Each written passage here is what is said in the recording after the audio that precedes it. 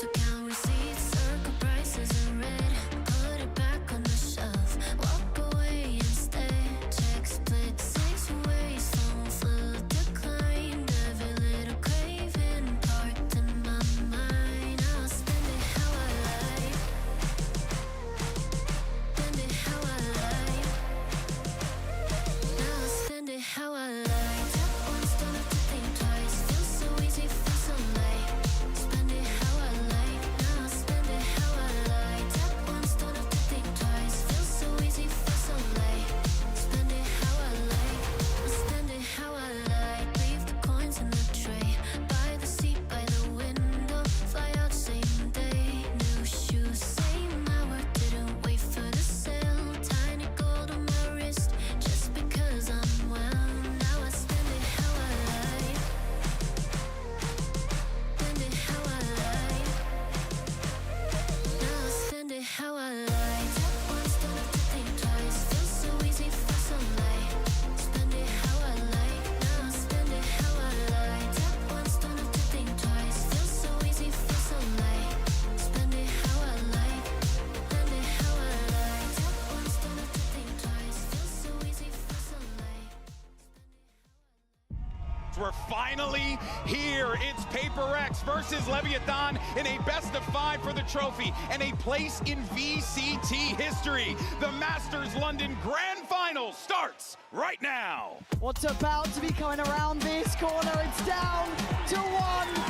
This is everything for Lev, the youngest team to ever do it. 4 rookies with no fear force the princes of Pacific to kneel before the king. My first international event was in Copenhagen. That also happened to be Lev's first international event. It feels like my story and theirs have always been connected. I've always wanted Latin America to make it far, and I always knew that these players could make it happen. It is impossible not to be a fan of Latin America and a fan of the underdog stories. Leviatán vuelve a un internacional y va a visitar Londres. Lev's journey from stage 1 to Masters is kind of insane. I feel like we all had a feeling that this was a team that was going to surprise us. We just didn't know it was going to be so soon. The point that changed everything for Lev was losing that matchup against Paper X. Blows has to try to go for the push. He has to go for this kill. Forsaken, though, does not allow it. 13-10, 2-0 in the series. Paper X have arrived in London. We threw a lot of advantages that we played way far from the level we usually are. We got very stressed in that game. I think anxiety got up a lot. So that was the only time that I've heard from them, both in Americas and an international stage, where they talked about feeling nervous, feeling that pressure because they knew that Paper X was a team to beat, that Paper X was the favorite team going into the tournament. Through each match, I could see that everyone was like getting a little bit sharper, getting a little bit more focused. And after we beat Vitality, I kind of knew that we were gonna win the entire thing.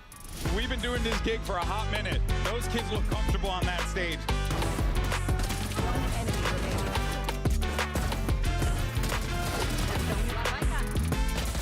I'm so excited to see that matchup. You and me both, man. You and me both. You gotta work for your revenge if you want to make it to Paper X. We'll be waiting all that way in the finals. It felt like it was almost scripted. You already have that recent matchup to look at and say, there's no way Paper X is going to lose. Paper X is the favorite team. Lev did not look good against them. They couldn't adapt in time. It feels like they were just setting everybody to expect the complete opposite result of what ended up happening.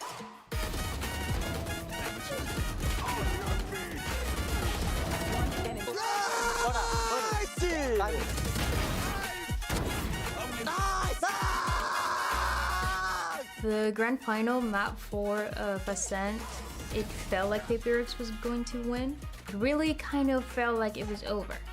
But then I was watching from the crowd and I see King stand up. He starts jumping, kind of getting more energy.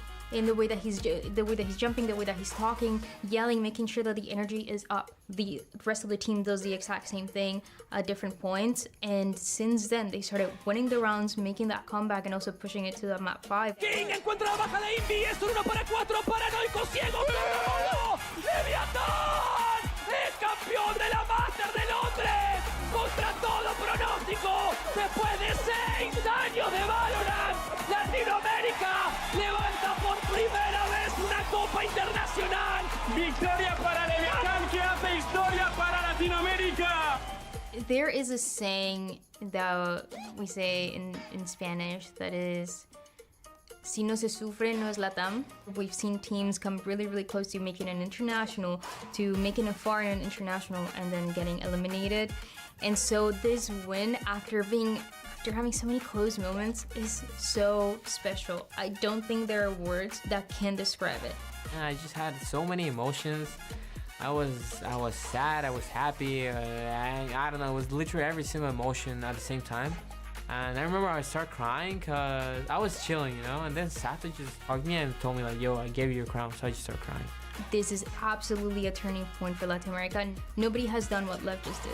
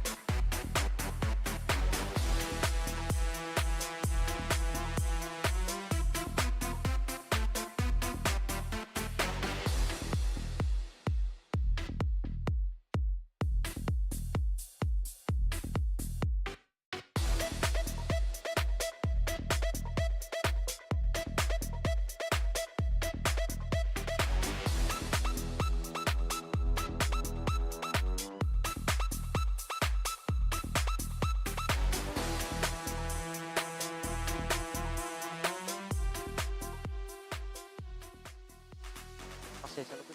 Mano, nunca vi esse time. Primeira vez.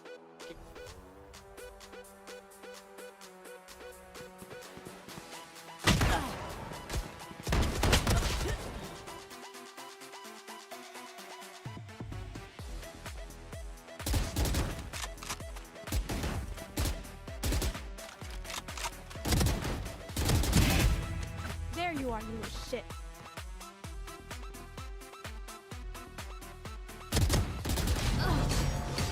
Oh.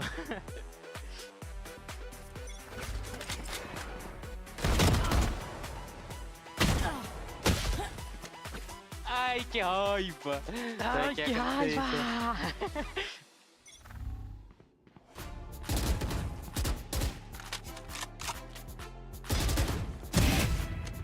Ai, é a tática, né?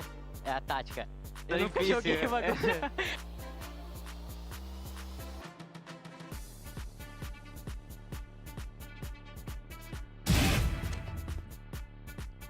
Fudeu.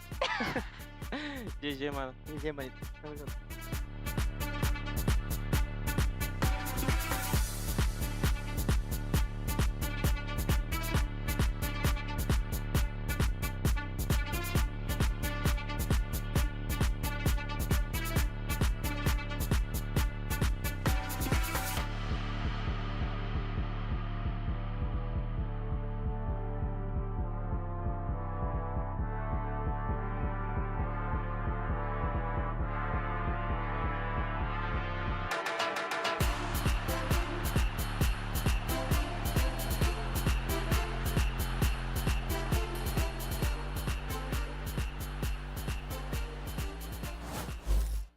This stream contains fast-flashing images that may affect viewers who are susceptible to photosensitive epilepsy or other photosensitivities. Viewer discretion is advised.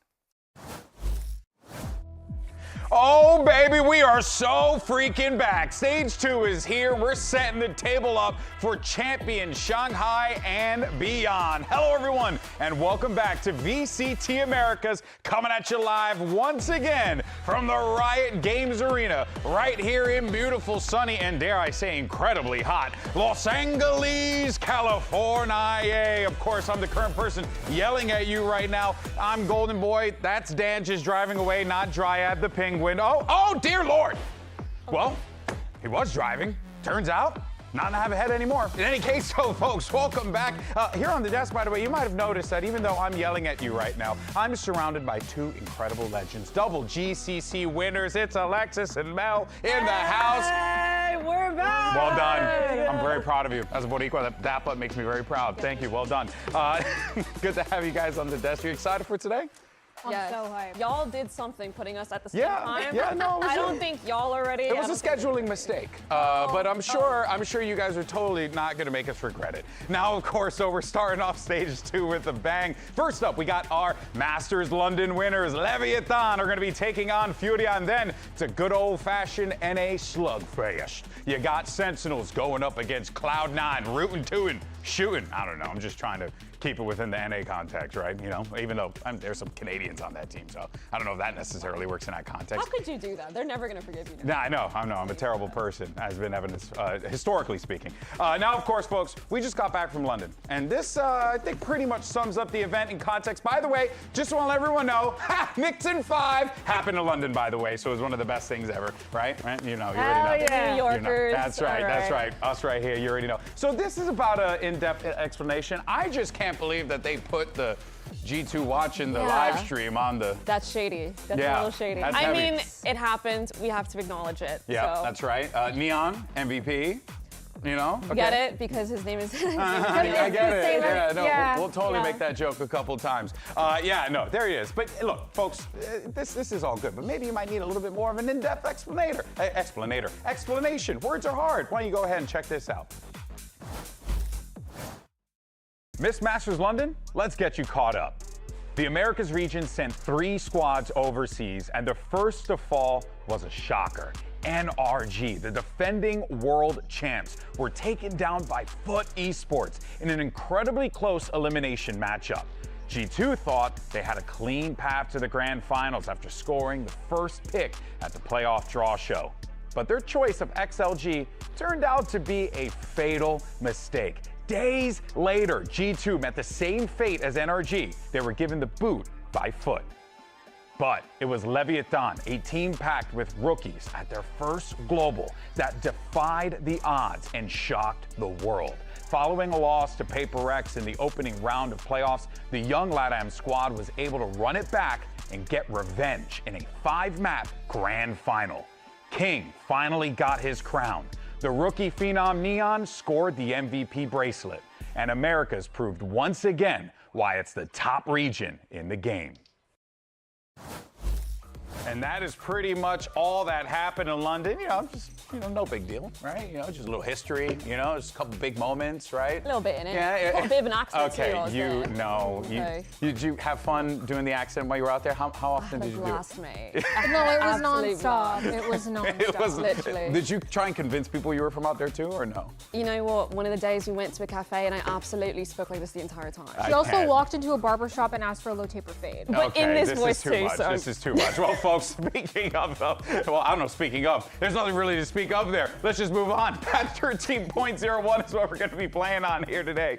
And look, there's a lot of things that's coming out in this particular patch here, because while 13.0 had a significant amount of changes here, 13.1 also has a decent amount of changes, Mel. Start things off, you have the Sentinel buffs that are going to be happening here as well. Why don't you go ahead and break that down a bit? Yeah, so Cypher can actually get, kills off his tripwires way easier with the faster activation time, and Killjoy's also, the turret is kind of a beast now. I saw some clips of people getting an ace and 2 of the kills were with the turret. I'm not joking. So the turret's actually kind of dangerous now along with the molly change, but pretty much so many agents have been changed, including Yeah. like initiators as well. Yeah, right. I mean, there were changes for the initiators as well. Alexis, Yeah. how does that kind of play? My entire agent pool is completely different now. Yeah. I think people are going to underestimate the 10-second change in the what is it called? The signature ability. signature Yes, ability, the signature ability. But it actually can create an entire extra ability for a round. Like you have to time things in a completely different way now. Even though it just seems like not very much with 10 seconds, it makes a big difference. Yeah, we also saw some Yoru ISO changes as well. I think over in the EMEA show, we saw Yoru being played by Na'Vi yesterday. So listen, right now, we don't know what things are going to be looking like. We have a couple of ideas, but there's also another new thing that's being added to the game because a new map has been included. Summit. Now, we thankfully have one person on this stage who participated, who has all the knowledge of the world of Summit. So, Mel, why don't you go ahead, break it down for us. What do you think of the map? It's really fun, Yeah. actually. My first impression is that it's really fun to play. I filled Sova, so listen, my expertise may not be perfect. I miss every single soul vault on the stage, I'm not gonna lie. But it's a really cool map with the interaction between, is it more helpful for the defense to kind of close the doors, or is it more helpful for the attack? And it actually changes depending on which switch. I think there's also a lot of comp variety because the map first came out. But genuinely, when you look at it like objectively, what agents fill what roles, Yeah. you could play so many different comps. Yeah, we were asked actually to kind of conjure up our own composition, what we think we should be running. Alexis, we've got a couple good options here. I'm just going to point out my hard veto was for Sage. Yes. I just wanted Sage. It's her map, you know? I mean, come on, guys. It's not fair. You got to let the homie play. But outside of that, though, is good on this map, though, as we saw in the show match. A couple of cool angles as well, Alexis. Oh, Grim was owning on Yeah. that map. The things that I saw him do made me for sure want to play the Sage on that map. But another one that I really, really like is the Harbor. I feel like he might be a must pick off rip. I think the coves in mid can do some really cool one-ways where you can hold some interesting op angles. And on attack, I feel like the wave is a must-have. Like it completely cuts up all those awkward angles when you're execing, especially on A. I feel like it's really, really good. Yeah, well, look, you got some great expert analysis here, but we have even more Summit stuff to break down. Sideshow standing by with a very special guest. I'm here with Diego Verona, a map designer on Summit, and he's here to give us some insider tips on the new map before we see some play on it. Diego, we've seen this be played in China so far. We just saw it be played this morning in VCT Pacific as well. Exciting, cool, great map. What compositions do you expect to see on here? Yeah, I think I will really expect to see a lot of hard anchor sentinels, something like Cypher. We've been seeing a lot in China, as well as, you know, we've been throwing out some things like Vice. It could be a potential pick as well. Omen is probably the most picked controller. I can see why. He's great. He's got a lot of flexibility when it comes to one-ways and TPing across the map, you know, especially if, you know, the door's open and you can send the TP in to get deep. Other than that, we've been seeing some dive duelists, which I would agree with as well, like Raze, Waylay, Jet. Even, I think Neon could work especially as well. You know, we just got the Yoru buffs coming in hot, so I think that could work as well. Maybe. What did you think about the Taeho as well? Because quite a few teams are experimenting with that. I think on paper it makes sense, right? You want to take some space as an attacker with the salvos to, you know, maybe break the door, you know, because the map is really tight, so the salvos get a lot of value. But I think there might be some gaps missing there with the Taeho, most notably in like recon, right? The drone doesn't get that much. It can only be really used in mid, in my opinion, on defense because the mid is so big and open, where I think like Sova and Fade might be a bit better. But I think in terms of if you want to go for more of a, if you want to like plan into hitting the door more and like kind of starving the defenders away from info, right? Like closing the doors early with the salvos very safely, kind of threatening fakes and whatnot. I think that's a really good idea. But I think if you want more of like a bread and butter, maybe more of a flexible comp, you might want Sova or Fade, but I think it's up to you. Lots of people running the Fade. I'm going to hop over to the PC there, Diego, and I want you to run me through some other ideas that you've got around these maps. So starting over towards the A site, what are some tips that you can give us in terms of taking control of this area of the map? Yeah, so as an attacker, you definitely want to get control of this yard area, whether that be, you know, sending an Omen Blind towards the quad stack here, or if you're, you know, playing Fade or Sova or even Taeho, right? Just somehow clearing behind the quad stack will get you a lot of value early on. Yeah, going for a TP smoke like that. Even, you know, and then getting deeper if you want into sight off of that. You know, usually it depends on how you want to play it, right? Do you want to smoke Link or do you want to smoke the door? Or leave the door open because you know you're going to close it and save your extra smoke for, you know, cave or something like that, if that makes sense. Yeah, so it's up to you really on the attack. Really, what you really want to make sure though is you don't get caught in that like super tiny choke that's by the front of the site. So if you go to the left here, yeah, this is a meat grinder, right? We've already been seeing ciphers in the China League especially, where they put a one-way on this rock and you're just kind of walking in, like kind of asking to die really. And so what I have been seeing vice versa, especially with the Viper helping Eli, is that they kind of cut yard so that you can scale off to the right here as an attacker. So if you look to the right, there's like another entrance on the other side of this rock. Yeah, coming in here, flooding the defender holding like the Mario box angle. Yeah, coming around here, turning right, and making sure that the defender gets crunched, I think is going to be really helpful in terms of like making the site feel a bit more easier to attack. But that requires link control. One of the things I want to take us to as well is the retake idea. So if I zoom over towards the B site right now, I want to get your thoughts on retaking on this map, because of course there is actually a game mode called retake that's going on Summit as well. So let's assume the attackers have got a bit of control here on B. Yeah. What's going through your head as somebody looking to retake? A lot of the time they're going to be breaking this door as well on the attack side. So how would you approach this? Yeah, I think we can just go ahead and break the door so we kind of really get the full experience, so to speak. So most of the time, yeah, the door will be down, and so your options as a defender are pretty limited, especially if you don't have mid control, right? If you don't have mid, it's going to be a bit tougher. So I think getting a lot of the space in drop is going to be extremely crucial in order to really pinch back sight and force kind of more of a front to back fight, if that makes sense, where you're not going to be worried about getting shot in the side of the head. So yeah, here in drop, you actually can clear a lot, right? You can clear that corner, you can spam through the box, you can clear default. So drop is a really, really important area to get control of for both attack and defense, right? If attackers can kind of snuff defenders out of getting drop, you'll find that the post plant's a bit easier to hold on to. Yeah. Well, thank you very much for all of the tips that you're giving us. I'm excited to see which teams would go for something like this. I mean, I hope Lev kind of goes for it, but we'll see. No, it would be sick to see the Masters winners come out with some set plays. Yeah. Thank you for joining me, Diego. Yeah, no problem. And there's some tips and tricks for you as well if you want to try to improve in your ranked games. Of course.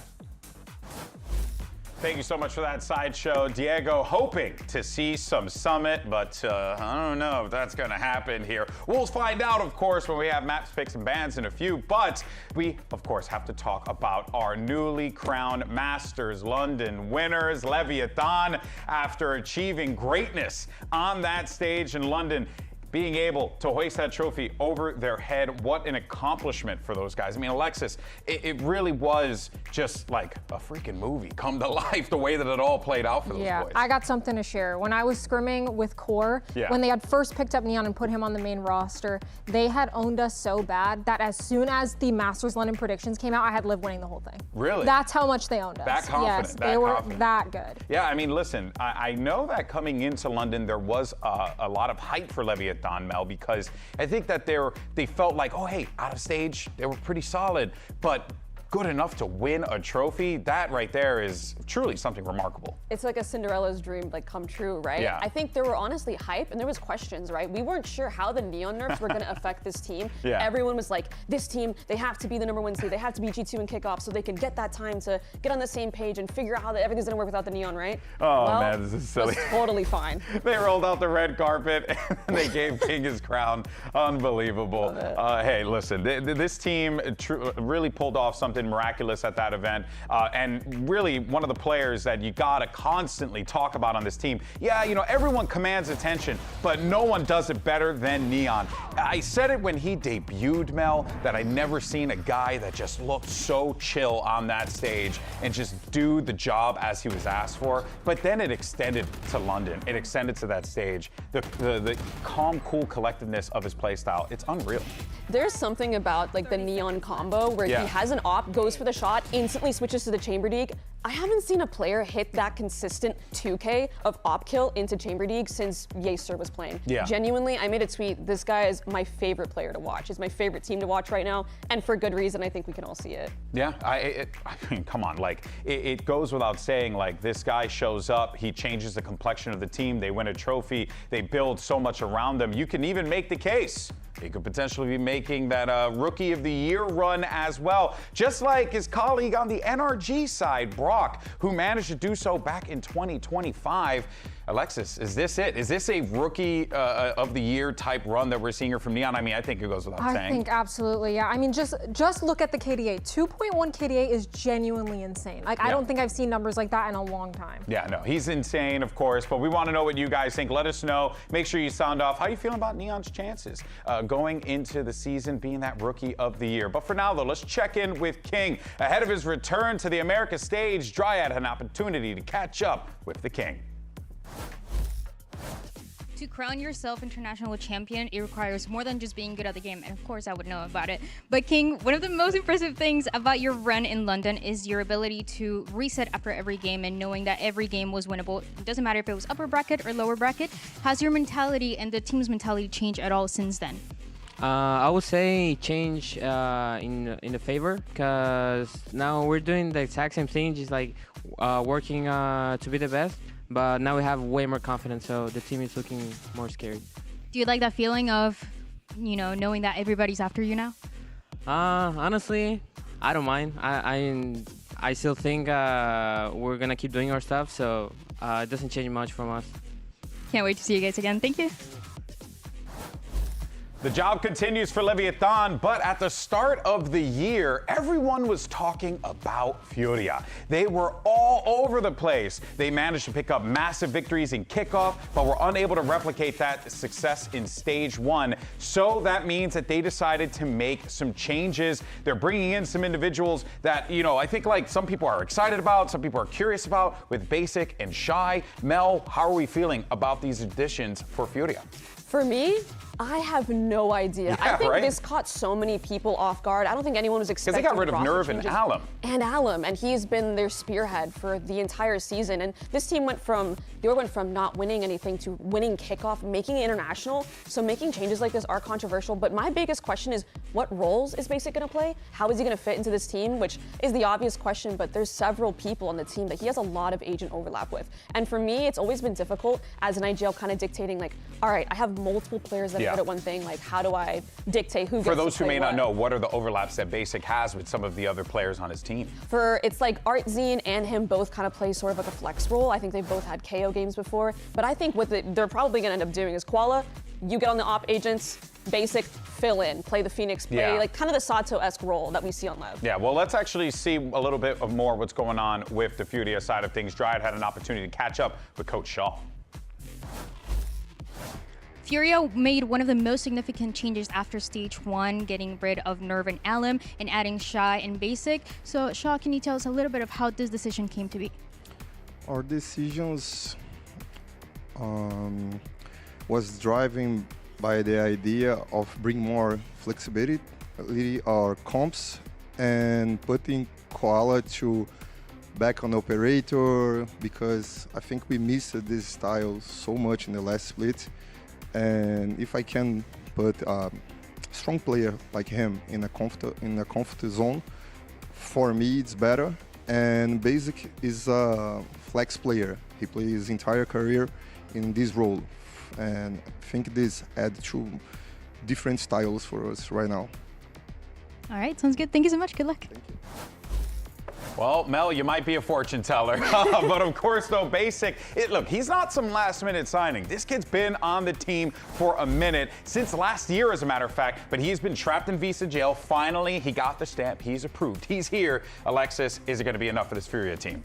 I think so. I mean, if you look at Basic stats, like, he's a shooter, he's a good player, and having a flex player who can play anything and has those mechanics to back it up is really, really vital, especially when we're switching metas constantly. Being able to have someone who can fit into any role is really important. Yeah, it does feel like right now, Mel, one of the most important things teams can have is just flexibility, being able to slot into a variety of different roles, because as Alexis said, the meta's changing, but what's asked of you has also been changing a lot as well. I think, too, for this system, we're going to see a difference in the fact of vocality, right? We have Nerve kind of coming out, Basic coming in. Like Lexi was saying, he's more of a shooter. He can play the flex role. He can do the basic, micro communications, but I think they're really looking for just kind of everyone being on the same page, not having too many voices, because we've seen the Furia voice comps. They all love having control over the game. They like having a voice. So for me, I'm seeing a bit more of a lean into simplicity, going back to what was working for them, the operator, just everyone being on the same page, less voices. Yeah, well, of course, predictions coming through here. And look, I mean, they won London, for goodness sake. We kind of had to do it.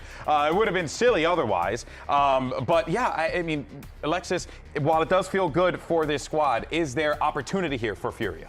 I think if they can tap into the play style and understanding of the game that they had during kickoff with these new players, I think it could look good for them. Yeah, there certainly is a lot of opportunity, as we had talked about, for Furia. They know that they're going to have a tall mountain to climb because they're going to be facing off against the Masters London winners. Guys who have been through the fire and flames and now come to the other side stronger. The question is, does Leviatán continue their run? Does Furia quench the flames right here and now? Folks, we're back, baby. Stage 2 of VCT America starts right now.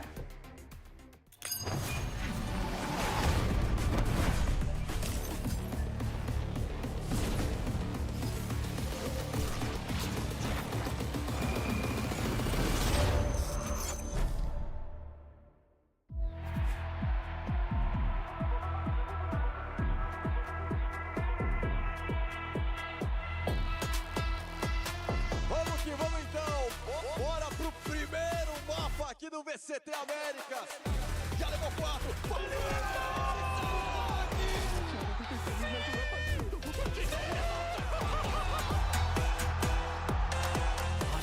Arsenal is weak. It's Arsenal who gets all 3.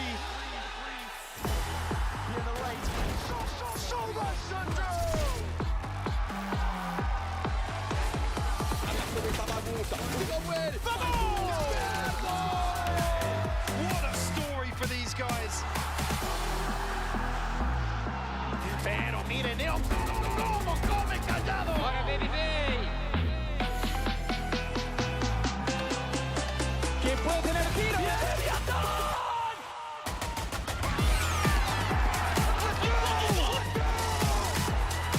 One more is all it takes.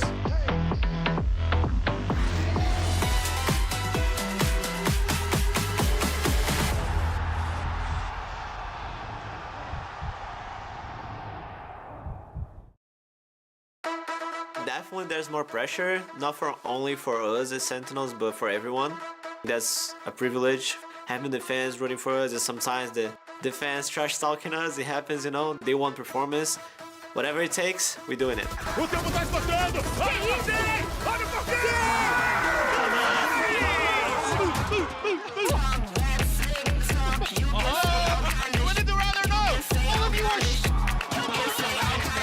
I don't really believe in vibes or anything like that. I think that's a bunch of nonsense. If you're good at the game, if you're confident, you're confident. You can't fake those things. With another 3-piece. Oxy already strikes. Aspas out of the picture. For Oxy. Yo creo que tenemos un equipo con una edad muy joven. Somos todos muy jóvenes, con mucho potencial y lo más importante, con muchas ganas de ganar. Quiero que no solamente lleguemos a la Champions, pero que la forma que lleguemos sea dominando. Entonces realmente sí hay más presión, pero al mismo tiempo esa presión siempre estuvo y ahora simplemente llegó el momento de actuar. ¿Cómo le puedo creer? Pensaba Ner que le daba el veneno, pero al final no. Mano, caras son tontos, mano. 21 HP. If Ethan kills this, Malay shuts it down. Go, Nate. Pega o primeiro. Aspas, é você, Aspas. ¡Leviatán! ¡El campeón de la Master de Londres! ¡Contra todo pronóstico! Supongo que ya no nos ven como un equipo así como inexperiente, por así decirlo. Así que diría que ahora nos van a ver como un equipo como más que puede consolidarse dentro de la historia de VALORANT. Así que también por eso nosotros mismos vamos por ese mismo camino. ¡Colateral de León! Quiere mantenerse con vida, saca la temprisa.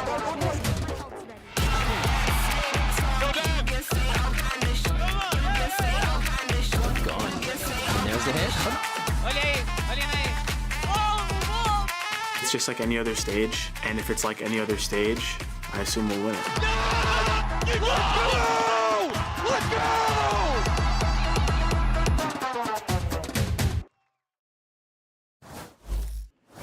Riot Games! James Arena. Welcome to our stage 2 of VCT Americas. And let's bring out our Masters London winners. Haciendo historia para Latam es Leviatán.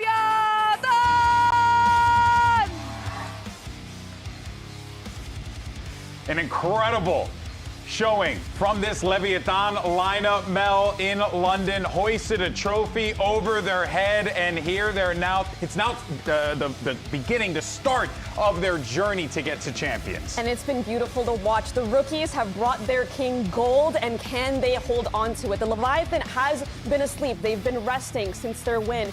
But are they ready for the potential prep that other teams are going to see? There's a huge target on their back. They're being hunted. Are they going to be able to win this match and start the season off strong again? Oh, you're so right on that one, Mel. Lots of pressure on these guys because now they know that everyone has their sights set on them.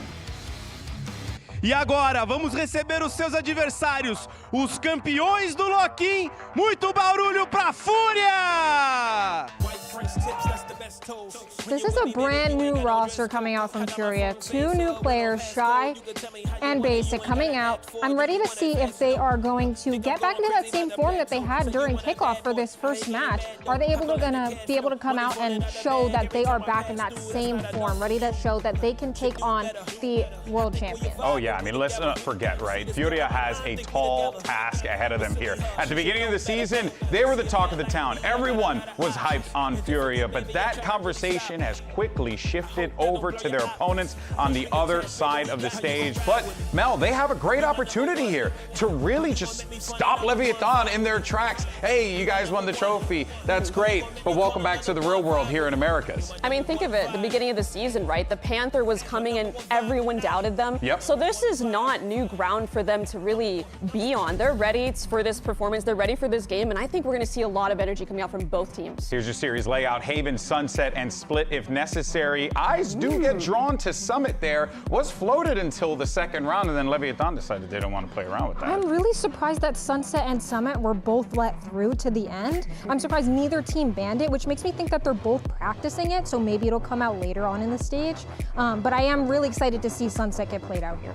Yeah, I'm really interested to see maybe if we're going to see Chamber come out of Lev on this map, because of course everyone here is familiar with Neon's Chamber. Yep. And historically, I think this has been a great Chamber map. So I'm interested to see, are they going to bring in that tried and tested Chamber Phoenix combo that they've brought so many wins on? Yeah, this Leviatán team, every single round always had a plan, always had some kind of trap, always had some kind of setup. And you know that all these teams had to just be combing through the VODs, Mel, because that's what you got to do at this level of the game. So how does Leviatán keep it fresh, especially considering just how much they have played out in London and how much tape is available for them?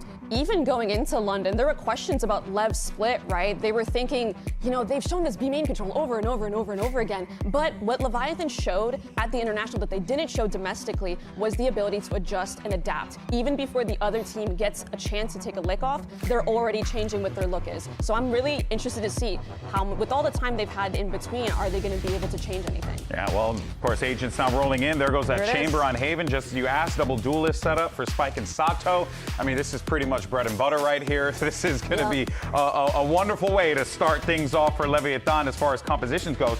But Alexis, I'm curious on what Furia are going to run, especially considering Basics on this lineup now. Words are hard. Yes, with Basic, they can run a lot of different things because he's such a talented flex player, and they are going to be putting him on the Omen. Wow, that's interesting. I thought for sure he would be on the second duelist, given that Artson is calling. Like, it's kind of hard to call from that spot.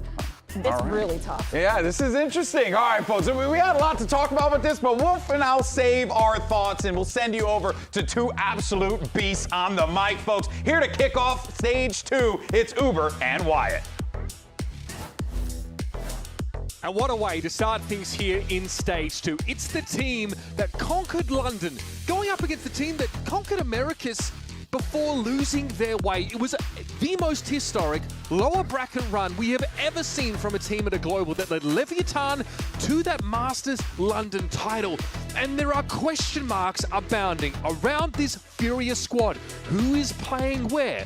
Is Basic ready for the big stage? Could Artisan hang here? But folks, it's time to play some Valorant. It's time for a Samsung OLED match start, brought to you by Samsung OLED. July 15th, 2022, it was the global debut for Leviatán at Copenhagen. Teammates were Shy and King, two of the greatest LATAM players in the history of the game. But Shy, teamless this year, watching from Tier 2 as King lifts that first global trophy for LATAM. But now returns with Furia to the stage, this retooled roster. We'll see what they're made of, what they've been able to do in the offseason. Big group up here, and a bit of contact taken towards that A main direction. Sato going to prevail, and a refight attempted from Artisan, showing that no matter what role he's on, he is ready to throw down. Not the first time he's played that secondary duelist. It was him and Ospas on MIBR last year when they were making some role swaps, trying to find what was optimal for the team then. We'll see if it ends up being optimal for this new Furia look. Sato lingering towards that A side of the map and hoping to fish out a little bit more here for Leviatán, but the round has certainly slowed up. And with Shy at the helm on the B side, it's going to take more than luck just to dig this cipher out. Sato just stunning at Masters London. Far and away the best Phoenix there. Best Phoenix in the world right now. Already with a nice little two-piece to start the game. And Fury are on a 5-loss streak in those, you know, I would say matches of consequence, right? Their Esports World Cup campaign crashed and burned despite going up against two of the eventual finalists on their road. Had to make some changes following that.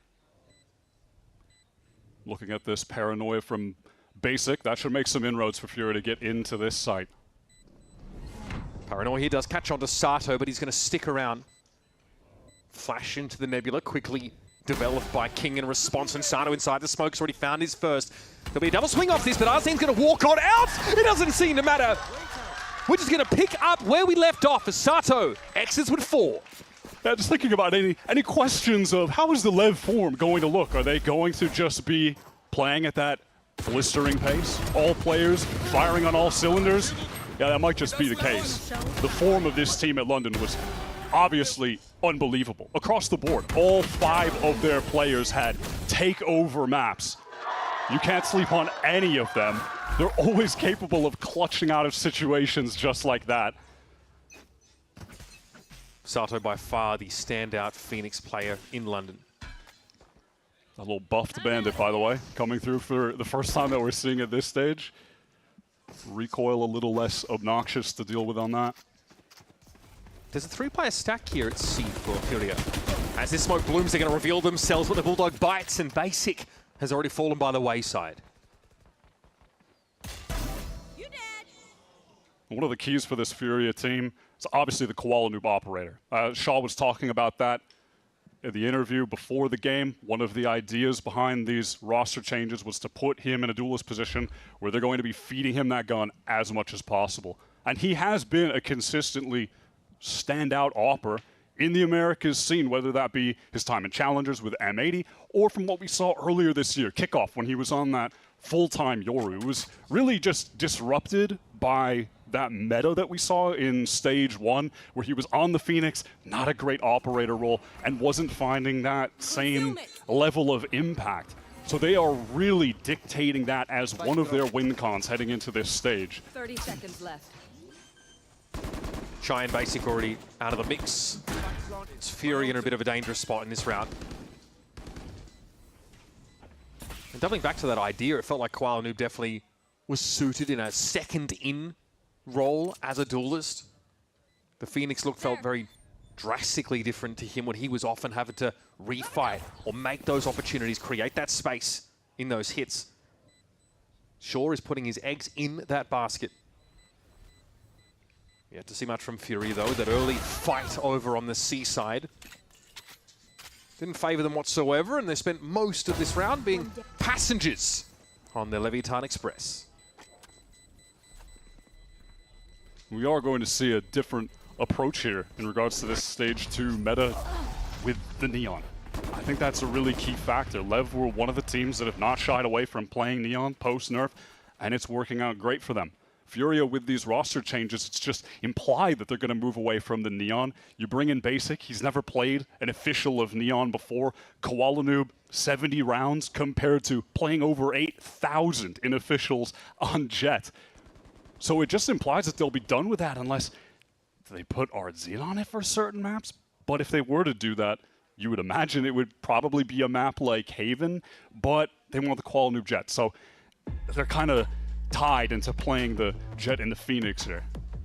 Just an early tech pause here, an audio issue that has to be rectified down there on the stage. Yet to really see what Furia are going to be able to offer in these rounds of consequence. Now, they'll be playing the anti-bonus in round 3, so that's something worth keeping your eyes on. And something I think that was really striking about Leviatán in London is that they're really leaning heavy into what many are considering the lost art of being heavily indexed into those set plays. This is the kind of team, even in a meta where your double doors could just maybe go and make space and you react to that. They came into so many of these gun rounds with a plan, flowchart-esque execution in these site hits. And not a lot of teams, it feels like, are doing that right now. I want to think of like certain areas of like, eras rather of like Boaster's Fnatic team, or teams that Yampi was, calling for over in EMEA. But it feels like Leviatán are really reaching back into that. It feels like Onur really still fancies that style of play that's very structured. It's one of many reasons why there's, I think, a lot of community discussion about this Leviatán team, not just being a flash in the pan, not just peaking at the right moment, but displaying that there's going to be longevity as they're approaching the game just so well from so many different directions, individually, tactically.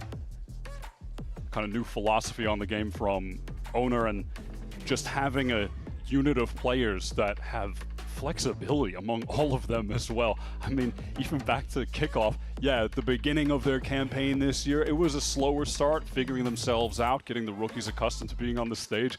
But I just remember Spike was even playing Viper then, and he was putting up numbers. They can just do it all.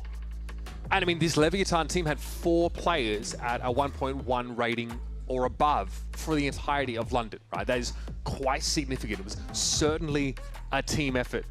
Sato looked incredible. Obviously, Blazin, the clutch factor that he brought to that last series was really crucial. The fact that you can go up against a team like PaperX, lose 13-2 in your first map and still recover. The feeling is that, Leviatán just have to stay in the game. If they're still in the series, they're going to have time to solve those issues and find a way to bounce back. It's what our desk talked about coming into this game. An element of their play that felt absent up until London was that ability to adapt in-game, to make those adjustments.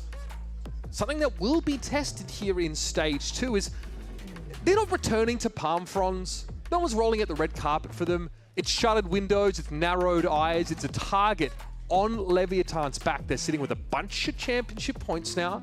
They've got a decent buffer to be a part of Champions itself. But it's not as if the rest of Americas is throwing their arms around them and celebrating with them. They are eyeing them off as public enemy number 1. Absolutely. Furia are one of those teams. They're one of the teams that expected so much more of themselves in that first stage, starting strong but then faltering towards the end, bombing out of the EWC qualifier, and that inspired these changes. But let's check in with EU and get his thoughts on those exact changes. It's Shy and Basic joining the roster.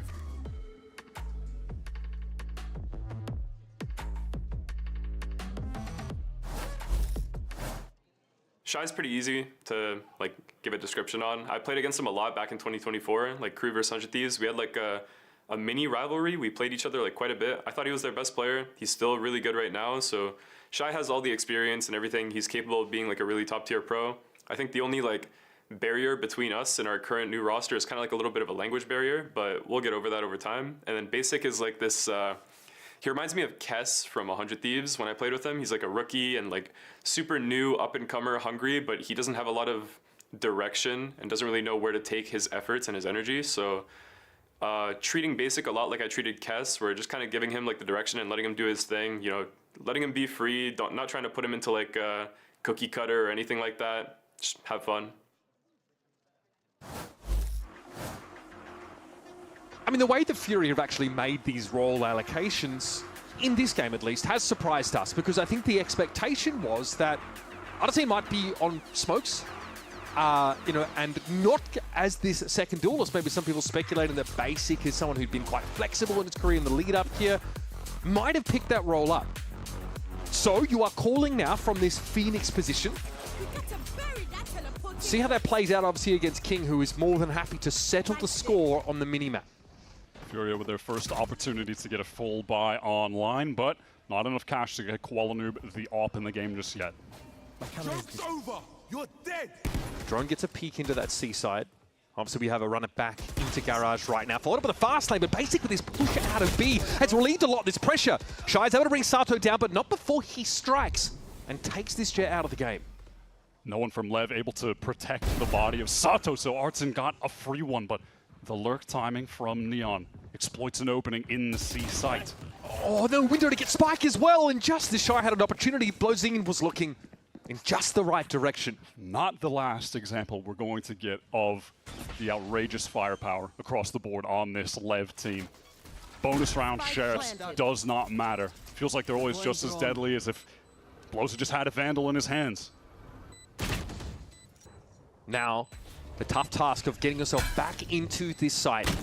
Artson walls him across, but takes some glancing damage from Neon. And here's a runner back, but he's going to be spotted straight away, and Neon knows exactly where he's going to re-emerge. Blozine, it's too easy to play off that exchange. That'll give Leviatán the bonus round win. It's just so natural, the way that they set up for each other. Just flowing through the game with ease, it feels like. Against this Furia that are trying to figure themselves out, get the advantage in the round, but in that moment, the shot from Blows. And Neon finding that timing just moments before. It's a round that does devolve into individual plays to get it into a winnable position, but it's left. They are going to find those kills. This is looking much like the pistol round start for Leviatán. Heavy presence to lobby. Very much trying to challenge for this though. Spike jumps through with Koala accosting him though with the Ghost. Flash out for Sato, player fully blind in front of him, and Artson is downed by a shock dart. EU's about to get pretty toasty toes. Sato knows he's around that corner. Unaware though if he's crossed yet, and EU is trying to find the correct timing to slip out of this spot. Shy just caught walking down C, getting proactive, and you could see Sato exercising discipline as that smoke came up. Doesn't have another flash, so he doesn't want to risk going through. Knows that that molly didn't actually, you know, cover that full tucked corner. That's just another aspect of the Lev game, honestly. Like, you're watching them play with such confidence, so much star power, but within that, discipline. I think Neon is especially one of the players that just exudes that trait every time you're watching him, no matter what role he's playing on. Leviatán here able to slowly make their way over towards this A side. They never really left long after that exchange. And while EU was able to be exfiltrated from A long and now able to make his way around the map, there is going to be some util to catch a flank. It will be virtually impossible for him to sneak up behind Leviatán. And this site is hard to retake on a good day with good weapons and even numbers wired here. Feels impossible.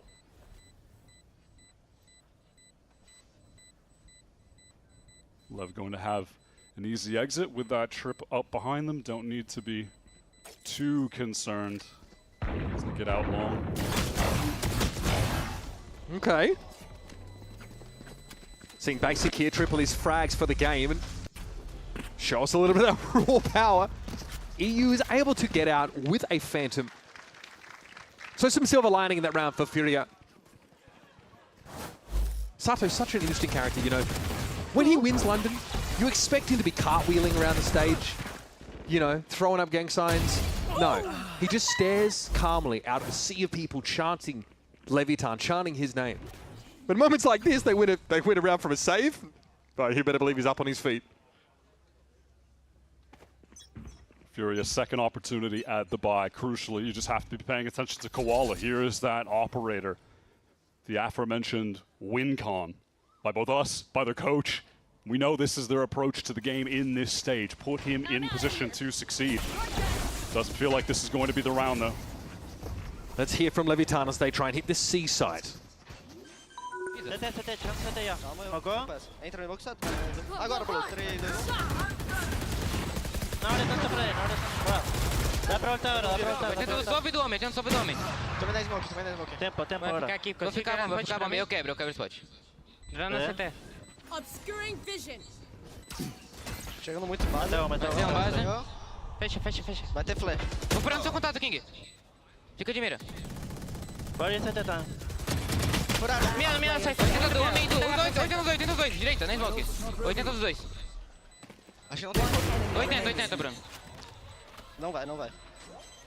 Tem que... Vai. Abre.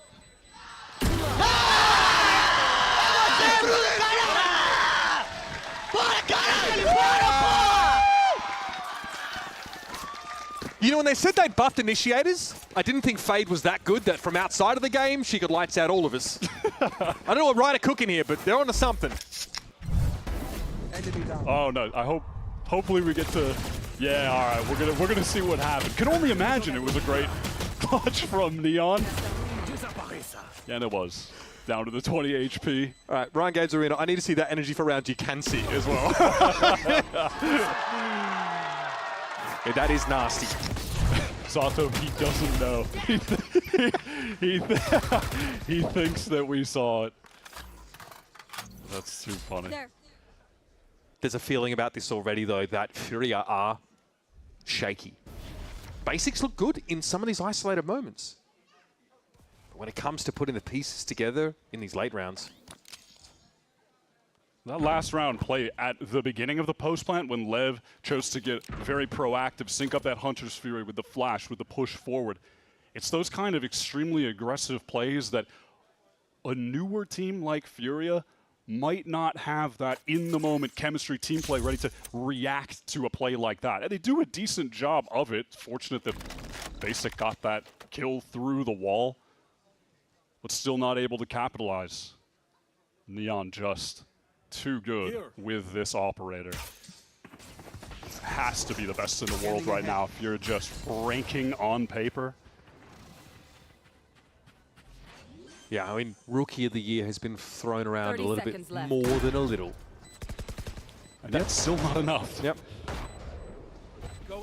That pick on the A side drew Furia away, forced them to give up this C side. And so far their retakes have flopped.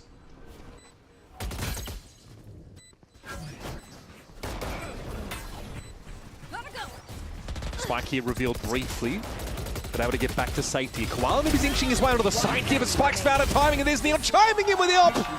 In a matter of seconds, it all goes up in smoke. Leviatán drag 4 players alive and kicking, jumping out of the round. Furia, man, they don't know whether to try to hold the sites, whether to play for a retake, and neither are working. Those moments where they're getting back in. Again, you are just seeing that chemistry from Lev, the decision in the moment to all just fight together. It's the slide forward from Spike.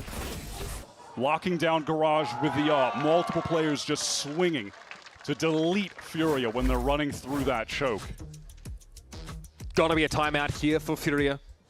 Certainly feel like their grip on the game is being lost. And it's funny, like, we don't really consider these teams to be, like, you know, representing countries or even necessarily fully representing LATAM at times, right? This feels like less of a battle between countries than two South American orgs that are kind of arguing over which model of team building is best. And what got Leviatán to this position is, remember, when they went to retool this roster, they really led on that regional and academy talent, right? Sato, Blozine, Neon. Furia responded to adversity, last year's adversity, by going super international. Like looking all around the world, bringing Canadians into the roster, just trying to see what they could make work. So who's got the better take? Because it feels like Furia now is leaning more towards their academy options. They really wanted to get Basic into the VCT. He sat on the bench for a year to wait for his opportunity. Yeah, just a few days off from the last time he played an official last year in July. He was one of the rookies that was promised then. And yeah, he has looked okay so far. He's had a couple moments, but can't get super involved.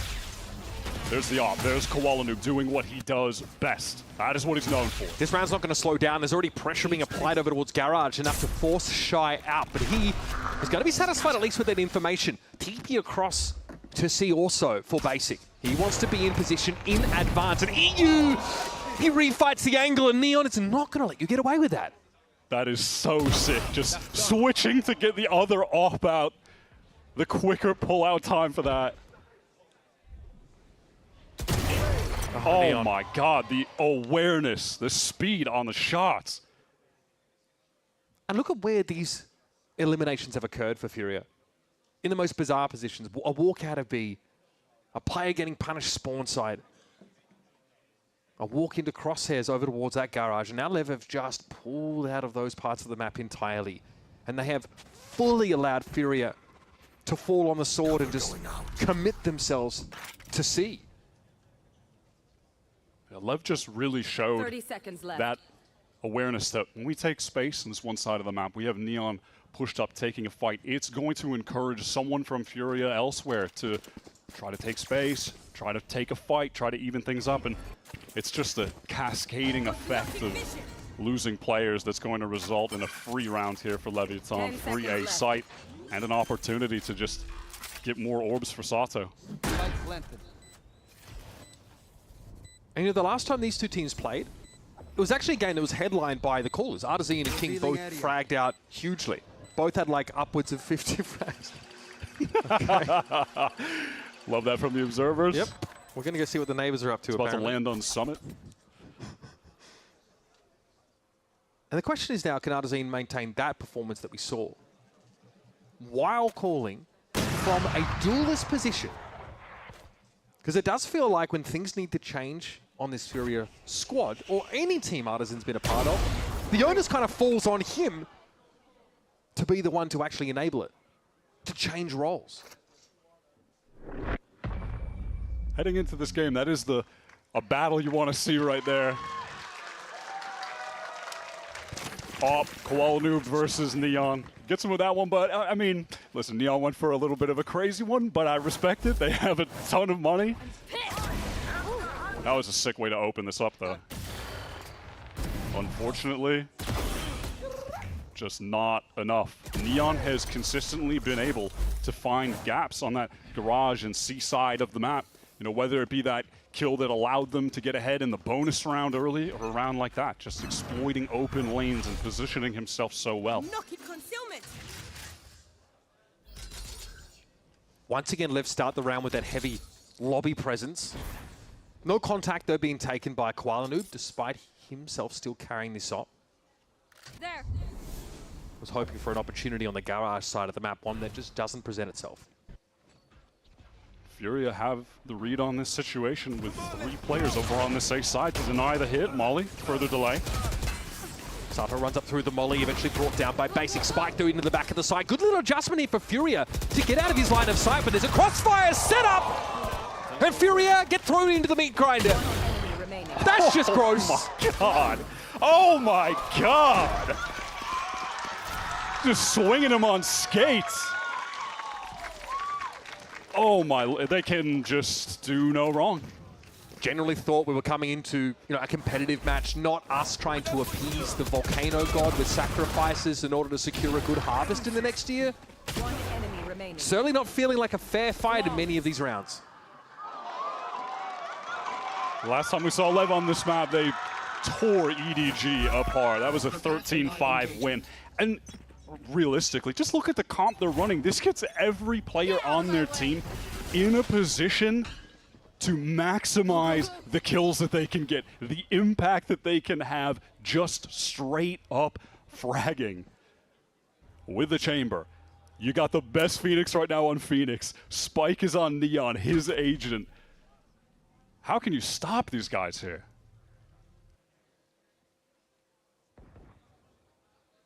Tentative this time, Leviatán towards a long, but it looks like a round carbon copied from some of the previous ones, and that's the swing timing. EU able to get his, but it's a 2-for-1. Koala Noob, though, finds an opportunity to come back, but it always seems to be traded. Still, it leaves us at player parity with a Spike that's loose. Damage not going to be enough here for Furia. Money is irrelevant. They need a round win. And the ultimate off the back of that shot could be enough to get it done. How do these Furia players position themselves, trying to link up towards long? It's Neon at 11-3. Masters London MVP front runner for Rookie of the Year. Many have already crowned him. But is he going to be ready for this AU main presence? Okay, perhaps not quite prepared for that timing. Great kill from Shy on the backstab into a neural theft, and ultimately locks up the round. Not even a full buy for Furia. Just making the most of the pistols that they have, the sheriffs that they have. All over that ult does such a great job over towards long. The same idea that you've been speaking about. Come on! Furia plays trying to take space when they see these extensions from the attack side.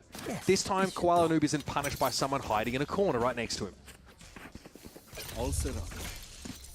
With that win on the eco, economy in a great place for Furia. They get that full buy. It's back to the Odin, back to the operator. Pacey from Lev towards this A side. Do they want to extend that pace into the execute, though?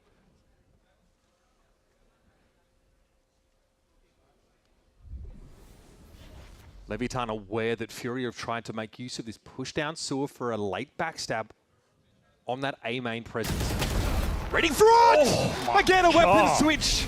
Artisan going to feel pretty short-changed by that exchange. There's a wall at the back of the site, and Basic is caught inside a molly. Welcome to VCT. He doesn't know where to look, where to go. Oh my God, I thought I was seeing Optic Yay for a second there. The switch speed to the Headhunter is just insane. I mean, we've seen that sort of switch speed abused more than once by the Chamber. You're not quite able to trace that chalk outline of his foes. And now, Furia are in a bind. Trying to get onto this A side is hard at the best of times. Leviatán want to try and push off of it, but it's very much a solo endeavor there from Sato. And again, Koala's able to vulture a kill in junk time. But the prospects of an actual round win here for Furia are all but extinguished. He's gotten plenty of op kills, but unfortunately, only one of them was actually catching someone early in a round. He just hasn't been in the right spots. That time over towards C, watching Garage. There's just no hope of him getting seriously involved in a round there. Oh, man. Such a critical moment for Arsene to lose out on. Oh yeah, Basic, you're right. Hannes Fury pressured him, he falls back into a molly.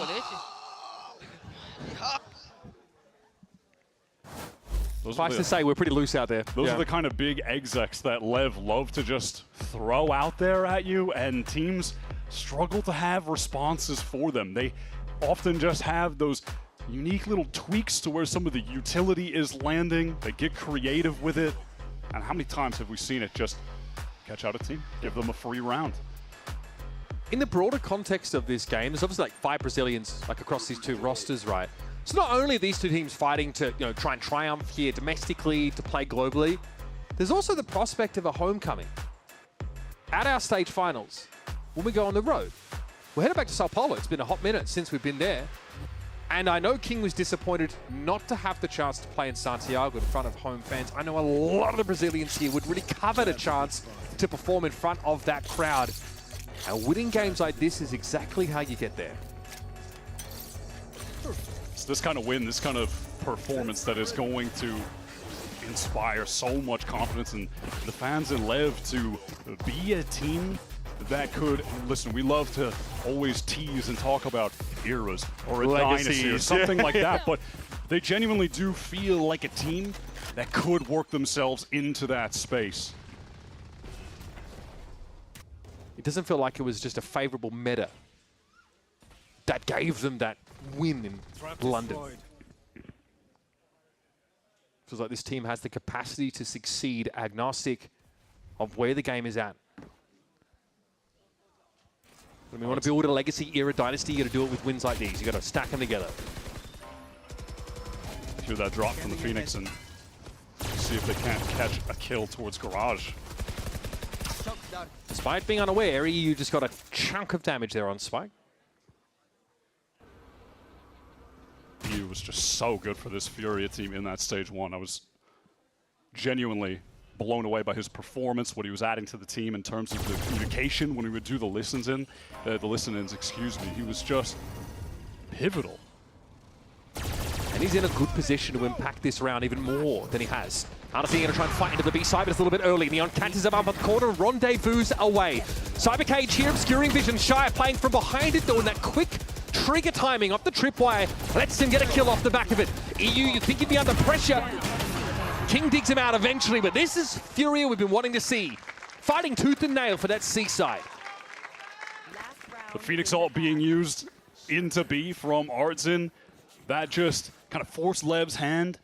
They want to get into that C side while it's going off, but you have Shy, and you have a little bit of a variation from Furia here in regard to just wanting to lock down this site and have the personnel to accomplish that. They've got the trip still set up, cages to play around, the Odin spam coming through. They're finally getting themselves in a position on C that's winnable. Is it just too little too late at this point, though? Lev have an opportunity to get 10 on the board, but can Furia get into a decent position with 3? Koalnu, he's in the right spot with this operator. It's very early, too. I don't know if you're going to be ready for this. Okay, he's going to be revealed, though. Has to take the shot.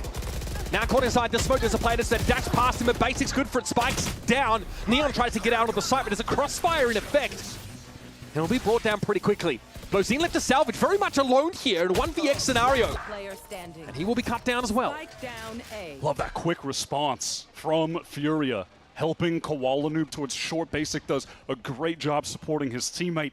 You have EU getting into heaven to control towards long. Again, just spamming with that Odin in the right position, much like he did on the last round towards C.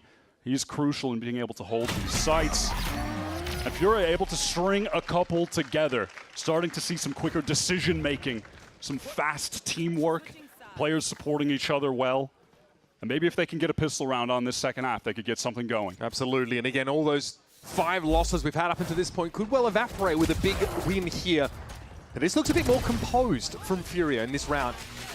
This definitely forces the issue. Lozine very much taking a solo 1v3 up on that site. Didn't really feel like he had any other option. And so, we head into this first half. 9 rounds for Leviatán. Looks imposing. But a pistol round, we will have Furia right back in this game. We'll see how it goes down after this.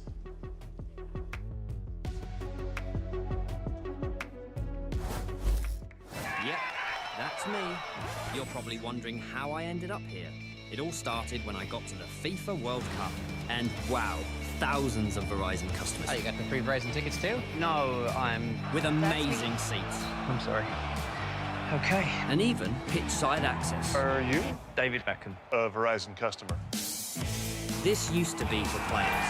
Now it's for Verizon customers. No one gets you closer. Only on Verizon.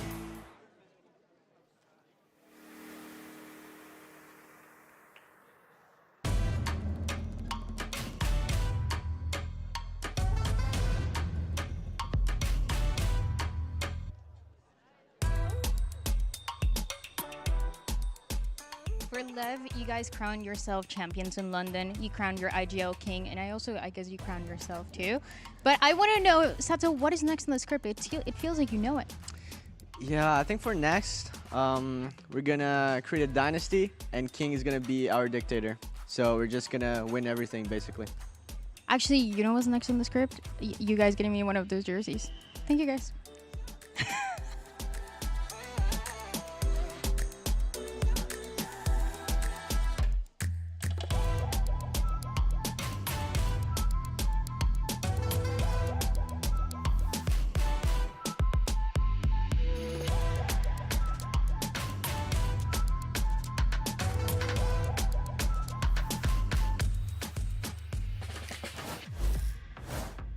So it does take about 8 rounds for Furia to find their feet, but a foothold at least they've constructed for themselves heading into this second half on Haven.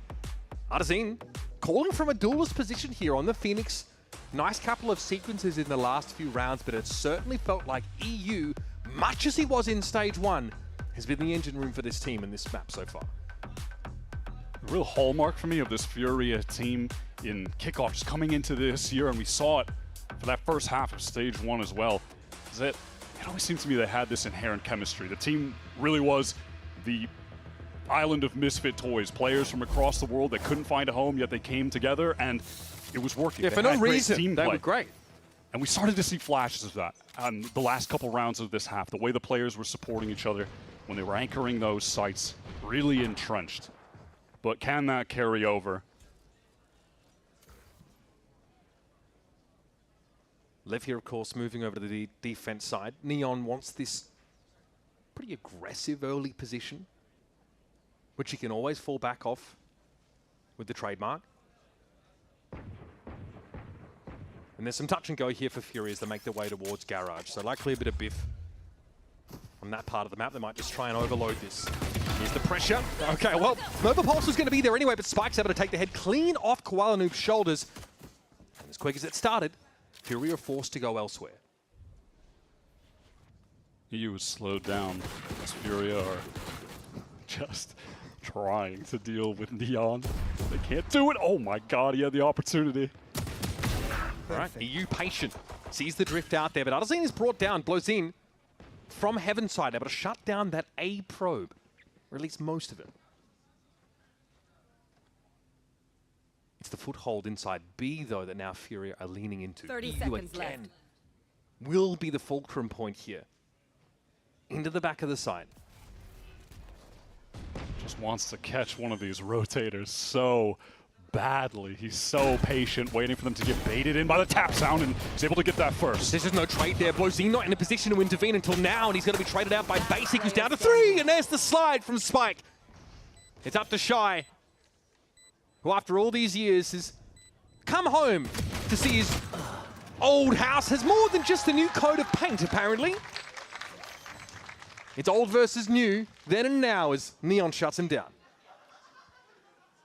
Shy just forced to go for it because of the spike position, and Lev don't even try to stick it. They are just ready to fight him together and worry about that spike later. EU just absolutely trying his best to put his team in a winnable position. Finds that B pick, tries to get entrenched back sight, catch one of the rotators into sight. When that spike is being planted, it's just not enough though. Furia find themselves quite disconnected from each other in that mid-round, and trying to put the puzzle pieces back together that late. It's just such a difficult task. They're not able to get it over the line, and not even gonna force here. But the loss of that pistol does mean that the buffer virtually evaporates for this Furia team. Now they've got to see what they can get. Full save in this round. Sato's going to be forced out of that garage position, and very quickly they're going to make sure there's a foothold in C, so they don't have to retake through the backside smoke. It's a bit of a stack here. A double face could undo this garage play, but Shy at least is able to trade through. Furia are beaten black and blue though. They're bleeding out here. Spike in hand, yes, but Garage is about to be re-cleared, and you know that B position's about to be shored up as Neon saunters across and sees Basic on his last legs, being forced to turn tail and run. It's over. For a time. Trades weren't horrible from Furia towards Garage, but they can't recover the guns. They're deep in the sea. If there's one thing I want to highlight from that round, though, again, it's a moment of discipline from Lev. They are up 10-3. They're dominating. They're up against all classics. But Sato starts feeling some pressure when he was up top in Garage. He has the Guardian close range. He doesn't even want to play around with that situation. He just gets his way back into the C site to support King in the best way possible, who's pushed into long with that judge. And they set up a double swing on the Garage push and smash it. There's just no ego playing as a team, even when they're in this dominant position. Arzine shocked down to 41 after being pinged in that corner. It's going to be hard to hit that A side with confidence now after that exchange. But Leviatán, again, leaving the rest of the map well enough alone.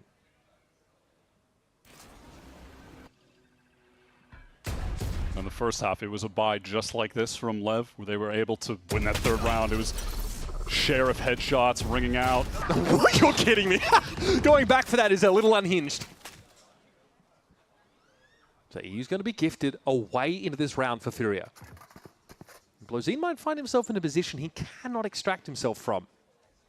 Is it more than a one and done, though? We're about to find out. Off angle taken, good for one. Where's the backup? There is none, and it doesn't seem to matter. Blozin, not just up 2 kills. That's just completely outrageous. Look how quickly Sato's getting to the side. He wants to fight for this smoke here, but I think Spike's just going to play through it, and he takes the frag.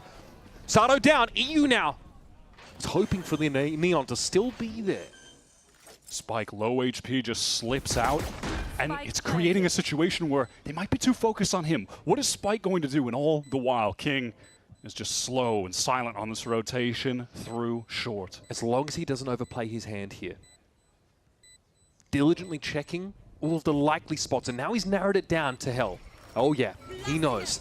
There's an overpulse coming through, follow up. It's going to have to be King to do it all. And Basic says no, he'll take 4 frags from this round. And keep a pulse in Furia's veins. Stunning round from Basic on his debut. Keeps Furia in the game. He's had a couple nice moments. This one, the highest impact. Stunned up as well here.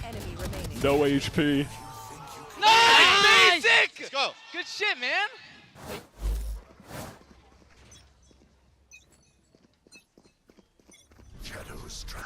Round 16. And again, it's that early A presence for Furia.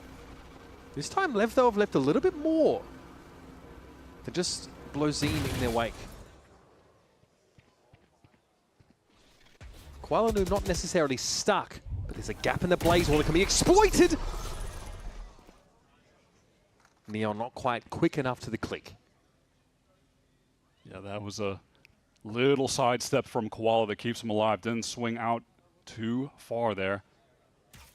Nice job from the team to be able to extract him out of that position, pivot into this fast B execute. Relay bolt is the answer from Spike. This is just to buy a bit of time. If nothing else, he's going to get out back through that molly. Blozin's dealt with Artazine already, but Kuala Lumpur is deep and entrenched in this side. Sato, though, fighting for it. He'll be knocked out of his ult. We take a beat here as Leviatán set up to surround this B side, and there's Neon! This time, he'll strike true. The presence he has on the map with his operator is just suffocating to play against. Any angle you peek, you know you are in danger. Yep. Timing not quite there for King, but he's able to extend into that elimination. So it's on EU, fully surrounded. Oh my God. It's just disrespectful with the fast swap again. It's just illegal. I mean, you have that in filthy, man. You have an internal count for like what the weapon switch timing is going to be. That's not the first time that EU's been blasted by that faster switch timing from Chamber. And there's this decision in the mid-round from Spike that kind of keep entrenched, fight back in that site. He had a nice relay bolt to keep the attackers at bay, to keep backside control, and then you have Sato running in with the ult. Lev are just so quick to support each other. It's that instant decision. We're flooding, we're holding, we're fighting together, and Furia are just choked out front sight. They can't get any control of the space. Now they're on their last legs. Lev on the precipice of an absolutely dominant win on their return to the stage. This Hell Drone has actually got Sato moving a fair bit in towards Garage side. He considered falling back to C. It might be a longer wrap. Shy, the kind of player that's tough to get the better of in scenarios like this, and Sato had the knives out. Still Spike seen in an unexpected spot. He's already managed to wrap around. He's going to be threatening C-Long in just a moment. Artfully developed Blaze Wall here for Artazine will let him sneak back towards spawn. I love that wall. Just to get the additional position, set up a crossfire in the moment that's essentially uncrackable for Lev. Time in there for King could be a problem in terms of creating a backstab angle on C. One enemy remaining. But EU has been stalwart this round, waiting for the game to come to him. Positions around the map there from Furia were really solid to exploit all of Lev's movements. Catching player after player to keep them alive. Leviatán really wanted to push out of Garage there. Sato being undone at this early stage of the round. Feels like it limited the defender's flexibility. And Spike did get one kill on that wrap through, but EU was well and truly ready.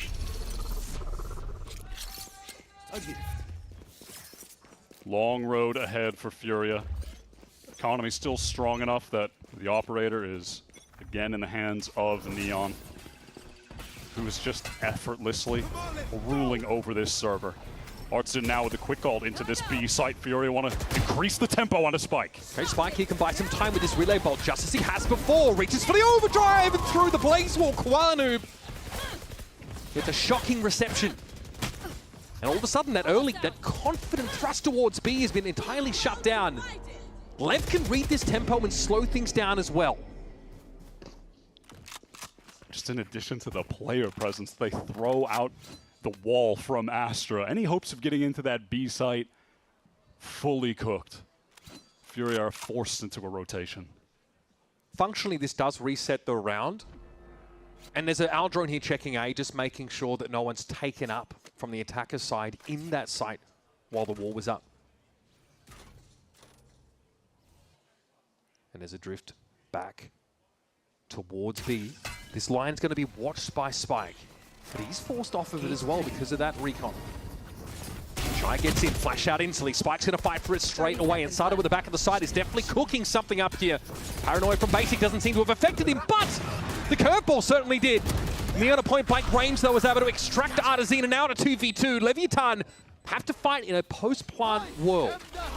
And Huts Fury comes out pretty early from EU. And he's got that ult ready to go. One shot would deal with Neon. Oh my god, he's closed the gap, but Basic is ready. Basic's won a lot of these rounds for Furia from very low health positions. It was an early Hunter's Fury there, in fairness, for covering the post-plant from EU, but he can do it himself with the shock dart as well.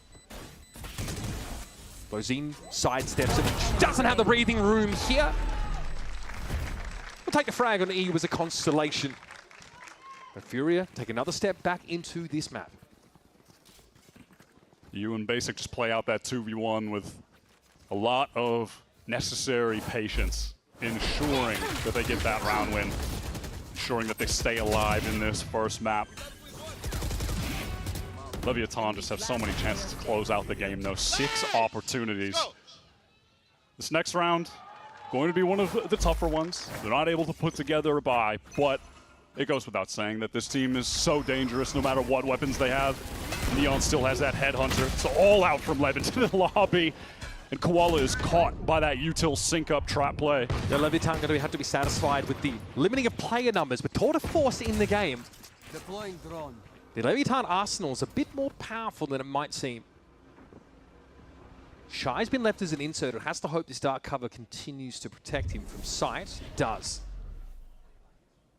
Leviatán are not convinced that Silver is clear.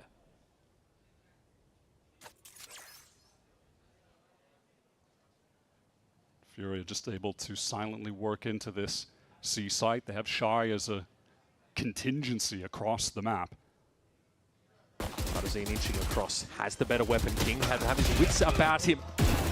All right, there's Shy back in the site. And Neural Theft here is going to reveal the plans for Leviatán. Give you some confidence, but look quick into the back of the site. Go Leviatán, the slide on in from Spike that was cut short. Satu at point blank, finds his share of frag. We're 2-on-2 right now as Basic takes some spray through that blaze wall and Blozine is able to get across. He gets an upgrade.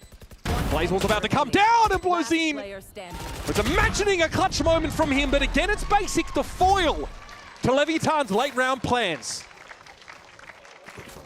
Despite Lev being in control of this game the entire time, still feels like a solid debut for Basic.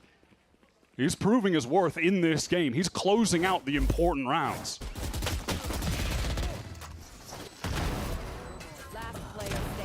I like that acceleration that we saw from Lev as well. They know Shy is across the map. He just kills Neon on A. So they're in the 3v2 bad weaponry, but it's time to go. So much pressure on the 2 Furia players who are stuck in that site. Man disadvantage, but they make it work. Deploying drone. Much more passive A-side presence for Leviatán this round. Blozine would love to imply it's more than just him over there, but the Aldrone gets shot up pretty quickly. Sato coming in to reinforce this A side now, try and get into the site, avert a post-plant scenario. Brought down by Kwanu, floating over the top. Blozine has to buy a bit of time. It looks like the Chamber's been able to get into the site. Neon is here. Blozine's brought down through the wall and Spike sliding in. Always good for one in spots like this, but from hell it gets a bit harder.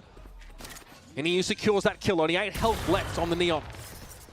And now Leviatán are forced out of the site. There's a retake attempt, a risk that Leviatán want to take right now. Furia are legitimately closing the gap. Is this a save in the 2 versus 3? Maybe just a moment where Lev are hoping to find that pick, that opening, and then go for it. If they can't, they'll just make their escape. Head spotted there, but only a glimpse. King's able to find the frag! And all of a sudden, this might be on for young and old. King's thinking about it, that's for sure. Onto the site, Recon has to be shot though. Very, very low is King through that smoke. EU is full health, armed to the gills, and ready to give Furia their 8th round. King just doesn't have the time! And so into the crosshair, he walks. EU steps up for the team again. Crucial trade kill into backside. Clutches it out. He has just been that guy for Furia.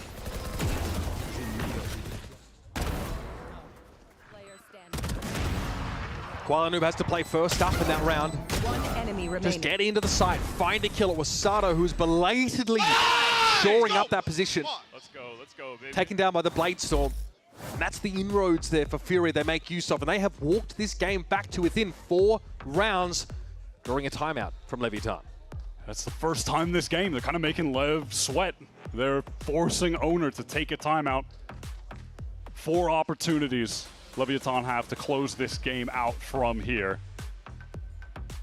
Furia are beginning to deny these attempts of Lev to flood back into the site. They're effectively trading. Spike goes in, he gets his 1, but EU is just right there to deal with him.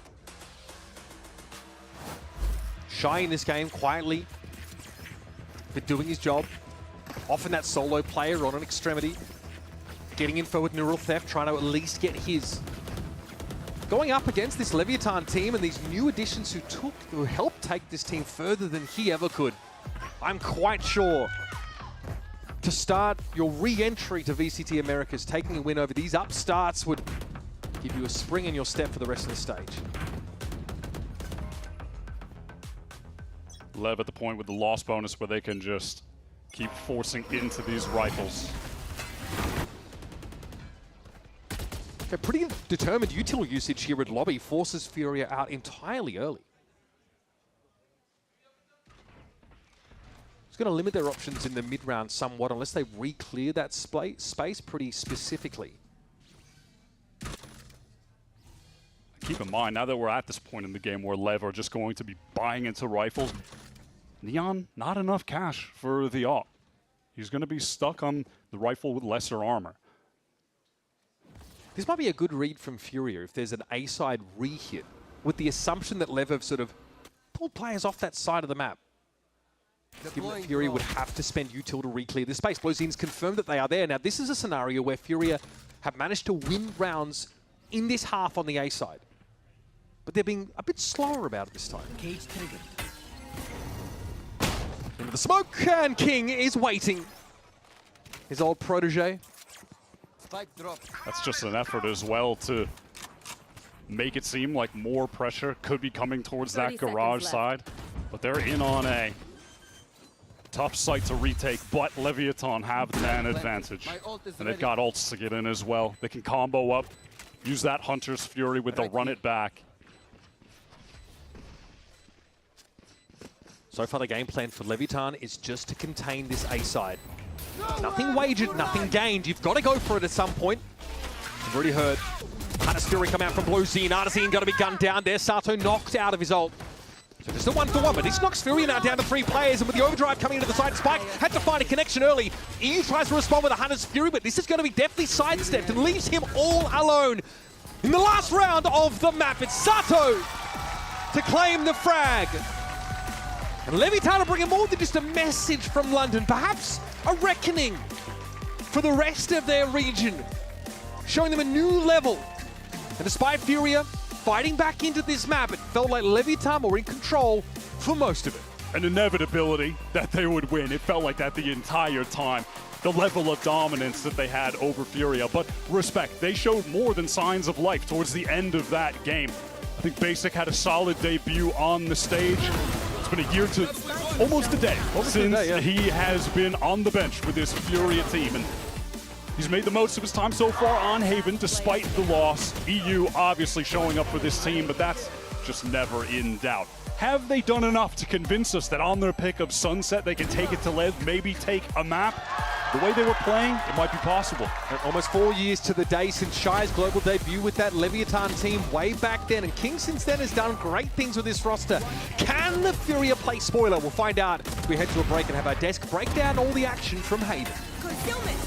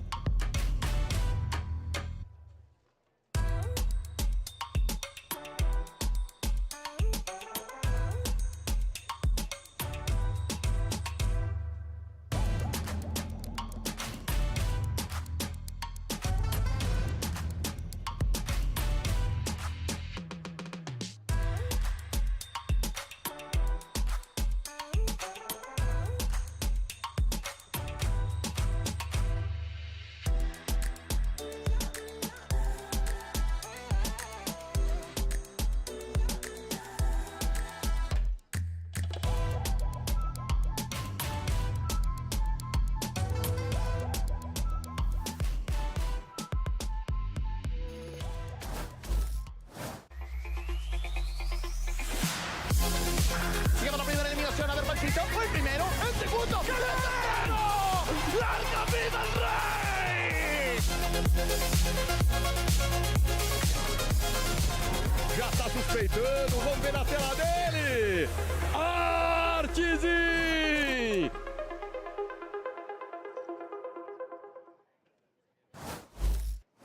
It is a 13-8 on Lev's map pick of Haven and Owner. After you guys won London, you were ready to keep going, to go to Paris and to keep competing, but you decided to take a break. So how does this break help the whole team reset and be ready for the stage 2?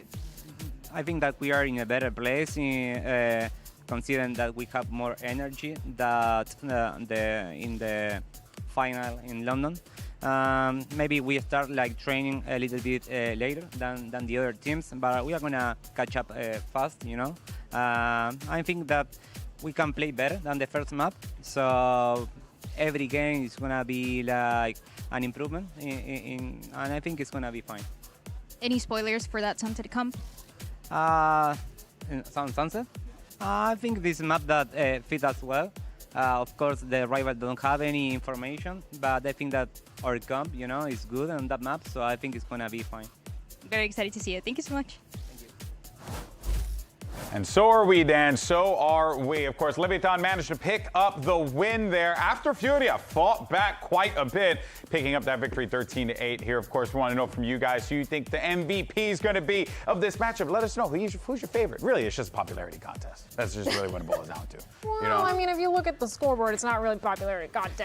Never mind. Actually, you're right about that one. I didn't look down for a minute there, Alexis. I didn't see the 71%. Oh, man, it looks like that Rookie of the Year segment's coming back and looking pretty good here. Ain't that right, folks? Now, let's talk about what we saw in that game, because one thing that stood out to us, Alexis, was just how much control Leviatán had. Yes, at the end of that game, we were starting to see Furia really begin to put together some rounds, but Lev, they just looked like they were in the driver's seat the entire time, especially in those post plants. In the beginning, I feel like Lev was honestly getting onto empty sites. Once Furia took that first tack, they started even going into stacks, and they were still winning out the post plants and taking the site with such control. I mean, even here, Neon's in a 1v2 and playing against an Omen with smokes and still wins it out. I mean, you can't really ask for a better post plant than that. Yeah, it's important to note, I think every IGL's had this conversation with their team where it's like, the game doesn't end just when you get the bomb down. Yeah. It sounds so simple, but the game progresses. You still need to win the post plant. Nothing is for free. You could be in a 5v3 and you still need to make plans. And early in the half, Lev was doing that. They were following through. Yeah, it felt like Leviatán, we heard Coach Owner earlier talking about, they got a little bit of a break, took some time to get themselves back into the swing of things here. But I think what really helped in this instance, Mel, was that they were going to a map that, was very good for them, tried and true, and they could do the thing that brought them to the dance to begin with on this map, and that's exactly why they picked up the 13-8 victory.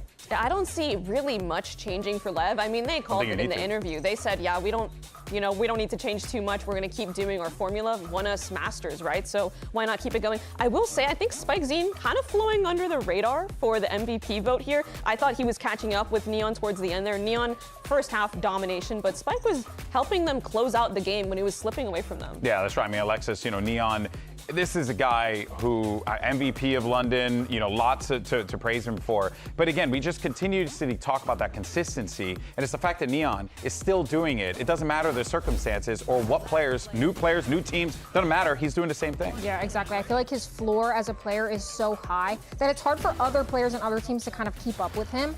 And I think as well, him and Spike had a really good flow, like Mel said. They were going back and forth. Neon would get the entry, they'd reset, Spike would enter onto the bomb site and get those frags for the team.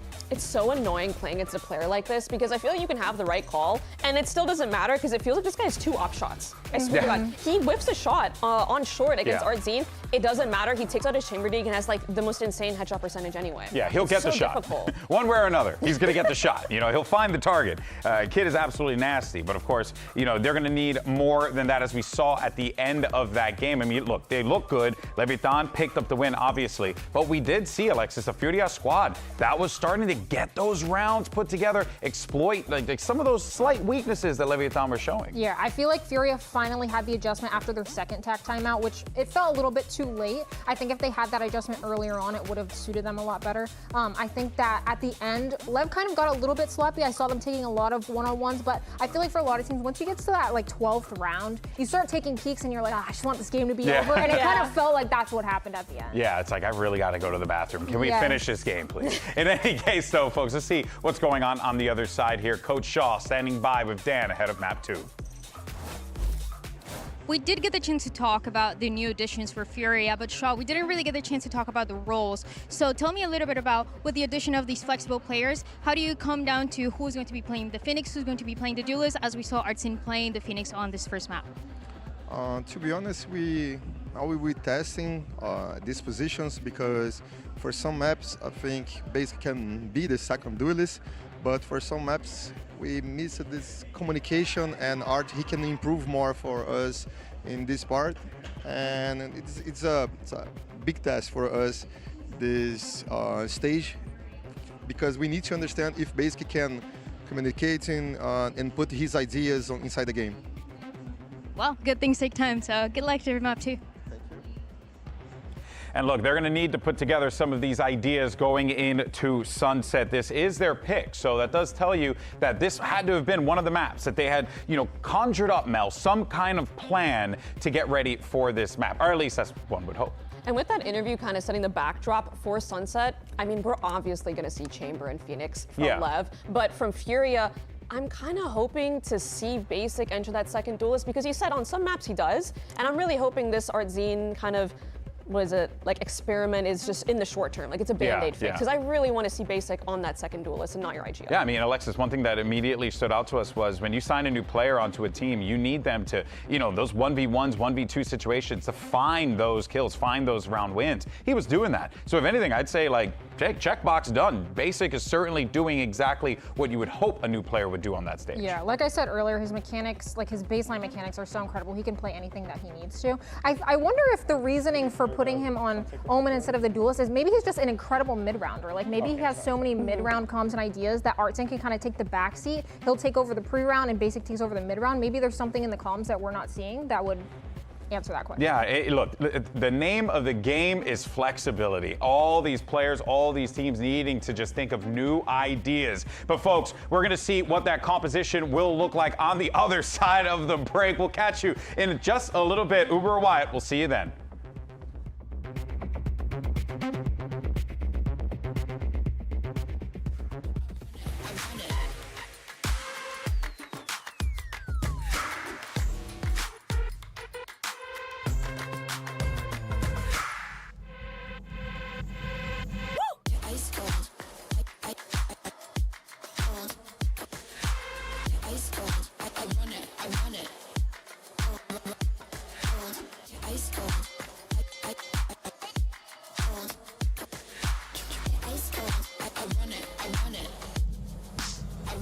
Drop.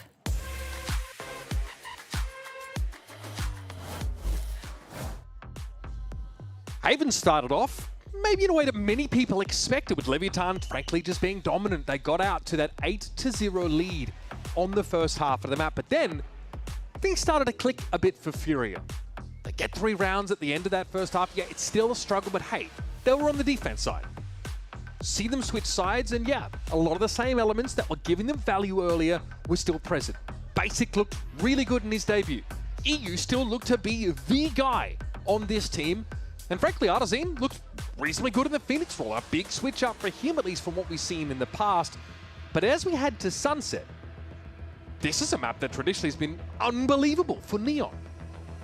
Do Furia have a Neon player? Because you sure as hell know Leviatán do, and will.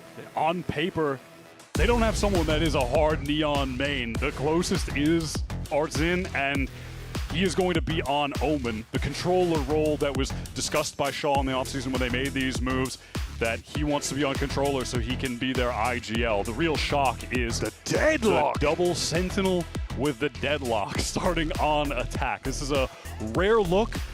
Leviatán, I don't think there's a whole lot to say about it. It's kind of what you would assume they would play. Maybe Sato would be on Raze because this is a good Raze map too. But it works for Phoenix, and he is the best Phoenix in the world right now. So just keep it running. We have everyone on Lev on our comfort roles ready to run around and shoot everybody. So now we know that on the maps where Furia want the double duelist, it's Artzine. Now, moving over towards the controller, which is something that you would have found in an interview if you'd sort of poked around in the last week or so, that this was kind of the plan for Artzine. So starting as a duelist, then as a sentinel in VCT, now controller. Sato screaming the game didn't even start yet. Nothing happened. This is what I'm saying. And then when he actually wins something big, he's just stun mullet. Man standing. Yeah, man standing. Let's see if this Furia comp is hard-hitting enough on attack to not just get into these sites, but playing against the Lev team that's going to flood to brawl with them back site. If they have the comp able to do that, lacking a second duelist. I'm going to beat this storyline to death, Wyatt. Shy was the one that helped write Leviatán's first international chapter. He put this team on the map, and now he's opposite players who are writing their greatest chapter.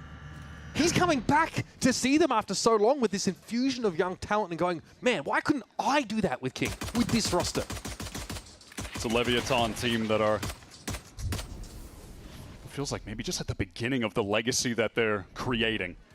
This is just their first match coming back from that London win, first match of America's Stage 1, and they're off to a great start. Yeah, we acknowledge that they've sort of made that big first step with a big statement, but it's the volume of victories and results that they have to amass to turn this into an era, as people are using, I use air quotes. Furia, no, they're not even close to that point. They're trying to give themselves a foundation, a starting point, an identity. And moving away from a team, a roster that was working, that they found success with. It's a bold move. Is it actually going to pay off for them? I'm out of here. First contact, the spike off the line, and oh, a grab net. The follow-up is there as well. Beautifully done, a nice little set piece. That's going to get Furia off to the races on this B 30 side. seconds left. That is so sick. King is trying to retain some control of backside. A lit up Spike is going to try to get into the mix if he can. I like this idea, first mover's advantage, picking up that Sunset as soon as it comes back into the pool, try and make it your own. Now I'm interested for more of what Furia have on this attack side. Against a team known for their sheer volume of set plays, they fight Leviatán off, and they'll take this pistol. Pretty sick way to open the game. I'm about it. You know, You've seen the deadlock value straight away. I want to call your memory back to the challenges trenches of 2024 when we were seeing deadlock comps against these neon setups to really stop them in their tracks. You just see it on Bind all the time. TSM, M80 teams are really trying to work this deadlock into their comps. She has that insane level of stopping power that will matter against a team like Leviatán who wants to move with that pace.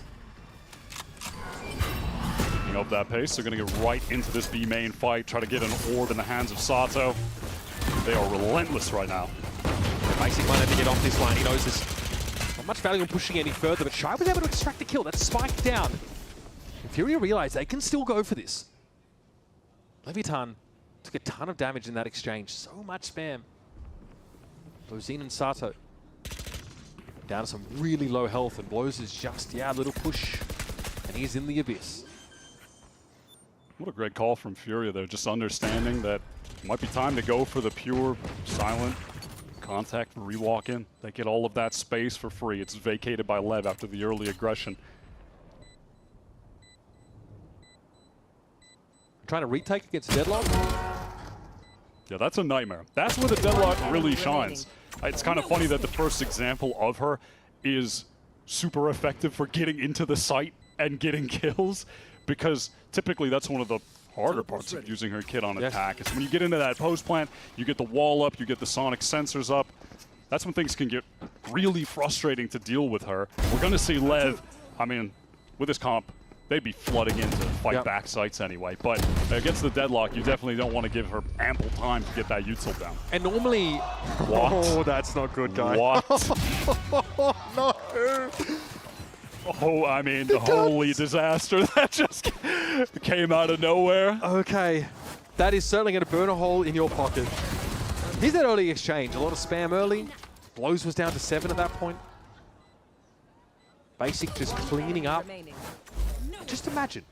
Society would be a utopia if you took 3 guns out of that round. Even just 1. It's all good. They've still got enough to get the buy going. No worries.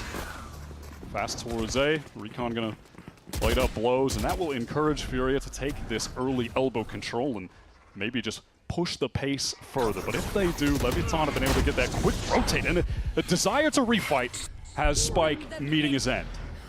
Yes, Sato not able to play off him adequately at all, and Basic's going to pick him up here. It's Furia that have been the ones dictating the pace, and the execution is about as clean as it gets. So this is a very early annihilation for Basic. In the midst of all of that, gets the annihilation, gets the wall down towards Link. No one can rotate in to help. No one is going to be able to free Blows from the cocoon. Lev tried to push the pace there, but it works completely against them. As Furia just have the numbers, and they're ready to face in elbow. Alexis is saying earlier on the desk she's surprised that both Summit and Sunset get through the first round of bans, and she speculates that one or both of these teams must be working on those maps actively. I think we know who's been applying themselves on Sunset in the break. Some good looks for Furia, and 2 very varied approaches to these last couple of rounds.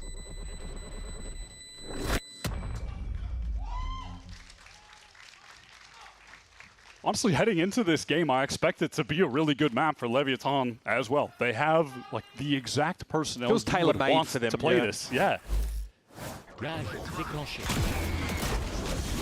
The spacing there, though, leaves a bit to be desired, I think. We don't even see Sato in that moment. That is basically the flex player that they were touting him as coming into this roster. Saying that that is the aspect of the roster that needed fixing. They needed someone that could move to a lot of different agents. The subtext is that they couldn't abuse the Neon Judge anymore and needed a bit of a different fit. And as the meta stands, yeah, it feels like not having a hard Neon player, you might be at a deficit. But are Furia just going to be able to put comps together, strategies together that are so effective without it that it won't matter for them? Double Sentinel comp means you're pretty flash light. So we're seeing a lot of this slow, silent walk up from Furia, trying to play from behind that top mid smoke. They're going to be leaning on Artisan's utility to take space, as opposed to fast pops with those flashes that they don't have. And this, the raise for Koala Noob, I would say historically you would label that as his second best duelist. Has a lot of reps on it throughout the past several years. One of the players that has just been grinding for what feels like forever. Through Challengers, playing in EU with Navi, and now back to Americas. This Furia team really trusts him. They really want to put him in position to be the linchpin of this squad. Neon's going to have to settle for just some damage here. The Seize is great for buying time. And Brozine was supposed to be the benefactor of that stall, but he actually gets taken down by Eve as soon as he gets up onto short, and here's Artisan onto the side. With a spring in his steps, able to take the first, but Spikesy will fight backside, and he will fight them all. Just 2 for him as he exits. That time was more than narrow for Furia, but they're able to get it down regardless. If Spike had gotten that transfer, probably would have been round done. The Basic is able to deal with him. And now it's on Furia to close this out. Man advantage. That paranoia is good, but EU is right there for the swing, and there's far too many angles for Sato to watch as Furia are able to pounce on that opportunity. Multi-swing, putting an end to that round.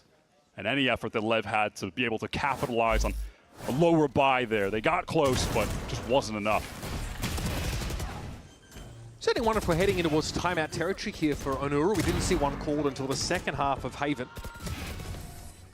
But Leviatán are the kind of team I watch pretty closely coming out of those breaks because their sort of ability to lean on a lot of set plays.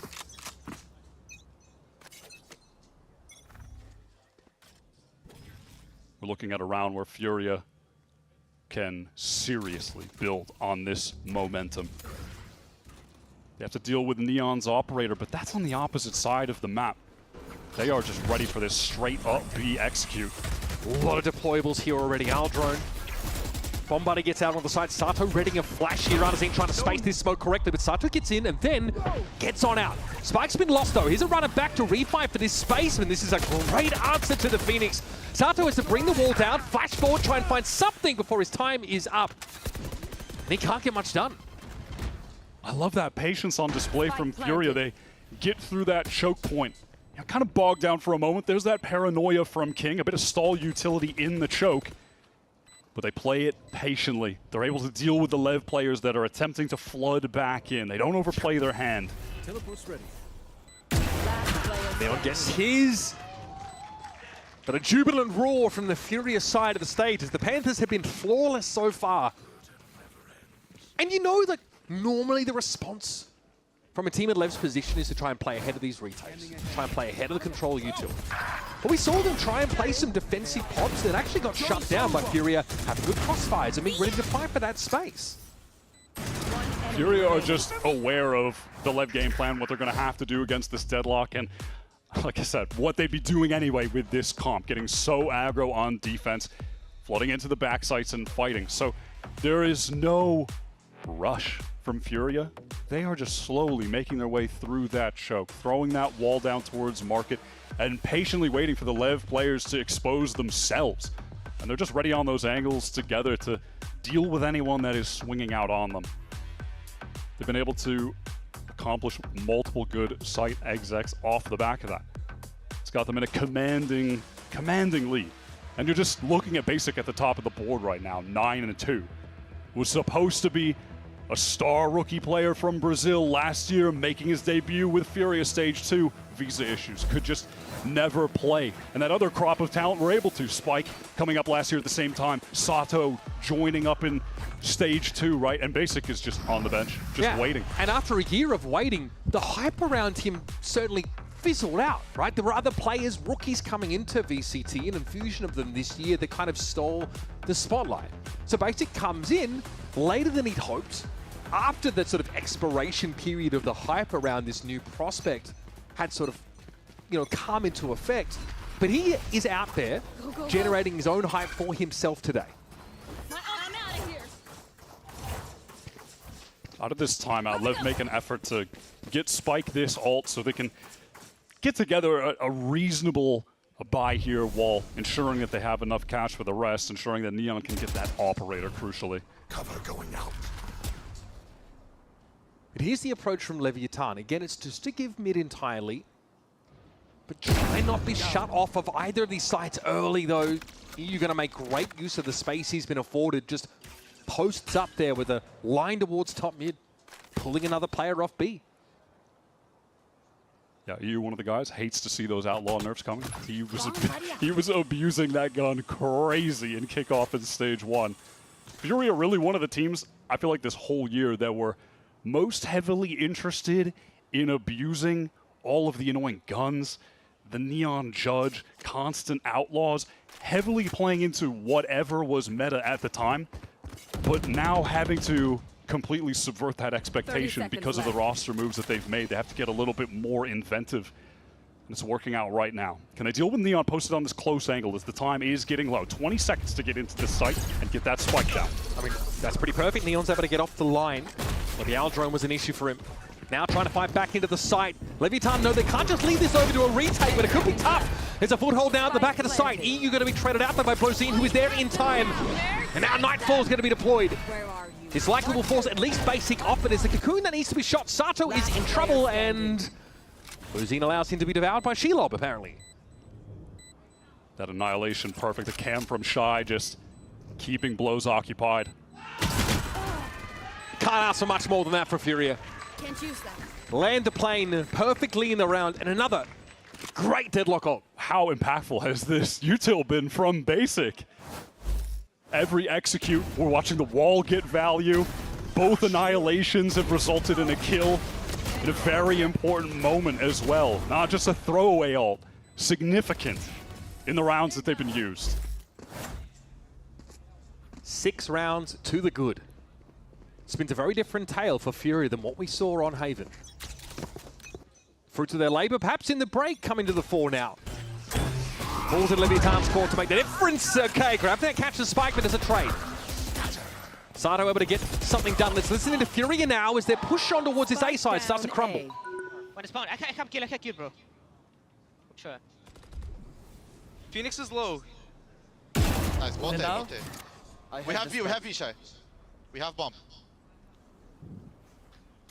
It's pushing you, yeah, bro. You guys got B. They're one off Phoenix. Nice, Dan. Last one was there. Just call, bro, okay? Just call. Yeah, he's running. He's pushing Dan, He's... Off mic. Can you hold my bottom mid? Yeah, I got on mid. He's pushing you, 100%? Yeah, He was on him, hold bottom mid. I called him tight for you. Out in the corner.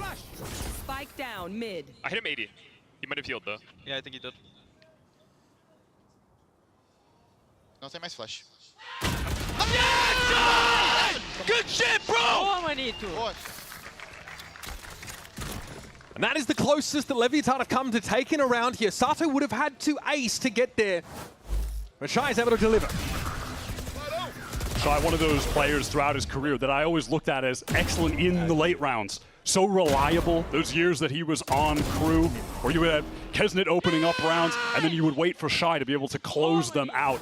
It was shocking to so many people that despite being one of the historical best players from LATAM, he couldn't find a spot on any team. at the beginning of this year. One of the best free agents that has just been waiting around. Again, it's the set play. Kuala is in and Sato is caught. It's outrageous. The teleport behind from Martin at the same time. What a mess this round has been. Leviatán still with 3 up, but a lot to work through now. TP came across Kuala Noob, realizing that was a bit of a fake, and it's Neon's tour de force that chimes in. This time takes Shy off the board, and through the boxes, Artazine. Riddled with shrapnel. We're in a post plant, though. Leviatán have a lot to put together with 3 low health players. And a timing that for Neon didn't quite connect. The shot, though, is still good. And it leaves it all on EU. Surrounded, but with some breathing room and a chance to fall back here towards the alley side. Some damage on Spike could be finished off here with a shock dart. Oh, Spike not falling back far enough. All this util still at EU's disposal. He can even recon the site. Get that info now, has to fight King, is still a wrap around the corner. EU can do this, but time is of the essence. Neon's forced to get off the defuse though, and EU keeps him busy, catnipping him off of the objective. EU in prime form today. Back-to-back Furia clutches keep Lev at 0 on Sunset. And back-to-back Furia open the round with this crazy little set piece. Early on the A side with the net going through, the paranoia. Koala this time the double satchel and the showstopper. Mental round opening. And Furia have the closers on this roster. Clutch moment powered by Red Bull, brought to you by Sova Util and Ice Cold Nerves. Kind of sick to have all your kit in that last moment, I will say. Fury is still that guy, man. They waste no time pressuring Market. But Spike with full confidence wants to put the team on his back, finds that opener. Now Leviatán still don't have a real mid presence, still don't want to risk moving into that tiles position or moving into that sight line. There's a contact opportunity for Blozine on this A side, as Fury have really cut noise here. Shy trying to take advantage of the noise on the other side of the map to get some space. And he best King. Not the kind of fight you expect him to win out on, but it is Shy after all. 20 points of health, but still plenty of step to this B side. Spike is eventually making its way over there. Shy has just been unwavering 30 in these seconds attack left. side lurks. Constantly taking advantage of open space. It's completely thrown Lev off. He was able to get back around the corner in time. Shy expected to challenge that angle, his elbow protruding. More than enough for Sato to complete the frag, and yeah, inside the craft net, he's unbothered. But Basic found a nice little off angle. Knows that Sato is still lurking back aside. Is he ready for Blozine in the double face here? Man, his confidence is overflowing. Oh, just wanted to go for the kill. Doesn't have the time to actually get the spike down. Just runs away. Ace gonna get that all recovered. Lev finally stopped the bleeding. First round on defense. That is a symptom of a lot of these slow walk-ups, these mid-round noise cuts. You're slowly scaling up map control because you're not flashing, you're not popping, you're not aggressively fighting in crossfires. The round can just get away from you. I feel like everyone watching that moment had 100% belief that Basic was going to win that out the way he's been playing. 14-5 right now. He's making a name for himself today. There's a smoke deep top mid here by Fury that has actually drawn a couple of Leviatán players to that position. Originally there were 3 ready for contact on A Wyatt. So this has got them moving, scurrying about. Here's the hit over towards this A side now, trying to play from shorter. Sato! A quick double is going to be good. And if last round's anything to go by, grab net's not an issue, but the annihilation could be. It's Neon though. This is looking a bit more like Shades of Haven now. The trade's coming in at the right times. Sato again inside, run it back. He will return to an obvious location, and Basic's aim is true. EU's got the drop on King. And Furia continue their march to an overwhelming round total in this first half. That was crazy from Sato. Pops to run it back so he can live, but no one can actually get there to help him. Gotta respect the effort, though. If somehow that all worked out, it would have been a sick moment. And it might have, honestly, if not for the deadlock wall at short. There was no safety in any of Leviatán taking up that position to try and trade off Sato after the cocoon and respawn. Weird round. Because Furia invoked that tactical round loss where they almost kill everyone on Lev and end the extra cash they're getting from losing, they are right back onto an eco with mostly classics. Kwanu's been able to clear the back of the site here with their paint shell. And again, you're up against the double Senti. It's always a dangerous spot to be put in, but Lev have had no choice. They don't have the weaponry in this kind of round. They push from Spike. Kwanu's comfortably set in the corner. Satchel to knock Sato. Of course, he's leaping and bounding at him like Bambi and gets the frag. But that's all that Leviatán can hang their hat on for this round.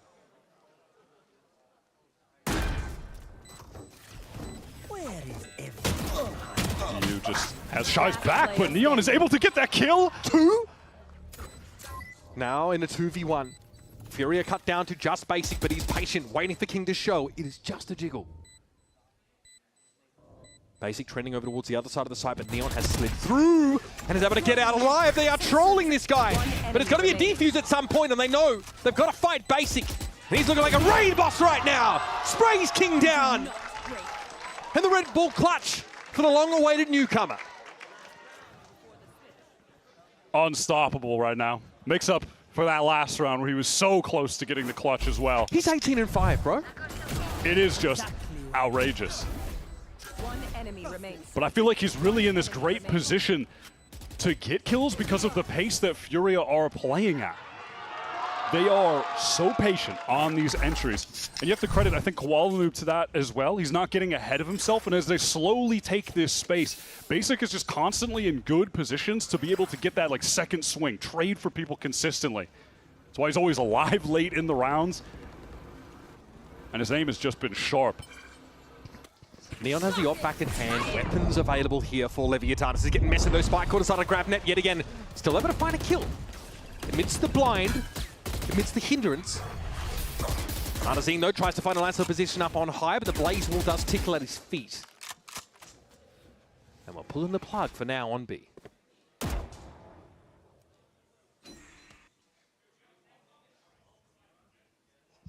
Furia just working their way slowly back into mid, pressing Koala Noob up. What's this timing going to look like? It's blows! What a shot! Furia just snatch the advantage in the round right back. But now you've driven a wedge between the defenders. This puts Neon very much on an island at this A side of the map, but Furia aren't convinced that they're done with B just yet. There's just far too much for Lev to watch, you know, in regard to the different lanes on the map. Look at how spread apart they are across the map. It's just going to come down to individual prowess. What can Sato get done in this choke? There's crossfire potential with King. He's got a lot of utility to work with. Sato finds one. King might have been smoked off the angle. No, he swings it. Sees Koala Noob come across. The Hunter's Fury could be a bit of an issue, but he's going to TP away from it. And there goes Shy's head, rolling. King down to 11, but he's done his job. He's bought time. The shock dart will claim him, but there has to be a hurried plant. And this will allow Neon to set up wherever he likes on B. He's not making much noise. Does you expect that he could already be here, already creeping through stairs? It's got to be too early for him. There's just no way. He's looking over. What? Are you kidding me? Your Masters London MVP just drops the spaghetti. Should be a given any day of the week, and EU can't believe it either. He doesn't know what happened. He is in just as much disbelief as the rest of us. Another clutch for EU. Huh? This one, you just can't explain. Well, that was a half of Valorant. Leviatán are on their way to dropping as many maps in their first game of VCT Americas Stage 2 than they did on their entire lower bracket run in London. 11-1. Furia are dominant on Sunset, and we can hardly believe our eyes. Stick around. We'll be back after this.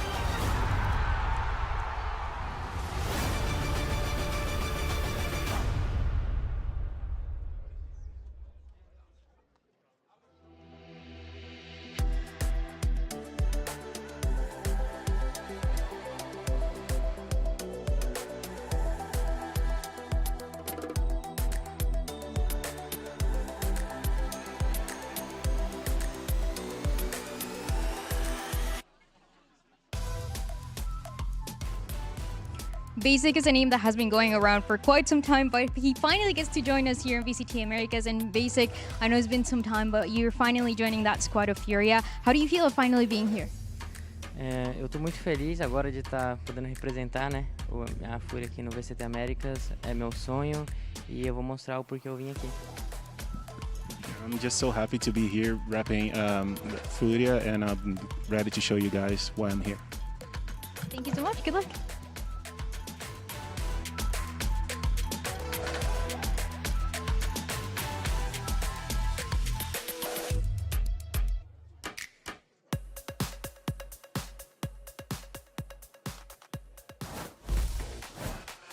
Earlier today, Furia's coach Shaw is pretty candid about why he made these changes to the roster. The biggest one is that he values that flexibility above all else. Instead of having a team that's just great in one meta, he wants one that can be good in all of them.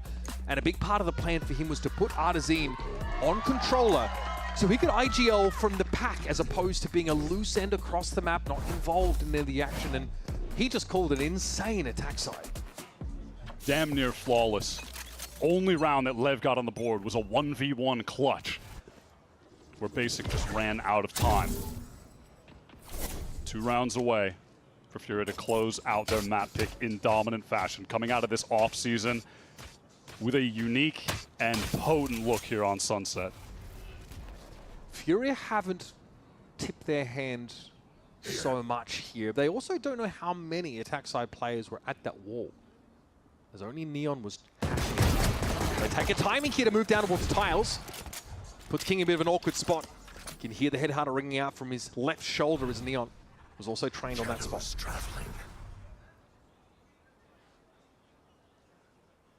That smoke thrown down link from Leviatán over towards A is just to imply that they could be walking up as they want to re-clear towards mid. Maybe just end on that B side of the map. A lot of pressure on Shy. Now back on Haven, Furia were struggling with figuring out when they wanted to play retake on sites or when it was time to hard hold, to anchor. And towards the end of that half, it was Shy who was kind of putting the pieces together for the team, finding success, anchoring on the Cypher. Can he do it here again?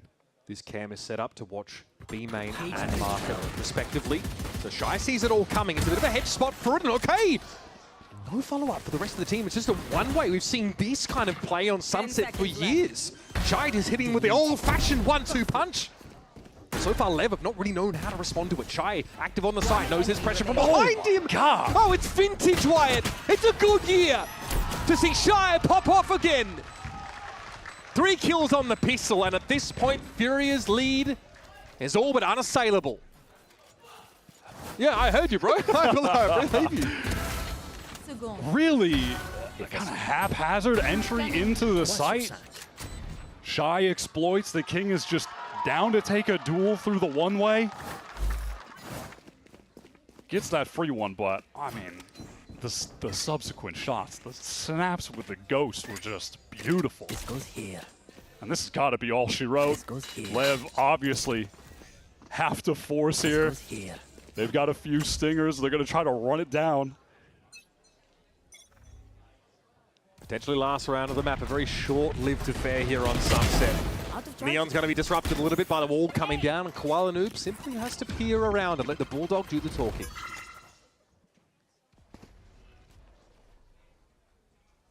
Basic kind of waits with the sonic sensors, throws them down into the site, see if those can get some value stopping Lev, but the peek from Koala instantly punished.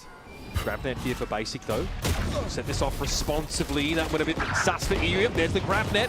Awkward now for Leviatán. They've got to try and play out from these awkward spots. And it's just Neon left, caught up inside that sonic sensor. And we thought Furia had lost their nerve, but here on Sunset, they've found a bit of vindication. Hard work pays off. And last time these two teams played, it was Leviatán who sent them packing with a 13-1 in the final map. They've got their revenge. And now, we need to see a statement in next map 3. Lev have been flattened, turned to dust by Furia on Sunset. It returns to the pool. They have a unique approach to this map, and it couldn't have gone better. When you watch it start like that on the pistol round, instant nade grab combo just basically gets 2 kills. You just know where that game might be headed. Basic, stunning performance. 20 kills on the board, 6 deaths, unreal. And Artzin calling from the pack the intentions of the roster moves, getting him involved on the controller, absolutely works out on attack. Nearly a flawless half. So far, so good here for Furia, at least in this second map. A decider looms around the corner. Your Masters London champions struggling here against a retooled Furia. We'll have our desk break down this map, and then we'll jump into our third and final.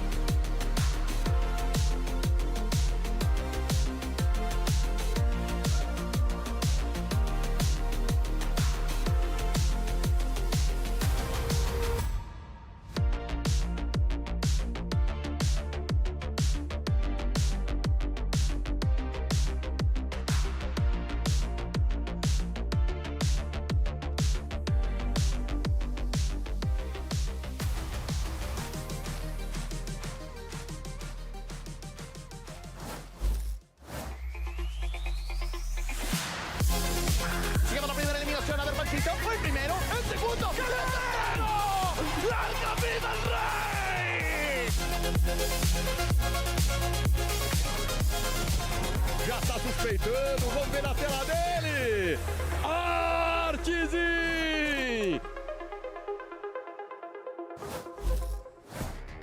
And the Panthers managed to bite back, and they're going to force a map 3. Leviatán, your London winners, of course, wondering where did it all go wrong. It wasn't even the fact of the matter that it was a close matchup. It was just Furia dominating from the beginning. You certainly would not have expected that given how things shaked out at the start of this series. But folks, you're going to map 3. You got GB here alongside Alexis and Mel, and let's talk about some of the stars of that game, because one individual that all eyes have been on coming into this series was Basic. A lot of pressure on this guy. No one knew what was going to happen with him, but he comes into this team, and so far he has been a reliable hand for this lineup. I mean, I feel like when Basic can actually show his flexing chops, this is what happens, right? We see him on that role where he's playing the Deadlock, an agent that people haven't seen in a long time, because this has been kind of like a niche pick for some teams. I know me and Lexi used to run it back on SRG, but we kind of forgot how effective some of her util can be when in the right hands. You're seeing the net and the nade combos. You're seeing that Deadlock while prevent the floods, and it's pretty clinical. I don't know. Yeah, I feel like the counter to the Deadlock is being able to flood before she can set up all of her util, before they can get their bearings on site, and it felt like Lev wasn't able to do that. And when they did attempt to, they just lost the fights. Yeah, something that immediately stands out to me with this Leviatán lineup is they're a team that thrives when you give them the space to be able to move around the map, do what they want to do. Even if you have like a couple of lanes that they could work with, they will do a great job of ensuring that they're taking the maximum amount of space possible and then using every single bit of map available to them. But with the Deadlock, it kind of like cut off whole portions of the map to them. They couldn't like actually get their plans going. And yeah, it seems like Furia might have figured out one way to stop Leviatán. What do you think, Mom? I was really impressed by Furia's macro, actually. I think one really important aspect of Sunset is being able to split the map in half when you're on the attack and make it so the defense feels really uncomfortable rotating, forcing them to have to take that CT rotate instead of top mid. They were doing a phenomenal job at taking that control. And although we didn't actually see them use a split, I could 100% see in the future them putting an extra layer of using a deadlock wall and splitting through top mid. Yeah, it's clear that they have something really good here with Sunset for Furia. So, and you just beat the London winners with this one. So you got to feel pretty darn good about that. And look at the track as well. Managing to pick up 8 rounds back to back and then picking up another 5 in order to lock up that win. I mean, Alexis, like, it goes without saying that those rounds, like, yes, there were moments there that Leviatán looked like they were going to come up and pick up a massive win, but then EU would just pull out massive clutches. I mean, this 1v3 was insane. He played his utility perfectly. I mean, it's incredible that Basic is top fragging on that deadlock, but having this player in the clutch position at the same time is just, it's deadly for them. Yeah, excellent showing from him. We were wondering, right? Like, how's EU going to be fitting in this lineup? A lot of changes coming into the team, but Mel, it does feel like it's just pretty much been like a glove. Fits right in. He really fits into the role of having that vocal kind of mid-roundy player. Yeah. He has a lot of impact, not just in the frags, we can see those very clearly, but when he comes to helping the IGL actually have information and making the right reads, he is such a boon to the team. And seeing him also pull off these clutches, like, you'll take it all, like, for sure. Yeah, I mean, hell, you just picked off a win off of the Masters London winners. That is a huge achievement for Furia. And of course, job's not done yet because we're getting ready for map 3. And correct me if I'm wrong, yes, that's right. It is going to be split where we head off to here. Now this is got Leviatán written all over it, right? This should work out, Alexis, very well for Lev. Great composition, but we just saw Furia have an idea that could shut down, slow down this Lev lineup. Do they keep building off of this? I wonder if Furia is going to pull out another double Senti comp since they know that Lev is more of like a fast-paced team. They like their execs, especially on split. They love running it down. So I wonder if Furia will pull out another double Senti, maybe a deadlock or a Vice to kind of counter that playstyle. Yeah, is that going to be like the ask moving forward for a lot of these teams here to stop the aggressive play? Because it's been dominating so much of the conversation, seeing these teams play aggressive with those double duelists. Is this maybe a great counter for them here?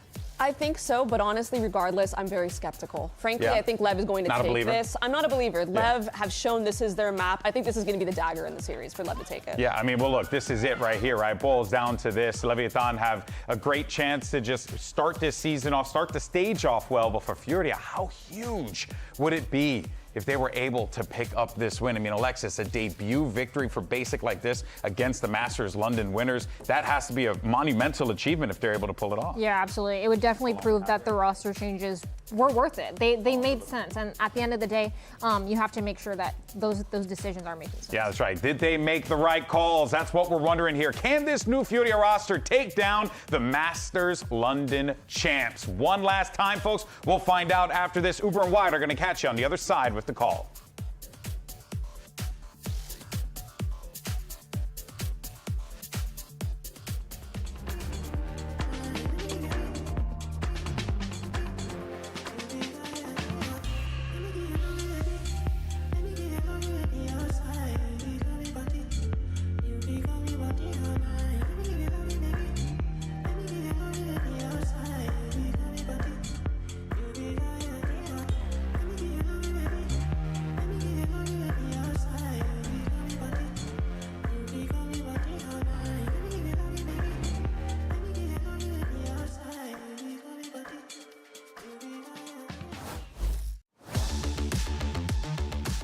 Out of Haven, we were convinced this could be a pretty quick affair, and that Furia, understandably, we're still finding their feet with this new look roster. But if there's one lesson to take away from Sunset, it is this.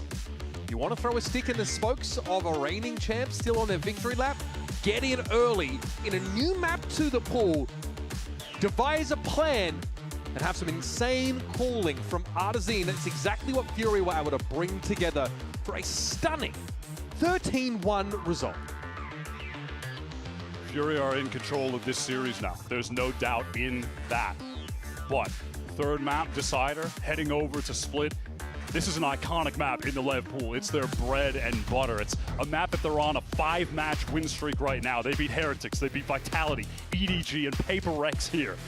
If Furia have it in them to best Lev straight after their London win on this map, that would be unbelievable. And it would also be indisputable in terms of their dominance in this matchup out of the gates in stage 2. No one could argue with it at that point. You've got to beat the best at their own game now. Getting shades of Artzin and Osbos on Split last year when he picked up the duelist alongside him, was going for a lot of crazy double satchel entries to be that space creator. You have Koala on his best agent to be able to op on defense. We talked about it so much on Haven, but it's also because Furia talk about it so much. Coach Shaw talks about it so much that for them to win, for them to succeed in this stage, much like kickoff, they need to be able to feed Koala Noob that off and let him take over the game.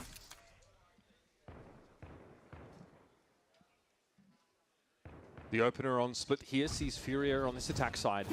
An uncontested B side. They're about to tread all over. These are exactly the kind of little satchels that Artzin wants to go for, just leaping in on the top box. Furia want to take this forward space. Look at them already posted up in spawn as Lev try to flood back into this site. Paranoia does catch Spikes in on the way down, but no one is there to punish him for it. Yeah, all things considered, he's gotten quite deep and exposes himself to a nasty crossfire. Set up long in advance, but Lev fight through it. Determined to try and undermine it, but Artzin emerges with 2. And King in one of his most impactful roles here on the Viper. We'll have to go for a bit of argy-bargy and get it done the old-fashioned way. EU's not having it. And a great start here for Furia. Looked like Lev were going to actually be able to do it on that retake attempt. Sato fighting forward, but it's this little bait towards spawn. It feels like they just don't expect Artzin to actually have been there as well. They deal with Koala Noob and then they just turn attention elsewhere. And that's when Artzin, Duelist and IGL for this team makes his move. And Controller. And everything. He did so much for MIBR last year in that regard as well. So many different roles, calling for the team. And he's just thrust into that position here again, but he thrives within it. That pressure does not get to him. Quite a push-up here for Neon. Look at how deep he has gone. Smoke's going to clear, but the flash is going to give Neon a chance to surge further forward. Relay bolt, Artzin has to respect it. Satchel out. EU now comes to the rescue, but Leviatán got what they came for. They really rattled the cage. Goes in, ducks under the shots here, and best shy on that A extremity. No gun recovery though. Just the standard to leave your lurker with the pistol. With flows being dealt with this round is as good as done. Spike planted. We saw what Furia were able to do when they get into a side early and have crossfire set up. This time they're going to do it with superior weaponry on top. Just imagine the confidence that they're feeling right now heading into this map. 13-1 blowout against the reigning champions. They win the pistol to start off on split attack. They are putting themselves in position for a monumental upset. You come into games like this with a plan, right? You've got protocols, but even you don't know if they're actually going to work. And no plan survives first contact with the enemy, they say. I think that the validation for Furia after such a stunning result on Sunset has made it clear to them that they can hang. Doesn't matter if it is the best team in the region, the world. They come in with an ironclad approach like this, and any given day they can take the dub. Great start to Split, but be reminded, this is Leviatán's playground. They're just one of those teams that have so much drive, so much hunger. That is really just personified by Koala Noob, the journey that he's had to get here. I mean, like relentless in his pursuit of greatness in VALORANT. There aren't many players in VALORANT that are also incentivized to excel because there's a wife and kid to support. It's not something you see from a lot of players. It's pretty rare in esports, in fact. I'd say it's a vocation, a career not built for family building. And when you're the kind of player where virtually your ability to provide hinges on your ability to win, yeah, that is enough to really drive you forward. And that's something that was so striking about Furia in that stage 1, because it was clear no one had done the amount of work that they had. They were perfect for the meta. Sure, it was a good fit, but they were so well drilled, it was astonishing. And we kept saying, this team are so good for no good reason, because of course we couldn't see what had been happening behind the scenes. Low work ethic is never an allegation that's going to stick to this team. The split map for Fury was one that I was so impressed by the team chemistry on earlier this year, so I just want to see how that continues with this new roster. Is it going to be there? Artson so fast up. Is he going to check that corner? Doesn't even matter because Spike is the one to aggress. Shy at least though has something to say here. Fury are trying to fight their way into heaven, but they've thought twice about it. They've got enough done, and at least now they've got their jet in onto this A site. They can follow this positioning. Blozine also taken really low, thinking he was safe crossing. Qualnoob sees an opportunity to lay him low. Shy is going to be crucial on this post-plant effort from Furia.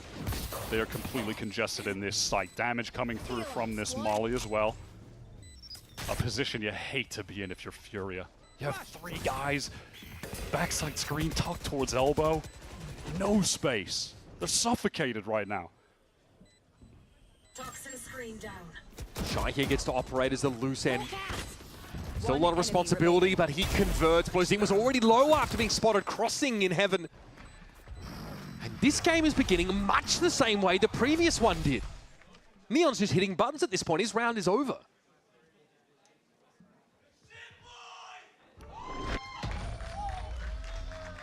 Now that voice can only belong to one man. Possibly the loudest, 2 of the loudest players really going at it here. The Sato versus Koala head-to-head. Furia capitalizing off this bonus round. Well, like I mentioned earlier, just so many of these fast double satchels. Artson is hitting in your face, right up into ramp. And yeah, even though he doesn't get that entry, he's dealt with by Spike. The team are able to get into the site. And honestly, I think miraculously convert from the positions they were in.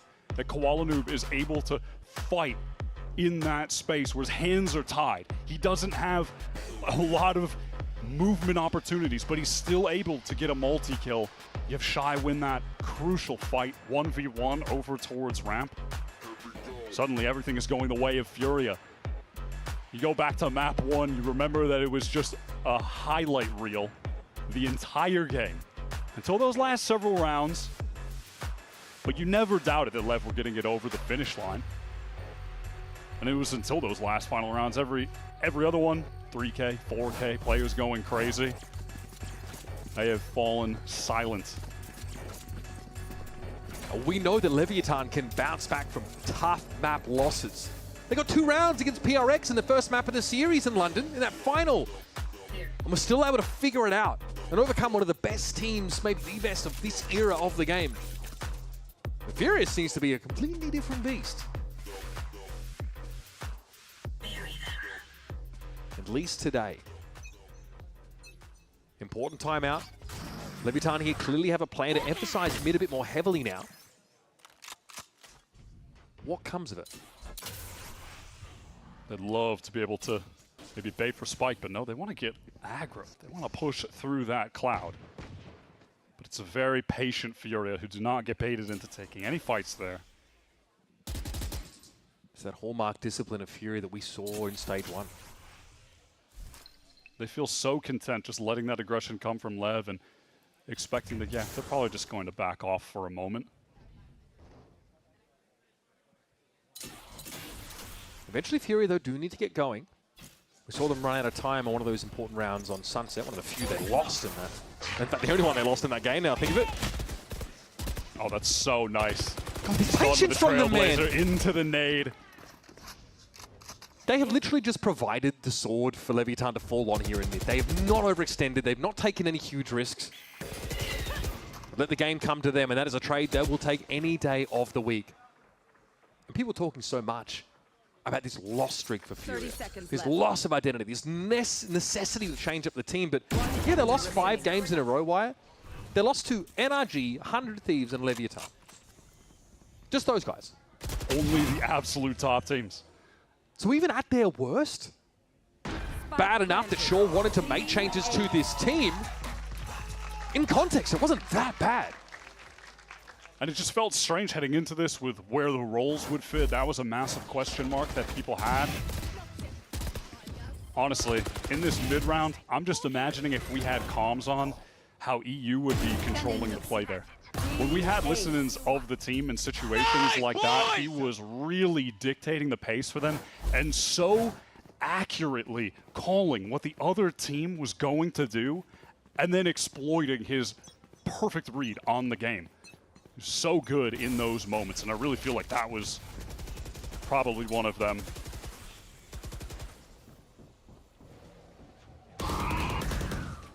Leviatán lacking that signature proactivity in these early rounds.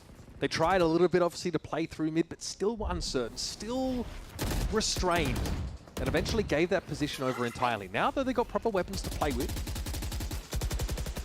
they're trying to be a bit more assertive on that ramp position at least, but Spike will double back to mid to hold that crossfire. I've loved watching Neon on this map when he switches to the Omen. I think it's a role, a map, and a position on B that highlights how intelligent of a player he is. A nightmare to deal with for the attacking sides. And so far, Furia, they have just circumvented that. They're spamming A hits, and it's working. Do they opt to just allow themselves to be contained in the A site by not having Heaven present? So they've only got 35 seconds to make this work. So are they going to bum rush onto the side itself? I think we've got our answer. Showstopper now going to get up into the window. Honestly, looking for a target. Bluzine trying to get up close and wasn't ready for that flick around. Trades favor Furia there on ramp. They've got a foothold in Heaven, and the side is under their control. Neon just TPs forward to his own demise, and Sato gets no value out of his run it back. Freest pair of kills you will ever see. That was diabolical. Lev had no expectation that a Furia player would be able to get that deep into the site, all the way through screens. They have just been torn apart. A kill on the TP, a kill on the run it back. I think one of the smartest moments, though, from Furia came from Shy and EU over towards that ramp. You're watching Spike's point of view. You're waiting. Wait, is Shy actually, is he walking through this cloud? Is this going to be a free kill for Spike? No, but he is so patient, bides his time, waits for EU to get there, and then they push through it together. So they get that trade onto him. All of a sudden, they have ramp control, and at the same time, they're pushed through screens with Koala, players in sight, dealing with Lev's aggression through Heaven. They're all over the map. They're dealing with every little contingency. His Artisan's encounter with Bluzine, which really felt like he didn't quite have a read on where that play was going to be. Still found success. And yeah, Kwan way further ahead than they expect. He got a couple of the freest kills imaginable. And there's got to be a timeout here, surely. Looking here to Leviatán with a chance to buy back into the round. I would not say they've got ults of consequence, though, to work with. That was a runner back used in the previous round. King doesn't have a Viper's Pit to shut off any parts of the map. I think it's really stunning to see this level of team play coming out from Furia with the changes that they've made. Perhaps just a testament to the system that Shaw and Artzin have put in place, the great mid-round calling that we've seen from EU, that they can just slot in two new guys, and it works so effortlessly.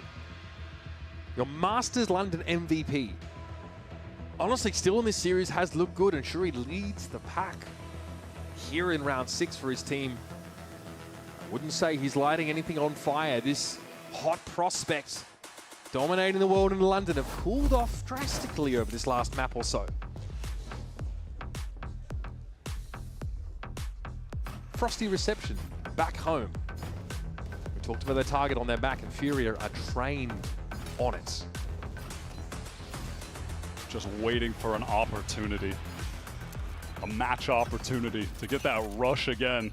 After being knocked out of the EWC qualifiers, knocked out of the playoffs before that, they're making the most of this debut. Koala, though, under the pressure of the flash and is caught immediately. Lev go for that A side fight straight out of the timeout. Same approach to ramps that we actually saw from Leviatán in the previous round. This time they actually just, they get what they were looking for. There is Furia presence here that walks into this setup. So yeah, it's a pressure valve, sure, that relieves some of it on Leviatán. But now we move back to this heavy mid stack. Lever overloading this position with 3 players. We've seen Fury be ultra patient in this spot.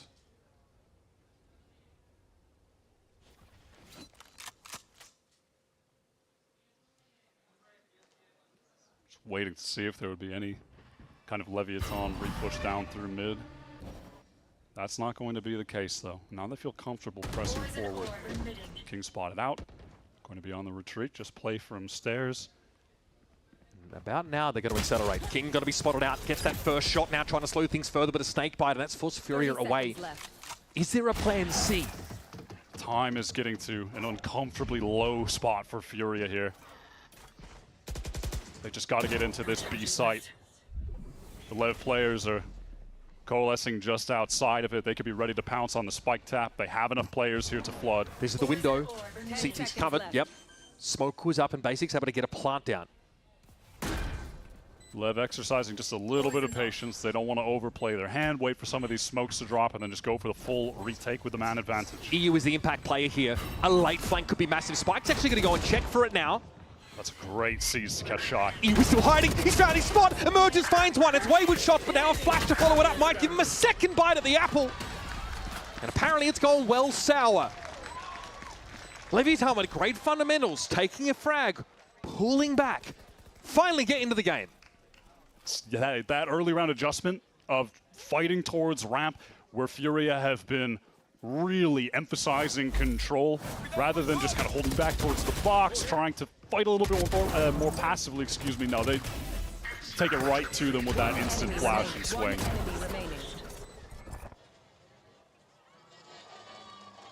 Sato's trying to keep, I'm going to say, the energy up, or just get the energy up.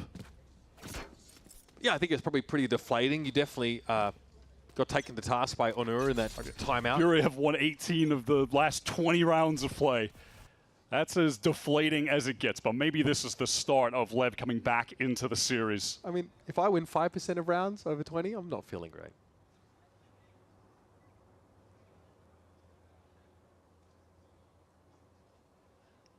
This time it's an adjustment for Fury. They're conditioned to be a bit more careful about this A-ramp presence, but Lev are not running that early play. No, they love to set up with those multiple players in mid. It's really their bread and butter on defense here. And you can tell that for Fury to get a foothold in Heaven, it's going to take a lot, a big investment. And now this ramp play comes later, and timing that Fury might not be ready for. Here's the flash, and instantly Koala Noob disintegrates. Sato knows that there are extra players there, but no opportunity for a trade for Furia. That Nightfall was so sick from blows. That caught onto 3 players who were just stuck in that choke. But do they deal with Heartseed? He is pushed up so far. This is mental from him. They're aware, but they don't really have the health here.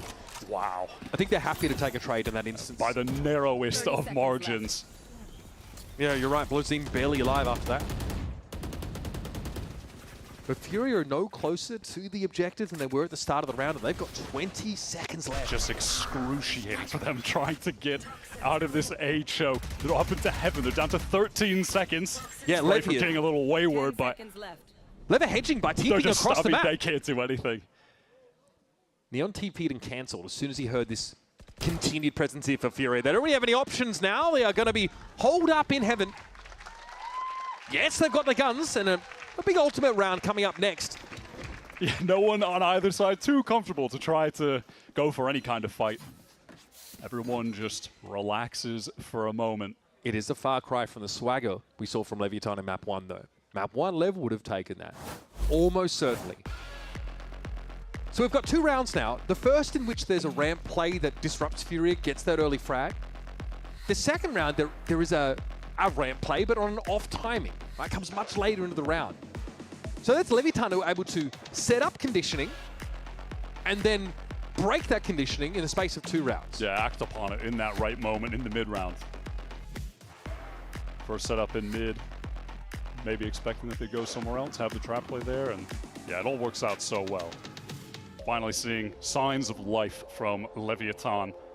And because of that, just a a meager pulse from Lev. Shaw has immediately called the timeout despite being up 5-2, but I respect it. You don't want the London champions starting to feel the momentum. You don't want to allow them to get back in the game. Just continue to try to choke them out early and get another dominant win. One thing that Furia can hang their hat on, and they've been exploiting, getting a player deep into A side early in these rounds. Kuala Lumpur Artisan, I think that's a thread that they can continue to pull on a little bit more if they can manage to get their duelists deep in enemy territory.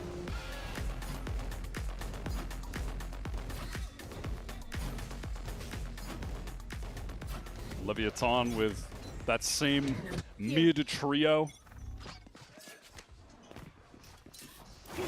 Just have that Phoenix and Neon just always working together.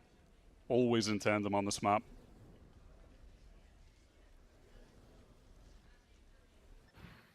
So this is much more of a standard opener for like a Viper attack side on split. Right, just send that lurk. Here's a slide. He needs two!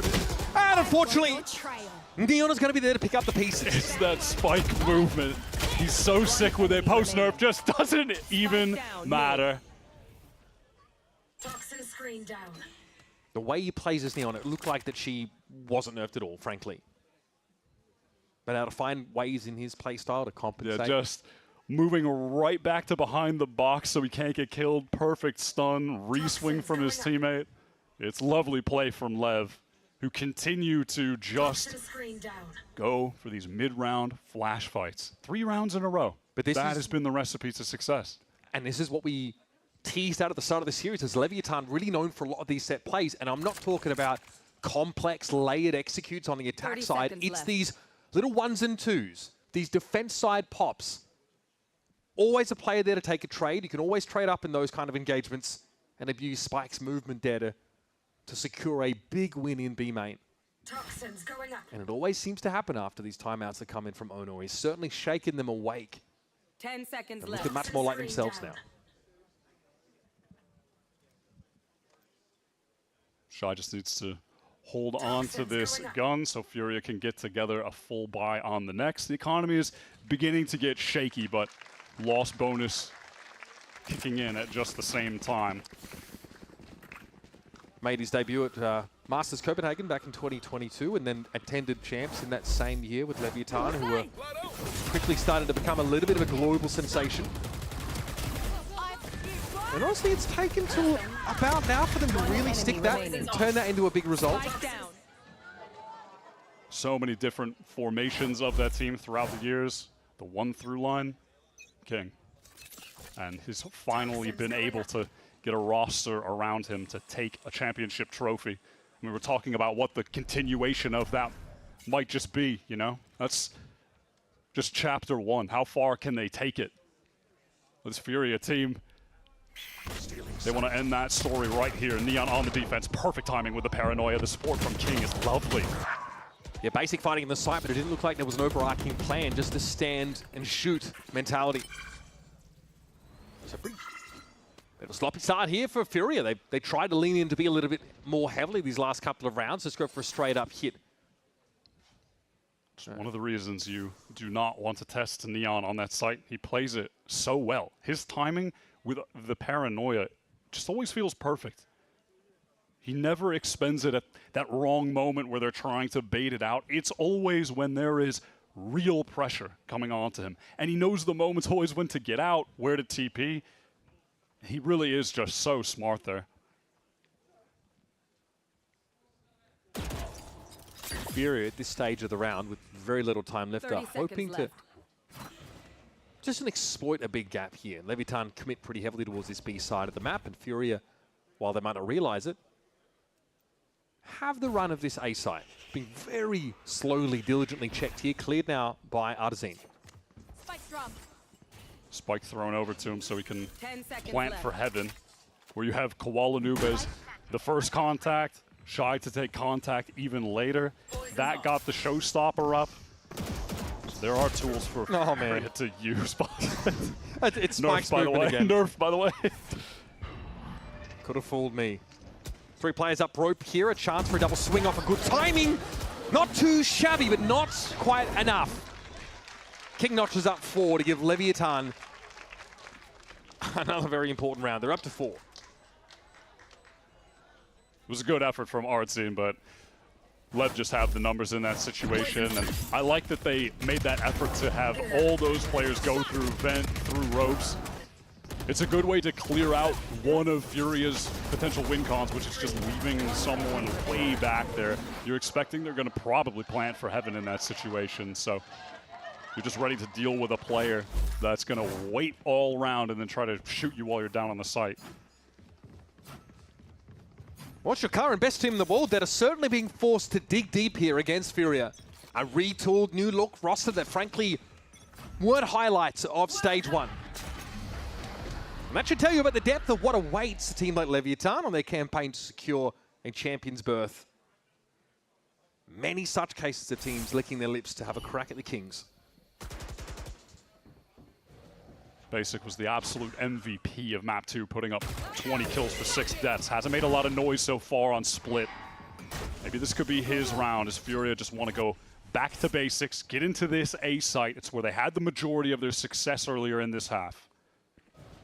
This round is going better for Furia. They're not punished by a random timing down ramp. They repel it. They've got good position. Starter might be a problem now, so he's going to walk up under that ult, but Artsine got to be good for the shot. Now slowly, Leviatán considering whether they give up this heaven control. Can they afford to do so? There's no site presence though. The difference here is Leviatán have got Spike embedded here. Can play a crossfire with Blozine. Furia's only real option is to just wait out the smokes, cut noise, go for the re-hit.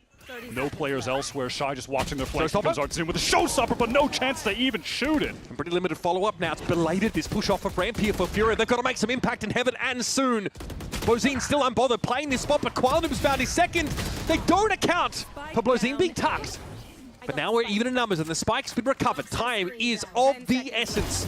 Less than 10 seconds, but Shy turns up. And Neon would hope to disrupt. He'll be not quite quick enough, as Qualnoob will get everything, including the kitchen sink.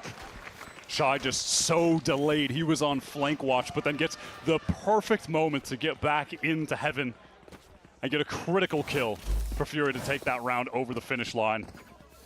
And it begins with that as well. The Sato kill on Artsine is crazy. But isn't this another example of Qualnoob with no room to work with, coming out with a multi-kill that slants around in his team's favor? Absolutely. He's Houdini in there. Once you get him on the jet, he is at his best. This guy has 8,500 rounds of jet in officials in his career history. That is ridiculous. Can you imagine how many Let's Go boys that is?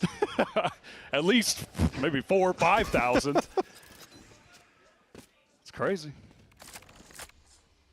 At that point, it's the equivalent of an opera singer's vocal training. Okay, limited mid presence as a smoked top mid. But that snakebite is more than enough to dissuade Furia for the time being, but only for a time. Here's the push paranoia coming a little bit late, but Basic's got to turn his attention towards mid. And that Bulldog bites back. Tidy little two-piece picked up, knocking Leviatán down to 3 players. Now that's a moment where he really makes a mark on this split game. Basic getting involved in a major way with that transfer. With a Bulldog, no less, is crazy. Leviatán, though, they know where to go. Look at Neon. He's pushed all the way out of B, so they do have 2 players on this site. What can Blows and King accomplish? They try to both get in, entrench themselves. Blows has bought some time, but this is absolutely a concession of heaven from Leviatán. 30 seconds left. The Fury will oblige. They will walk right up on in. They slow down. No cancel, no attempt to go towards that B side. 20 seconds to get into the site. Blows back here. Is there more stall here for Leviatán? Can they make this excruciating now? Drop to the site. There's going to be a plant. Artsine has a lot of covering fire. Shy's been brought down. Spike stick. That hasn't been planted. Artsine is just way too afraid. Trying to give his team an opportunity. He takes the fight inside, and there never was a plant. Artsine second guessing, maybe? Yeah, when that action was coming through towards heaven, I believe he just got very apprehensive to stick.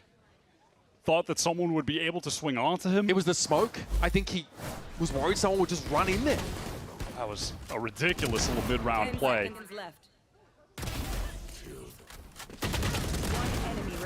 He was right, in fairness. Brutal one for Furia to lose, though.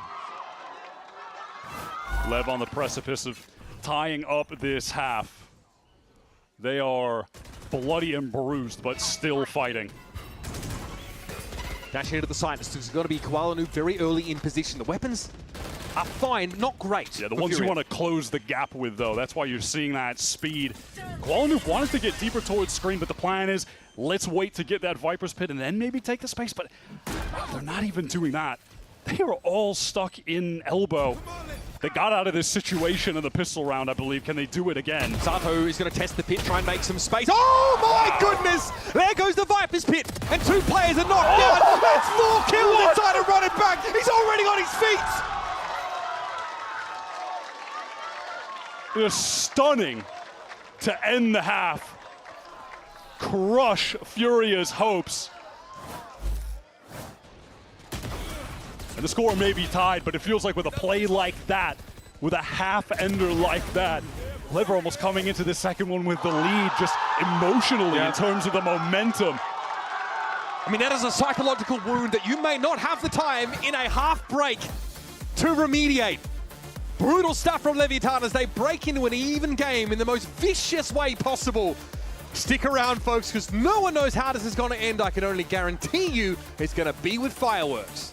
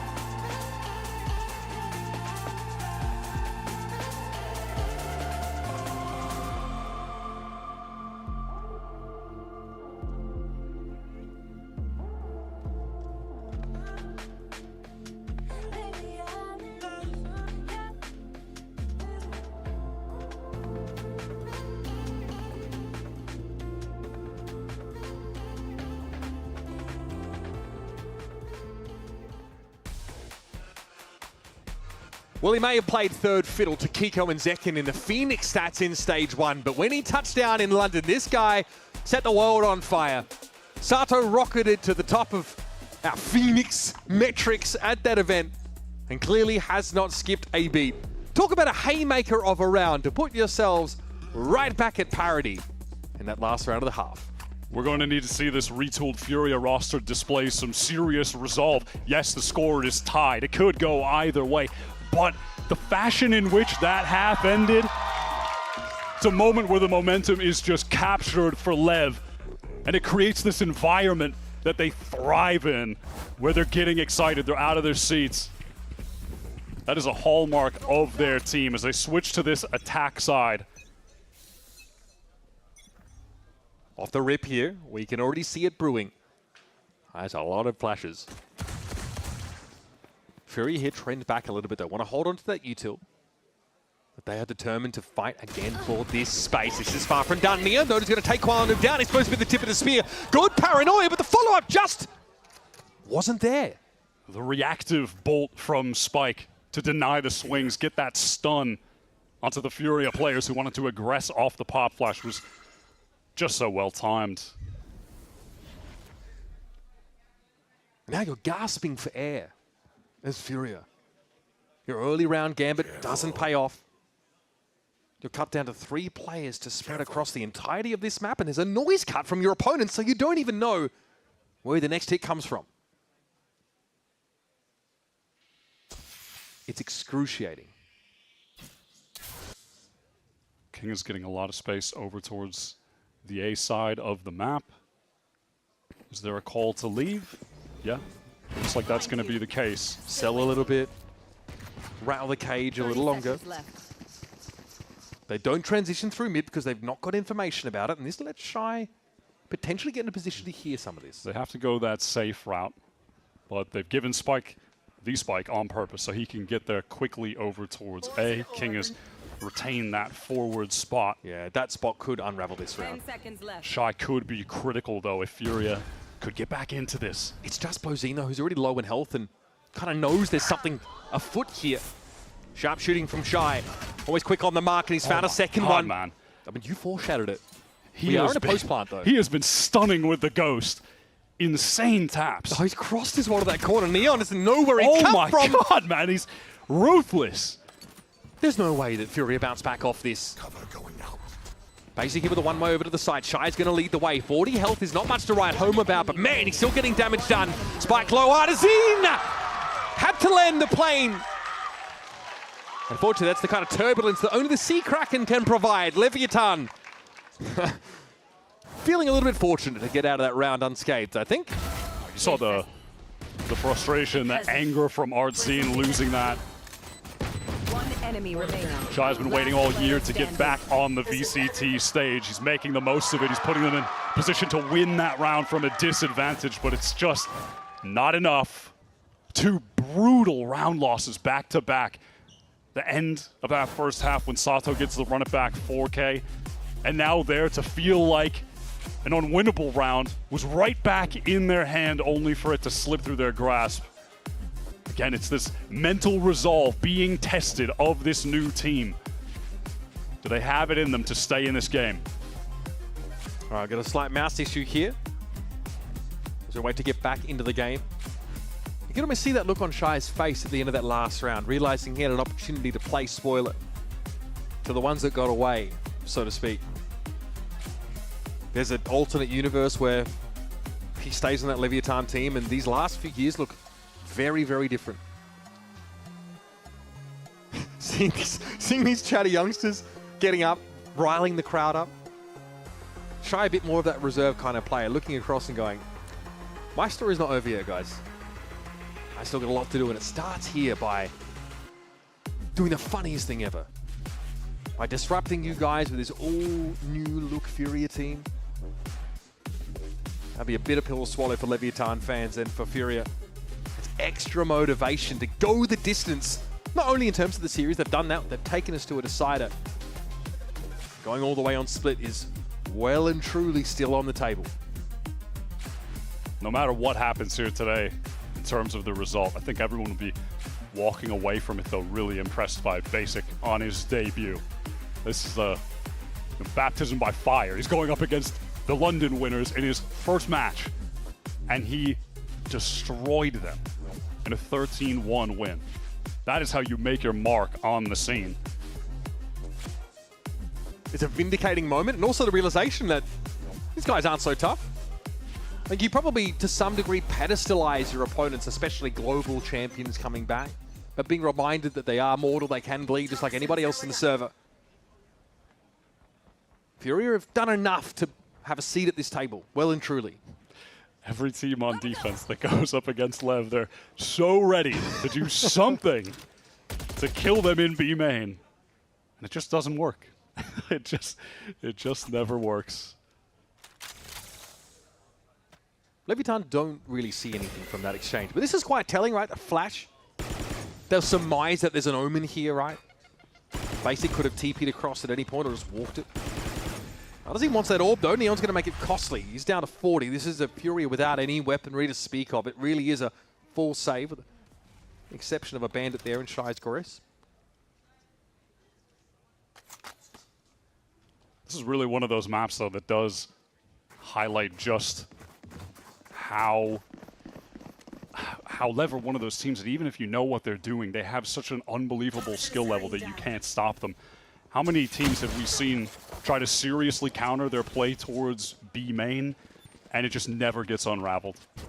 They're always so good at handling anything that comes their way there. It's why they've beaten anyone they went up against at London. All of the top teams globally could not stop them here. Furia have really made a good go at it so far. I mean, time and again, we saw the theory of teams like Heretics, Vitality, EDG, PRX about how to deal with that B push just fall apart in real time. Leviatán could always intuit a response or an adjustment to allow that part of their playbook to still be effective against anybody, no matter where they come from. Well, that Bandit's coming into play, close range. One tap onto blows, but Neon gets the trade, so no further economic damage, at least suffered, by the hands of Shy, and Lev will be getting out of here relatively unscathed. Okay, that opens up this game a little bit more now in the second half. Leviatán certainly rewarded for the very strong pistol round that we saw. Sato now with that run it back, so an opportunity here to make that big push even more deadly. Get in there, clear for free. Defining moment of this map.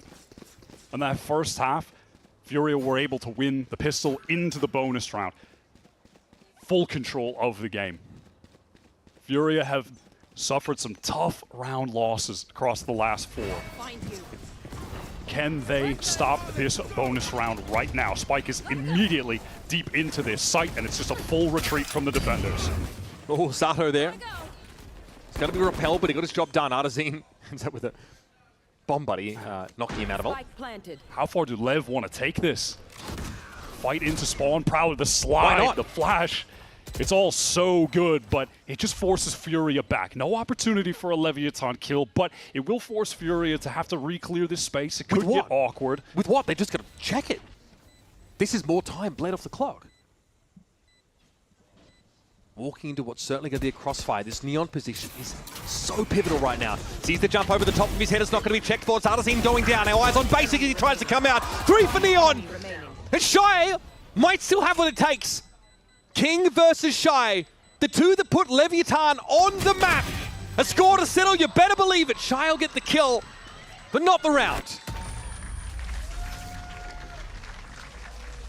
That time on the clock wasted comes into play. Neon's position was perfect. The rest of the team making all of the noise, creating all of the pressure. And with that cloud up towards heaven, he's just able to stay out of view of anyone coming back in. Waits for the drop, picks the perfect moment, and collects a beautiful trio of kills. This has really sent Furia reeling. Shy has that gun, of course, carrying it over from staying alive. But other than that, what can Furia piece together on this round? Seas comes down. Every time respectively, they're still frothing, they're still looking for a chance to break through. Blazewall thrown out, but they don't tease any defenders out of position with it. That is just your standard Leviatán opening. With the wall, with the default smoke. They have conceded a large amount of mid control, though. All right, there's Neon just waiting around for more. This paranoia is so off-timed. No chance to follow it up there. Kuala Noob eventually has made this push out on the B side of the map, but the game has long since gotten away from him. This spike is headed over towards A, and there's no one from Furia really left to stand in their way.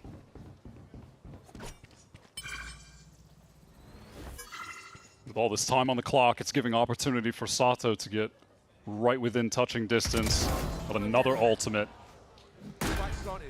Might go hunting if he really wants to. He has been playing a phenomenal Phoenix in this game. I think you have to say he's the best Phoenix in the world right now, after what we saw him do in London. And it's one of those agents where you really do just snowball so hard. As soon as you start popping off, you're getting more kills. You're just sequencing that into ults. And it can start to feel like you're just unstoppable. Doesn't matter that he dies there, gets the ult. That was the mission anyway. The gun in EU's hands, though, will be stripped away. Leviatán, though, get to 10 rounds. A shakier start than they were maybe expecting to their Stage 2 campaign, but they get ever closer just to putting that notch in their column, getting that dub, and getting past the team that gave them far more trouble than they bargained for. They've had a great showing so far. We saw them bounce back from a Map 1 loss into a Map 2 dominant showing. Do they have what it takes right now to get back in this game right now? Crucial buy round. Kuala Noob finally gets that operator. and he immediately makes use of it. Saw the same thing on Haven, right? When he gets the drop on him on a long there, finding that first pick and falling back, that is massive for Furia. Yeah, this Furia team on Split, any iteration of the roster, they really excel at getting him into positions to get kills. They set him up perfectly. Now it's time for the retake. A Leviatán down a man, but trying to control Heaven. That's where they want to find their advantage. And Neon is sharp with it. Barely a break in stride for Neon.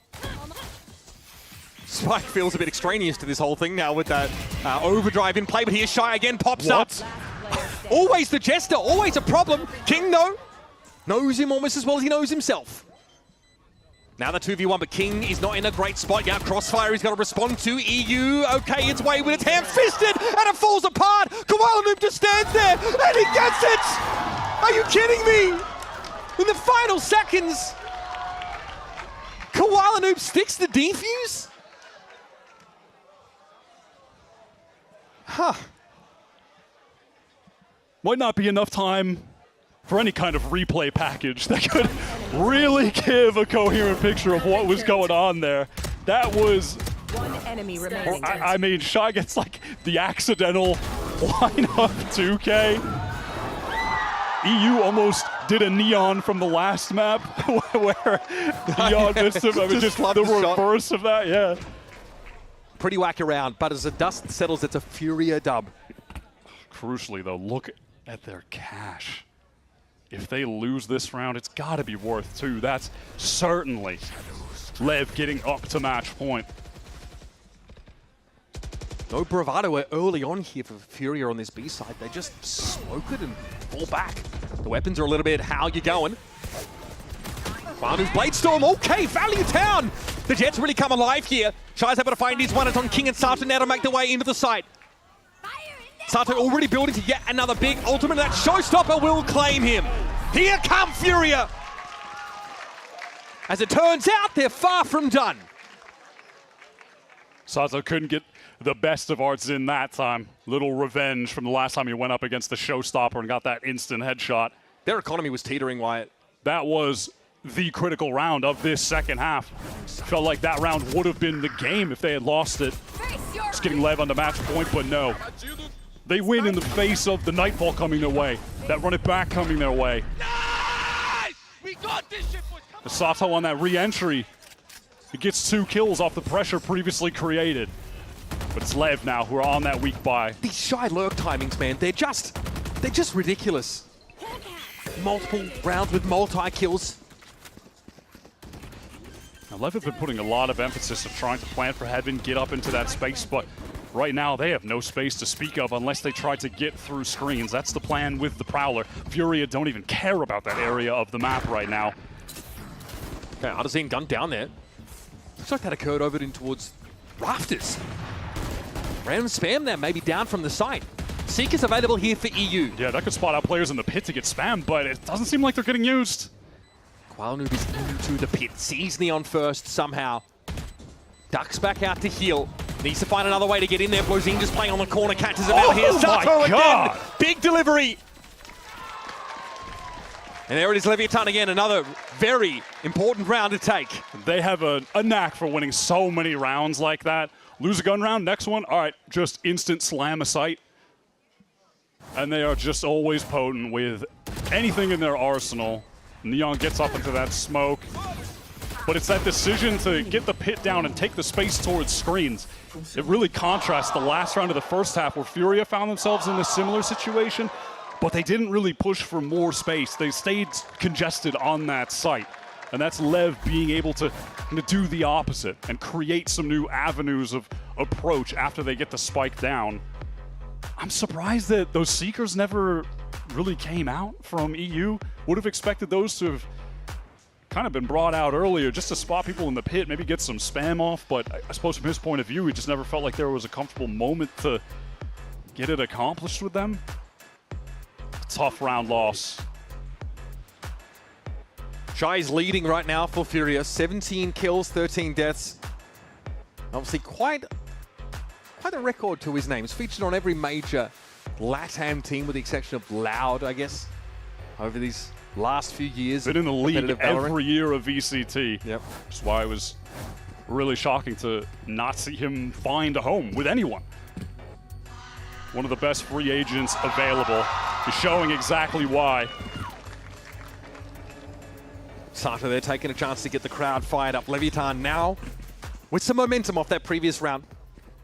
Cost them a bit though. The Viper's Pit was committed to that fight, but Sato has yet another run it back. Just an endless string of those from him. Always getting plants, always collecting the orbs, and he's frying right now. That really helps the most when you're just getting a 2K every single round. That adjustment, the snap to the Heaven player on the last one was ridiculous. He has to do it to basically cancel out Shy's impact, who's found like 2 and 3s in many of these rounds, finding insane lurk timings. He was a player too last year, if you remember, it was his Yoru that was so standout. He was phenomenal on that agent, but across the other duelists, he wasn't really finding his footing to the same level. Well, obviously Yoru is no longer relevant, but he has absolutely just found a new home on this Phoenix. And when he's had to play Raze, he's been much better there as well than he was, I think, in contrast to last year, just becoming a more whole player. When we covered him in Ascension on Glories, he was a Jet player, you know? He has adapted and evolved so much in his young career. 30 seconds left. Leviatán letting the clock trickle down, but it's only going to be Shy here at the site with nothing but a bandit. How's this going to play out? Well, we've seen the weapon be well apportioned in his hands so far, and that was no exception, but decayed to 1 makes him easy prey for Sato.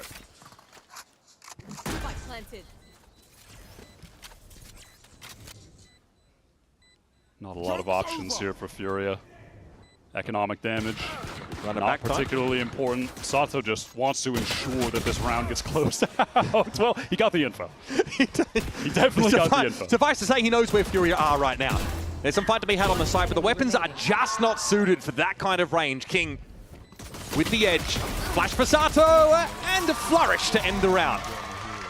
22 frags. This is King's, I think, best map right now in the pool. It's the one where he just destroyed EDG, dropped 24 kills for 11 deaths in London. He's turning up here as well when Lev need him to be that guy when they're about to close out this game.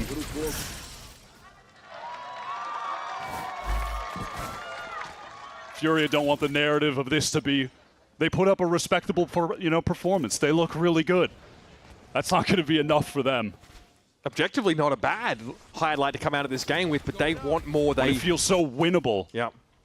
Yeah, they felt like they touched glory when in this they game. know they could have done it. And maybe they still can. Artsin in mid. It gets the trade, but the spam from Blazid is just perfectly placed. And it's an early advantage in the numbers for Leviatán. And that could be enough for them to close out this series. Fury now have to play this very important round from a player down. They're pretty well equipped. EU still holding on to those Seekers. Maybe an opportunity to use them here and speak of the devil cabbages, and they doth appear. So much time on the clock, though. Does it really give a strong indication of the plans the Leviatán are going to lay? Man, it felt shaky there for a moment. Are they really going to come back and lose their first series to the retooled Furia? Serious upset potential. It does feel like they've come down to earth here. Definitely shaken awake by the level in this region. Neon, there was some info on the A side. Does see a fair bit of it at EU here, though, fighting for his life. Koala Noob's able to chime in with the op. He's playing deep on the A side. And Leviatán aren't committed to this. They might slink away with the spike and go elsewhere. That certainly seems to be the plan for Neon. He's got that teleport. Gets quickly into Heaven. He'll be all good on this plant. What a great rotation. The spike recovery. Koala Noob and Basic. 2 versus 2 to stay alive in this series. Keep the hopes of a monumental upset alive. Up against the Rookie of the Year, the London MVP, and the longest standing member of this Leviatán team. Oh, there's no trade potential there. King was on his own and he knew it. But now Neon has the info. Whereas Basic has to try and glean it himself in these dying seconds. Over the top. Your Masters London MVP finds purchase! And championship teams aren't defined by the hype, the silverware, the title. It's by the rounds they refuse to lose. And while Furia found answers against Leviatán all series long, it's your Masters London champions who find the final word. Highlighted on their iconic split map, Sato and Neon both dropping 20+ kills there. For a moment, it felt like the upset could have been real, more than real. Furia with that destruction of Lev on Sunset, the 13-1. Basic, insane debut map there, going 20 for 6. And yeah, you are walking away from this thinking, well, this Furia team, there's definitely something to them. This was more than a respectable showing. Basic's first time hitting the stage looked good. Shy on the return looked good as well. It just wasn't enough today against Leviatán. Too formidable an opponent. Shaky for a moment, but they haven't lost a step since that Masters London win. And again, a reminder for Leviatán what they had to fight through to get to London in the first place. And now they're going to continue to rub shoulders with America's best to forge themselves into a team that can take the biggest title of the year, that can rise to become champions. That's a long way off, and it's a big ask, but these guys have got the pedigree and the kind of team that doesn't feel like just a flash in the pan. These guys might just be here for the long haul. It's about going beyond that London win. It's about creating a legacy for this Leviatán org. And steps like today are a big part of that, but the Sunset map will be an asterisk here. It's certainly going to find its way close to the top of owners' to-do list, is to address what happened on that map. Because one of Leviatán's biggest strengths is it doesn't matter where you put them, they'll find success, but they've got to reckon with a bit of a different landscape here in Stage 2. With teams now looking to bring them down. Their public enemy #1. And Sunset, Summit both being in play are bases that they're going to want to have covered. But for Split, we knew it was going to take something special from Furia. Truly special to knock Leviatán off their perch on this map. Yeah, well, it's just that looming presence in the back of your mind when you're looking at the series that eventually we're going to get to Split. And that match win streak for Lev on it is extended now to 6 in a row, claiming the scalp of another great Valorant team. Just unbeatable there. Yeah. Like we've said, plenty of good signs still for Furia, right? Artazine looks to be thriving now. He's in a position where he can call from the center of the action, as opposed to being out on an extremity. Basic has a great start. Shy hasn't missed a beat. This team still looks like they have all the pieces, and if they can continue to put Koala in a position to succeed and get the op in that guy's hands, this team can still do great things. It's a 5-match loss streak up until this point, but it was against top teams. These guys still have it. Let's head down to Dryad on the stage for the Verizon post-match interview with Neon.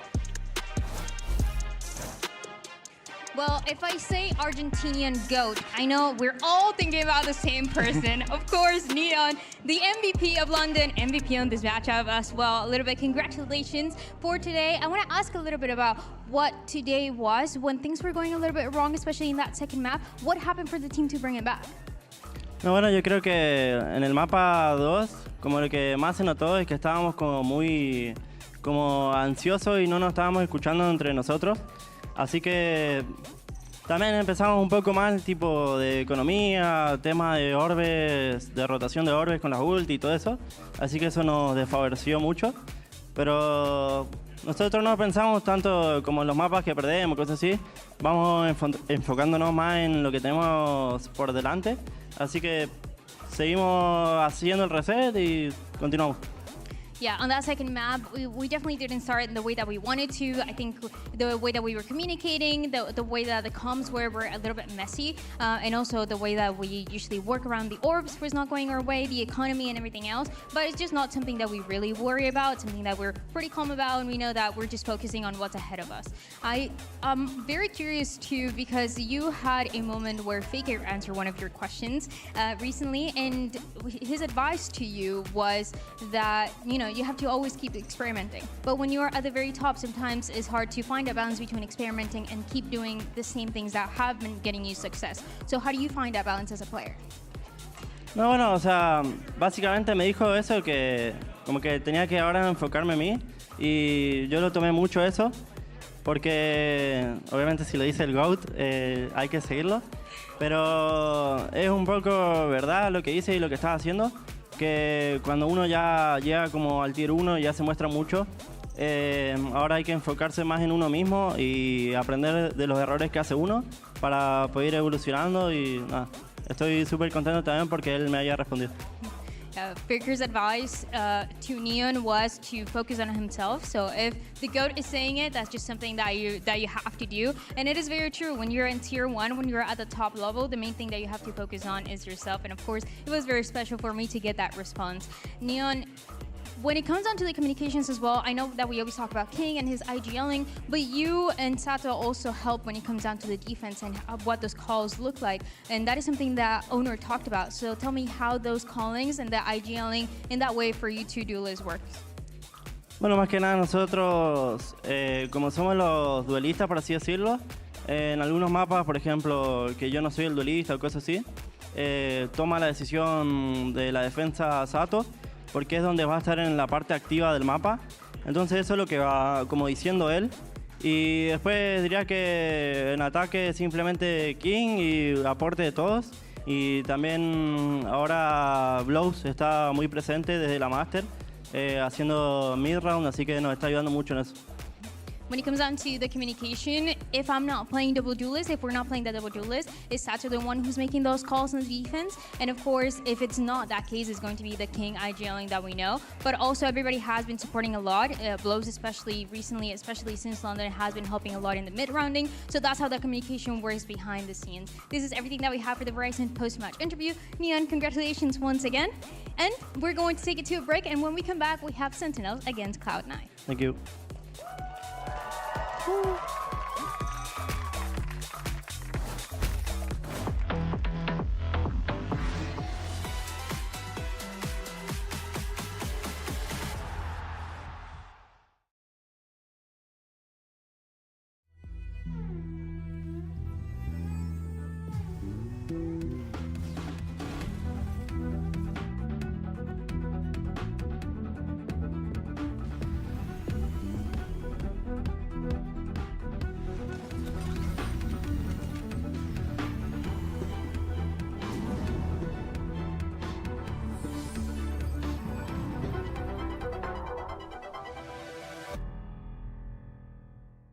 The human body was built to move, not trapped at a desk in one singular posture for 12 hours a day. It's time your chair evolved. This is Secretlab Titan Evo. Ergonomically engineered for you, gamers, hybrid workers, artists, backing your every move.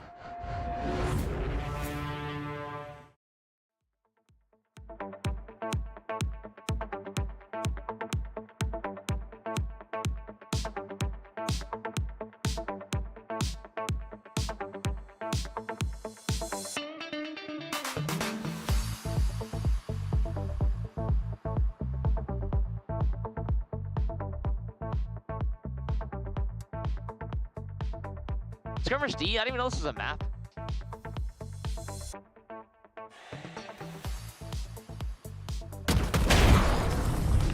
Oh.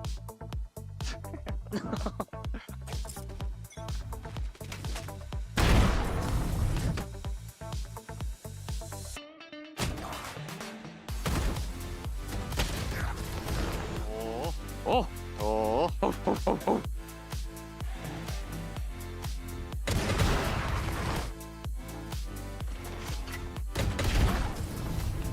Oh my god, he scared me. I know. Yeah, see, you didn't expect that one.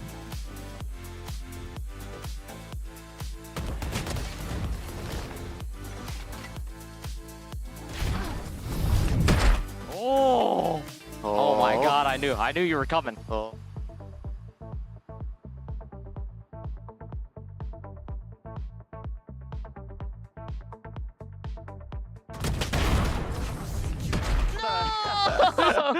Bro, I was standing up there for like 10 seconds. I thought you were behind me. It's only to 5, right? GG's, bro, yeah.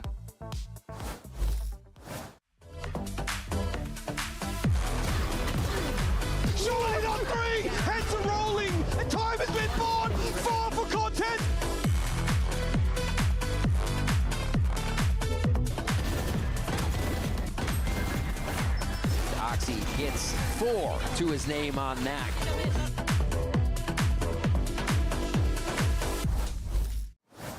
Welcome back, everyone, to VCT Americas and our second match of Stage 2. It's going to be an NA showdown between Sentinels and Cloud9. Of course, Golden Boy here back alongside Mel and Alexis as we're going to break things down. And wow, I mean, hey, real quick, before we jump into all that stuff, what a game. Furia really showing us that they could hold it down, but Leviatán keeping that split run going. Not bad, Mel. I thought it was going to be a 2-0, not going to lie, but I think Furia showed a lot of grit, and they showed a lot that we weren't expecting, so I'm excited for the rest of their split. Yeah, same here. I'm really stoked. We'll see what happens there, but for now, though, let's focus in on these two teams because this Sentinels roster has been in flux this year. We saw them find their footing a little bit with the arrival of Jerwin. That was a big pickup for them, but, and here's the other thing, right? They almost take down NRG, but they weren't able to make playoffs. They weren't able to do what they wanted to do, qualify, more importantly, for London, which, you know, has to be frustrating for them, Alexis. And then on top of that, too, there's also some other awkward changes that will be coming into this stage. We'll get into in a little bit as well. Yeah, absolutely. I mean, I think they had a good showing. I think especially John off of the IGL role earlier was good, and putting him back on it, they lost a little bit of that firepower as well. So I wonder if he's going to be able to step back into that. It's such an awkward kind of situation they find themselves where their IGL is frogging even harder when they're not IGLing and they're struggling to actually find who's the person that can actually lead them. Yeah. And like speaking of John, you know. Yeah, because unfortunately there's a small appendix-sized bump in the road, if you will, because John QT unfortunately has to sit out this week for medical reasons. Of course, we hope him a speedy recovery and everything is all good. We just want him to make sure that he is all ready to go. But that means the Iceman has returned. Marv is back on the roster, so it's going to be exciting to see Marv take the stage yet again. And yeah, I mean, you know, this is a guy from heck when I was casting the game back in the day, so it's pretty cool to see Marv back in red playing for SEN. I mean, the Masters Reykjavik MVP, right? Like, here he is. I think last time we saw him, I could be wrong, might have been when he was on NRG, when he had a small stint calling, if I'm not mistaken. So it's gonna be really interesting seeing him, you know, fill in for this roster for the one time. I mean, this is a really important game, so still some pressure on all of them to improve or to win. So I'm interested to see, and I think Jonah P is gonna be calling in this situation. Yeah, it seems like that will be the role taken for him, but here's the list of his experience and what he's done. I mean, this is a guy, Alexis, who has tasted success. He's been at the top of the mountain before. Obviously, it's a tall task coming into a game, week one, needing to do all this stuff here. But hey, at least you got someone with a great foundation. Oh yeah, I mean, you can look at his history. He's obviously a vet of the game. And honestly, I think the time that he was winning the most is when he was hitting that ice in the veins pose. So I'm hoping he hits that again today to kind of give them good luck. Yeah, just go back to that. Go back to the stuff that worked. You know what I mean? Bring back the hits, Marv. That's all you got to do, Papa. In any case, though, the question is, can Sentinels afford this? This is the thing, right? I cannot stress enough, like, with the way that the standings are playing out as far as champ points are concerned, Mel, like, every single game is going to be really important to get into playoffs, because then you got to make your way into the finals pretty much if, you know, all things play out the way that we think that they could play out.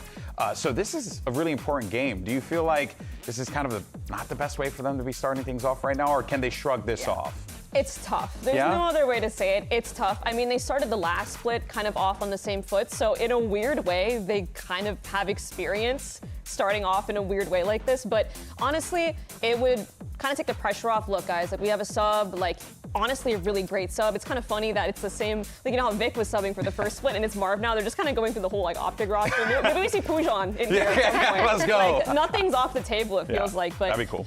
Yeah, it's a tough start. It's really tough, but I mean, hey, anything can happen. I saw, like, the last series, wasn't expecting it to go 3 maps, and it was a really good game to watch. Yeah, and Alexis, you know, even with John not being here, what is still your read on this Sentinels team, regardless? Because look, they have a long road ahead of them, some tough matches along the way, especially mid-season. You got 100 Thieves, G2 waiting in the wings. Yeah, I feel like in theory, this should be their easiest matchup going forward the rest of the split, especially because C9 has new players and they're kind of going against equal footing if you think about it. Kind of a similar situation, but not, you know? Yeah. So I'm thinking that hopefully this should be their easiest matchup going forward. Yeah, well, of course, for more on Sentinels, let's send it back over to Dryad. Had an opportunity to catch up with the man with the stash. Here's Cortezia.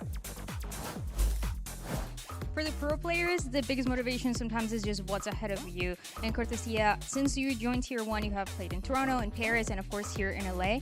But what would it mean to you for the team to get those wins to make it and get the chance to play in front of your home crowd in Brazil? It would mean the world for me. I never had the opportunity, how you say it, to play in front of Brazilian crowd. So, I mean, I'm really looking for it. It would be insane. I mean, my family, my fiancé, my friends, everyone there rooting for me, that would be insane. I'm really excited. And I know that we're talking about what's just in front of you. Is Marv dropping 30 today? I hope so. He can drop 60 if you want. I hope so. He's been frying. I mean, we had like 2 days of practice and he's been frying, so I think that's good. No pressure, Marv. Hey, you know that Cortesia wants to find his way to Brazil at the end of stage 2, but here's the interesting thing. Over on the other side, look behind me, folks. This is Cloud9 squad trying to figure out what this roster is going to be. And when you really break it down, how these last few months have gone. Name. So let's start first. You see Oxy, you see Zelsis, untouched. Okay, they're fine, they're good. But for Penny, Jack comes in around May 2nd. Then Note leaves around May 8th. Then Fireball comes in around May 8th. Then he comes in around the 29th Fireball. But then Vic comes back to replace Note. So we're kind of back to the same roster, except for just one player really swapping out, which was just Fireball for Zeppa. It's like when you think about right. it. I would love to be a fly on the wall when they're talking about rosters, to be honest. Does it look like a conspiracy theory web board, you know? Like, yeah, no, this is a lot for the span of only a few months. To be honest. I mean, a few months. I mean, most of the action took place in May, and then from there they were like, yeah, we're just gonna go ahead and blow all this up and then figure it out. And then they brought Vic back in, which I think, you know, hey, Vic has been a part of this team, good player, great hand. You know you can rely on him, especially in some big moments. So yeah, it's just good to see him back on the lineup again, playing with the squad, regardless. Yeah, I mean, we're just gonna have to see whether all these machinations is really gonna end up working out for them. It's really an interesting kind of wheelhouse of players kind of going in on SC9, but I want to say that they've finalized. This is the set 5. Going into this split. Is it? Are we sure? You know what? Anything beyond this, I'm losing it. This is the set 5. Hold me to it, please. Well, they're hop, skipping, and jumping along the way. Oxy's still committing, though, poor thing. I'm not falling for it. Well, hey, you saw there a new player that's actually going to be joining the C9 side of things. Where he is, he's right there. Boom. Fireball Ops, one hell of a name as well, is going to be joining the squad here. Let's learn a little bit about this guy. What can you tell us about Fireball, or if you guys have experience either screaming against him or just knowing the player in general? I've heard that name, I think, since we were on Cloud9 White. I was going to say really? That. We've been screaming against him for years. He's been around. He's always been a very consistent player, in my opinion. I think he deserves the shot in Tier 1, absolutely. It is kind of random, like, to pick up Fireball Ops. It feels like they kind of just went to the top, you know, rated players in challengers. Stats, like, let's get this guy. Filtered by. Yes, quite by literally. the rating, and then just went for it. So hey, I'm hoping he has a good debut. Yeah, but what should we be expecting from him here for this team? You know, what should the fans be looking forward to? Fireball Ops, good Lord, that's going to be a name. Saying it 5 times fast and you're going to lose yourself. What should fans be expecting of this young man? He's an extremely strong Sentinel player. In Tier 2, in Challengers, where they most recently got him, he was dominant on the Chamber, on the Cypher. So you're really looking for someone to take over that dominant Senti role that you've seen players like Les take over, right? Yeah. Just because they're not on a duelist doesn't mean they can't have insane impact. So look to him for good lurk timings. Look to him for just winning 50-50s that suddenly look like 90-10s when he's the one taking it. And he's just a great teammate. I haven't heard a single bad thing about this guy. All of his teammates in the past, and he's had, like, you know, he's been playing in Tier 2 for so long. Yeah. Have only had good things to say about him. Well, I mean, they were skipping along in the hallway, so clearly something must be working. Good sign. You know, you love to see it. You love to see it. Now, of course, for more on Fireball Ops, let's actually send it back over to Dryad. She had an opportunity to catch up with him ahead of his debut. We have another Challengers graduate joining C9. Fireball, welcome to VCT Americas. I know that you have been playing with the squad for a little bit in this after stage 1, but what does it feel like to finally be here? I mean, it's a dream come true. I've been playing since the beta, so it's still all really surreal to me, but they've been so accommodating to me. Like, it's just plug and play, so I'm really excited. Look, everybody who has been watching Challengers has been talking about you, so I'm very excited. Best of luck today. Wow, playing since beta. I mean, yeah, I can relate. So that's amazing. And finally getting this opportunity for him will certainly be one for him to remember. But of course, folks, match is starting up in just a little bit. Let's see what the talent thought. Who is winning the matchup? This way you guys could yell at us, be mad, sound off in the chat. So this one, I was not sure. I genuinely was not sure. I predicted this before the John QT news. Me too. But I'm still somewhat like confident in Jerwin. I'm still somewhat confident in this team. So yeah, that's my take. I kind of agree with that, and I feel like all of the C9 roster moves make me feel like they're not confident in themselves as well. Like, I wonder if coming out they even feel like, oh, we got this, or if they're kind of like, well, we have to kind of see what this new team is going to bring, because they have no idea yet. Yeah, what about for you, Mel? What's your read on both squads? Yeah, I mean, I'm going Sentinels. I made that prediction as well before I knew about the substitute situation, but still, I'm going to hold true. I'm going to hold my ground. I think, you know, from what C9 has told us, apparently their scrim win rate was trash, but I don't think bringing him in is going to change that within the span of a week or two, right? This is like a long-term project and vision that they're hopefully building for the rest of the split. Yeah. So I don't think we're going to see immediate results right now. Yeah, that's the hope, right? You want to see like them build off of this, right? But of course, it would be wild if they come out of the gate. It's like a whole new look, and it's like, oh my God, this Cloud9 team. Are they the stage kind of handlers, the group play handlers? Yeah, are they the group merchants, or are they going to stand true and actually pop off in the playoffs here? There's a lot of pressure for both of these teams. And as we talked about before, every single matchup is going to be important because you want to make your way into playoffs as soon as you possibly can, folks. Let's now go ahead and send it down to the stage. Get ready for our second matchup. We got Cloud9 versus the Sentinels. Take it away. Riot Games Arena, it's time to get started with the second match of Stage 2. And here it is with big changes and a dream of getting that first win, Cloud9! Is this finally the roster that C9 has been waiting for? Are these the players that they've been waiting for to pick up this team? Or will they fall short with such a little time to prepare with this new squad? I mean, time will tell, and we're starting right now. Yeah, this is a big opportunity here for Cloud9. The excitement is there. Oxy, when you see him on the stage, you always know he's going to be a ball of energy, and they're certainly going to need to channel that as they get ready for this matchup. It's going to be tough, without a doubt, but I think it goes without saying that the C9 squad, time and time again, when faced with challenges, have found ways to manage to step past that. The question is, can they do so one more time? Can they do so when it matters most here at Stage 2 with playoffs on the horizon? That's the question on the fans' minds. And of course, we're going to find out how their opponent is going to respond in just a sec.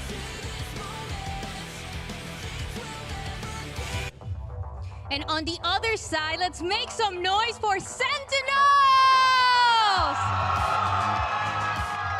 Sentinels is a team that has known about adversity since the beginning of their roster and their involvement in Valorant, and we're seeing them here yet again, another challenge. Are they going to have the grit to show up to this match and take it away with a substitute player in, without their IGL, a mid-rounder in his place? Are we going to see them win this match against a C9 who is looking a little crazy around the edges with the roster changes? Yeah, that's right. And let's not forget Jonah Peace coming into this one, needing to lead the team here.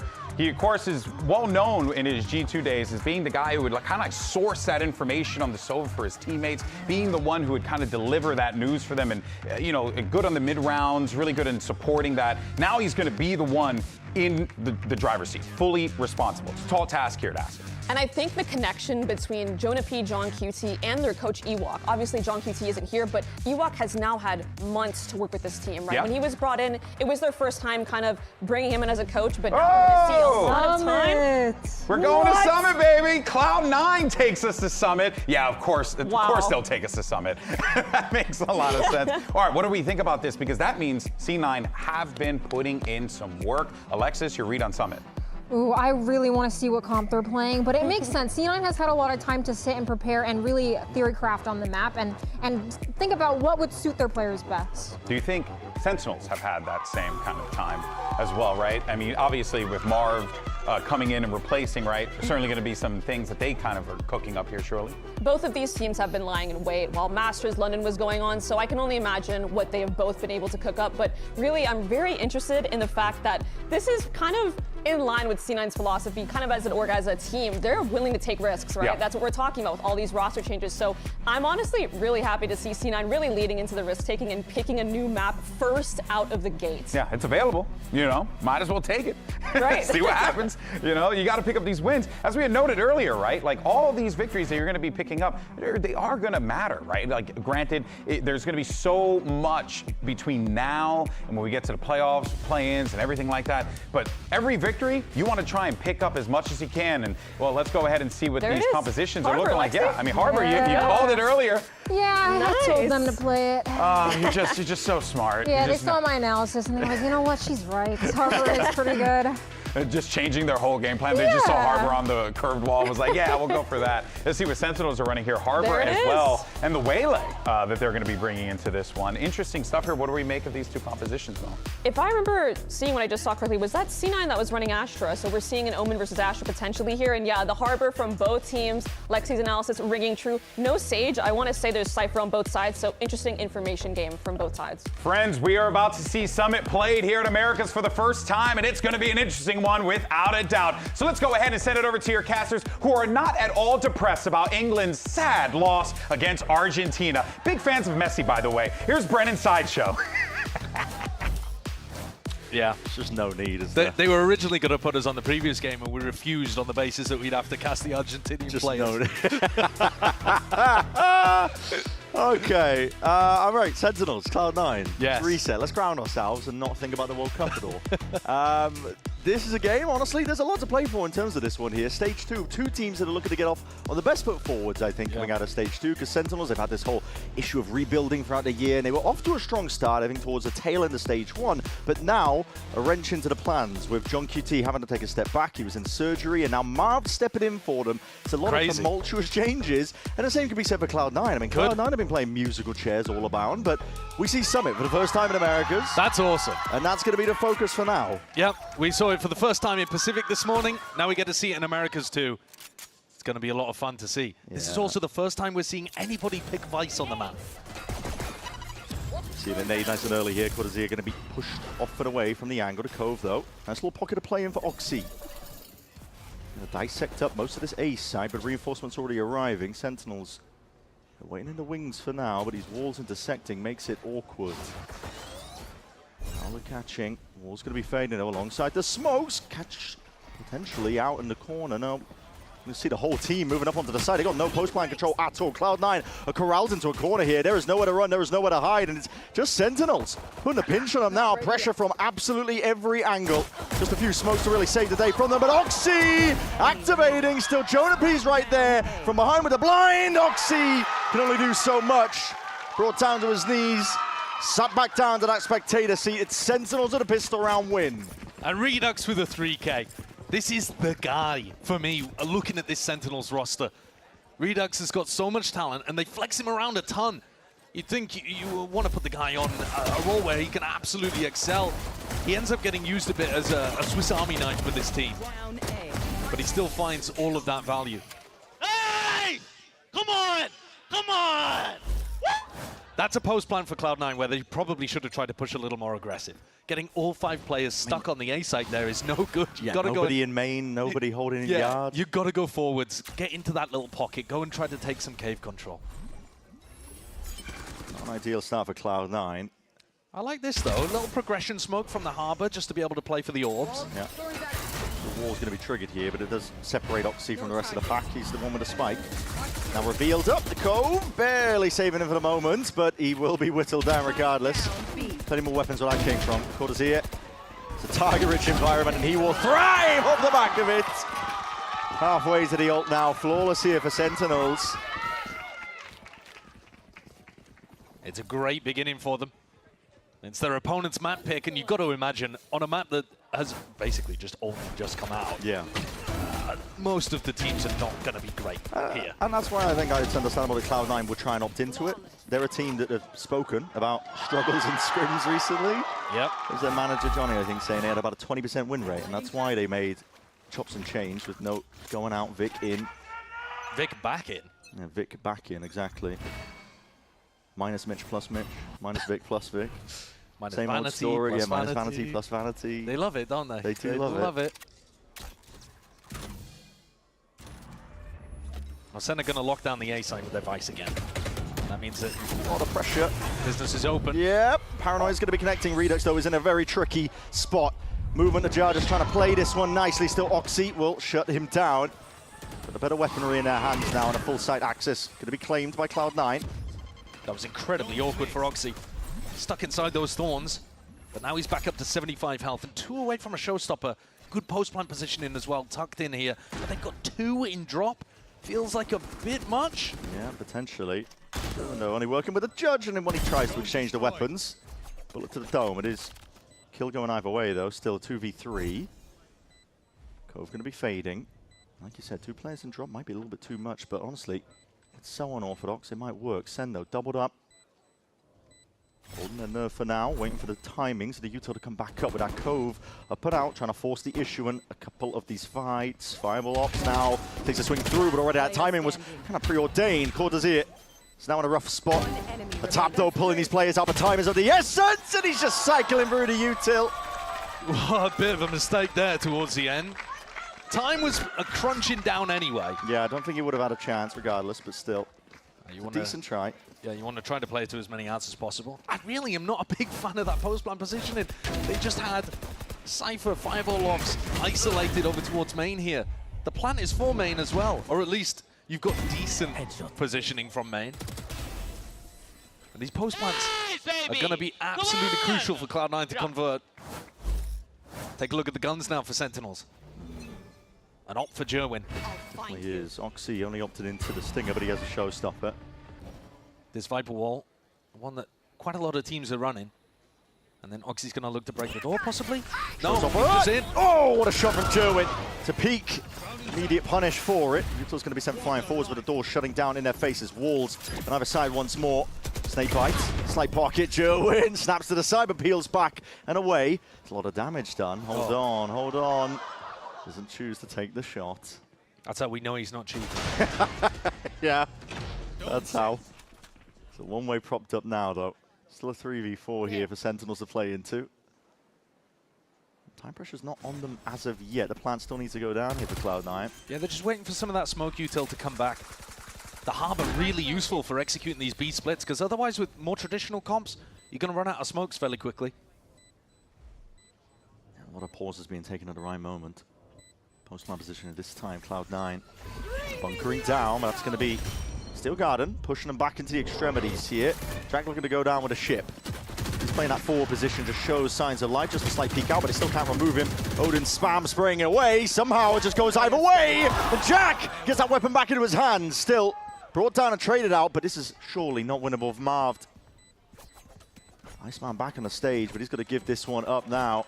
Cloud9 are going to drag it level. And that time, much more disciplined in terms of the positions on the site that they got to.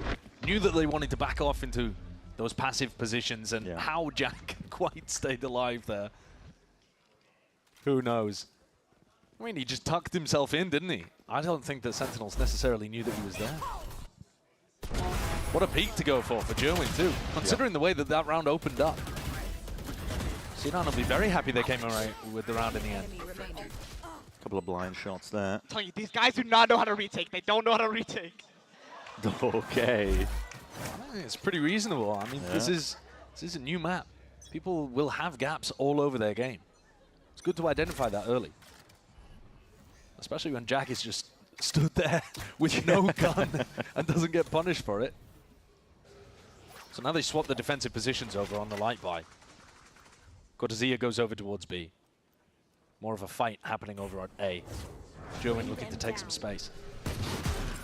Just trying to sidestep away from the Prowler, doesn't reveal the position. Jerwin. So there for now. They've got Paranoia here as well off Jerwin's contact. Yep. As we were saying, there's a different setup in terms of the Viper wall up, but he's going to be brought down. Paranoia does sweep and connect. It's a lovely shot from Jerwin. He's going for a few more though. Oxy squares up, postures. He's keen for the fight. Well dealt with. Tapping away here. Orbs are going to be vacuumed up. Open access to the A side too for that plant.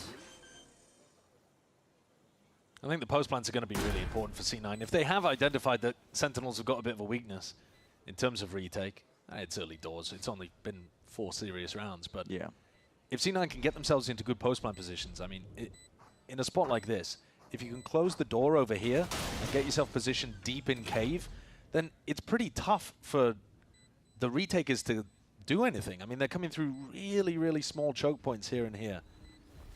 And so I think what we're going to see more and more as the metagame develops on this map is that if A-site hits are pretty feasible, and if you can get into good post-plant positions, I think it's much more likely the defenders are going to start flank retaking.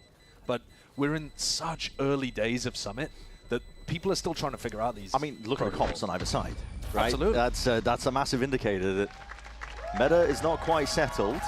No. Summit's still being figured out here, but a nice lead for Cloud9. Got to say, it's important for them as well to strike while the iron is hot, or especially when Senna weakened due to circumstances. What it's a nasty angle, yeah. Well, yeah. Jonah P barely let a pixel show as well. We're all over it. You're talking about comms, Brent. One of these teams is going to win with double controller here because they're both playing it. It was only just this morning that we had our first double controller victory against a non-double controller team on Summit. The rest of the time, even though these comps seem powerful in theory, the double duelist just run at them style has been working a bit better. Abundance of smokes coming through. Let's see, listen into Cloud9, see what they got up their sleeves. Just wait. Can you Roomba cat right now? You, Jack and Raze are gonna work A. Me and Vic are gonna go link. Alright, can't take one. Can't take bomb, Jack.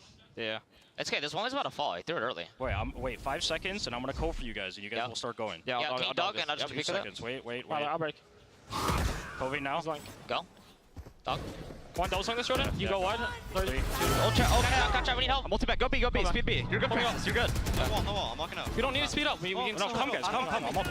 One dead. Oh, half that body. I hit him truly. I'm blowing. I'm winding it, guys. Go through. Just one guy. I'm waiting for you guys. Just go through. I have it. Yeah. I'm playing for man. Out there. Control the post plant. We can keep drop. Yes. You guys can sit spawn. Just keep link. Plant out. Plant out. Can you hold this, Francis? I'm all behind me. I'm gonna try to peek off you, Fire. No, they're all there, Francis. Okay. Going up, one there. You guys are good. I'm peeking off you, Cam. Yeah, we're all off cam. Keep on the trophy. You're supposed to drop? Yeah, well, kind of. They could drop. I got hit. I'm chilling. Maybe heavy spawn. Yeah, heavy spawn, guys, I think. One more. Two more spawn. Our trophy dead. We can play spam. Guys. Just twist off. I'll walk right after. Walk right. Last player standing. Nice try. Guys, breathe. Like, they're not even out. Decent try by Cloud9. I'm trying to piece it together. They found a bit of a weak spot towards that B side, but couldn't get it going towards the end. The retake finally paying off for Sen. Well, they just walked one by one into Kudzia's gun Yeah, there. yeah, they did. He mowed them down towards the end. He was certainly the player that mattered the most in this situation. He gets a bit of a freebie, a little bit unlucky, you could argue, but then the way that they're trying to swing into him... We have a new Brock in the city, guys. We have a new Brock. He's 10-3, abusing the Odin on this map. Pretty reasonable. Calling yourself the new Brock. I don't mind it. Here's Elsis really active there, microing his team around. Yeah, I was noticing that. The puppeteer. But he's also said in an interview before this, if I could beat Sentinels, even if it took me losing the other 4 games in groups, I would. Well, there you go. I mean, talk about skin in the game, yeah. Yeah. I mean, if there would be a player with a lot to play for against Sentinels, it would be Zelsis, wouldn't it? I wonder if it takes it out a little bit that John isn't on the other side. It doesn't get to IGL versus IGL against him. Potentially. Let's see, it's a nice... High Tide's going to be ripped its way across early. Some of the peel back the pressure on towards B. Smokes on smokes. Cut noise is called for. Yeah, look at this big push out on A though, which just means that you can stack super heavy on the other side of the map. It's pretty rare that you get a push like this going on the A side, because you have to clear a lot as you go through A main. But here, just based off the pressure early from C9 and the fact that Sen are able to slow them down with the Vice Util, they've got this nice push out of Jerwin. So Cloud9 might be walking into a trap here. It's an unorthodox angle by Quarters here, I've got to say. It's the Odin close quarters here. It's pretty nice, though. There's no way that C9 are going to be hard clearing left as they go in. Smokes up, though. Go to potentially play around. Prowler, bit of spam, and away. It's all Cloud9, though. Filled up the feed nicely here, Marv. Danger player. Tied close quarters. ISO in the angles nicely. Brings down at least 2 before he goes down to his own grave. Plan will go down. Cloud9 So it's Sentinels working at that player disadvantage.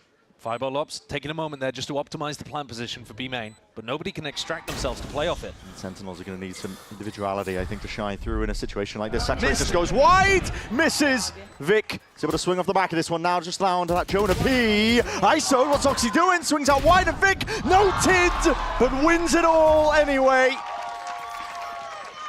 He's come back to Tier 1 to save C9 in spots like that. Jonah P knew exactly what was going on there. They knew that there was a player tucked into the left side and somebody trying to play off his contact. Oxy swings early because otherwise if he plays off the contact, he figures it's just likely that Jonah P's holding for him. Tries to mix it up. Doesn't work, but Vic lands the shot anyway. That's the panic button. Timeout taken. Alarm bells ring out throughout the Riot Games studios. Ewok takes the panic. Worth reiterating, of course, this is, Sentinels, they're not at full strength, right? Yeah, absolutely. T out of the roster, Marv having to step in after. I'm not going to count his little stint on Chet's Pets. I'm going to say his last time playing was 2024, to be honest. I think that's fairly reasonable. So he hasn't seen any time on the stage in quite a minute. Yeah. Well, not that it's been noticeable. He hasn't been... No.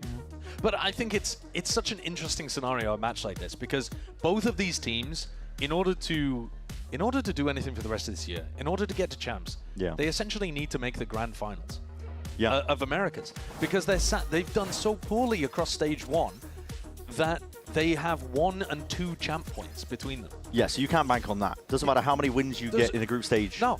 Stage 2. This game does not necessarily matter in terms of champs points. What they're playing for is to get top 2 in their group maybe and skip all the way through to playoffs. Yeah, the best seeding. So that Sentinels don't have to play against Kaplan and Caillou in play-ins. Yeah.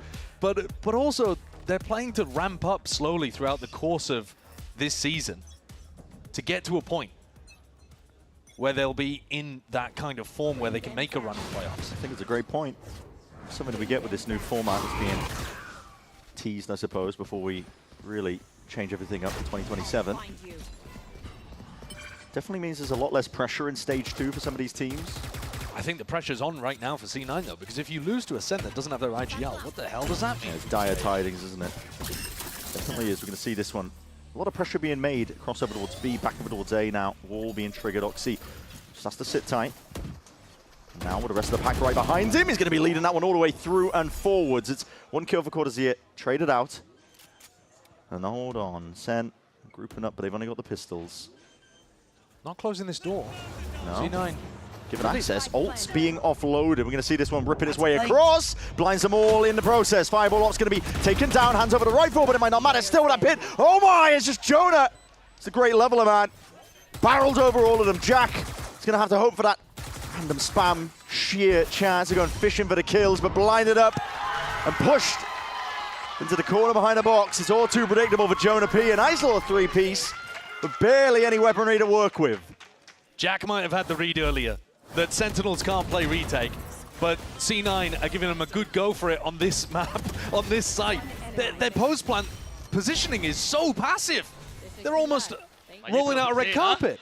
My util's insane, huh? Come on. Yeah. They're loving that from Marv. Yeah. C9 never taking more aggressive positions. Never even breaking the door on A. I mean, denying another avenue that SEN were just able to walk all the way out. Yeah, they've got some shocking post-plan positioning at the moment on the A side, C9. It's going to allow Sentinels to get back in these rounds. Oh, here comes Oxy, though. Oh, he's not wasting any time. It's already the showstopper. Ripped off, but a few's going to be dissipating down. He has to wait out the Thorns. Got to respect this one, and that means the ult's basically expended. Yeah, these players at A main, though, are going to find it difficult to get through because there's still Vice util to penetrate. Yep, into a corner. It's a lot of damage, though, that goes either way. Cortesier doing a decent enough enough job. Seeing it now. Snakebite in a seize. Connects up. Oh, he's just found a slightest of angles. Hold on. It's not enough. We fall into that one. Another opportunity for C9 to fix what's been going wrong with their post plans. If they can get a little deeper, fight over cave, maybe they can hold on. Still guarded. Overlaps up here. It's going to be an ult for an ult, pound for pound, but Nightfall just with a classic. How's he doing that? Fireball Ops. Traded in the end here, but it does leave, again, Cloud9 in a player advantage situation, especially now. Last player standing. Cortesier going down, and this should just be Matter of fact, Jerwin! Hold on! Speaking way too soon, Saturate flying forwards! Ace claimed! And with the double dash, plenty of time left in the bank. One of the best aces that we've seen in Americas this year.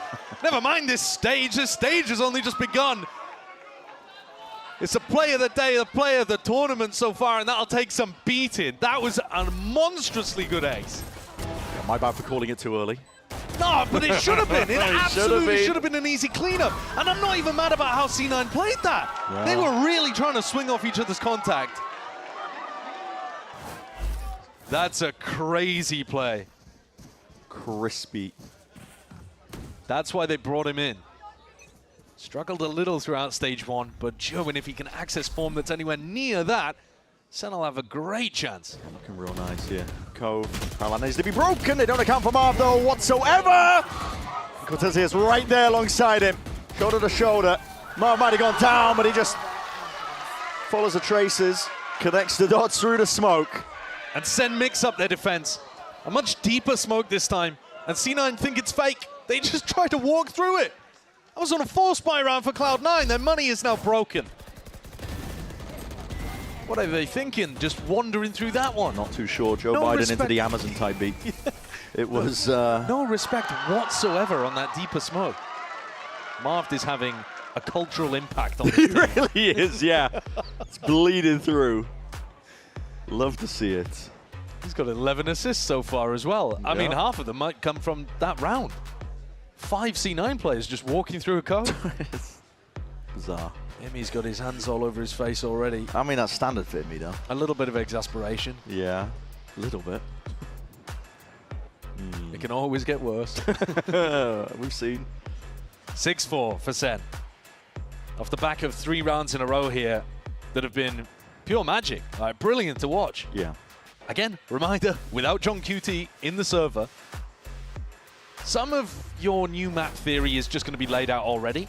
Some of it is going to be you winging it on the fly. Oh, for sure, yeah. I mean, we're already seeing evidence of it. I think Cloud9, a couple of their post plans been going a bit miss, not closing the door. Yeah. A few of them and playing entirely too much on site from time to time. I mean, if you're a C9 fan, you're losing your mind at that Jerwin ace, but I'm much more inclined to give the credit to Jerwin on how he played that. Oh, for sure, yeah. But Sentinels, maybe they'll get tested a little more when the sides swap and they're attacking without their IGL. For now, though, they're looking good.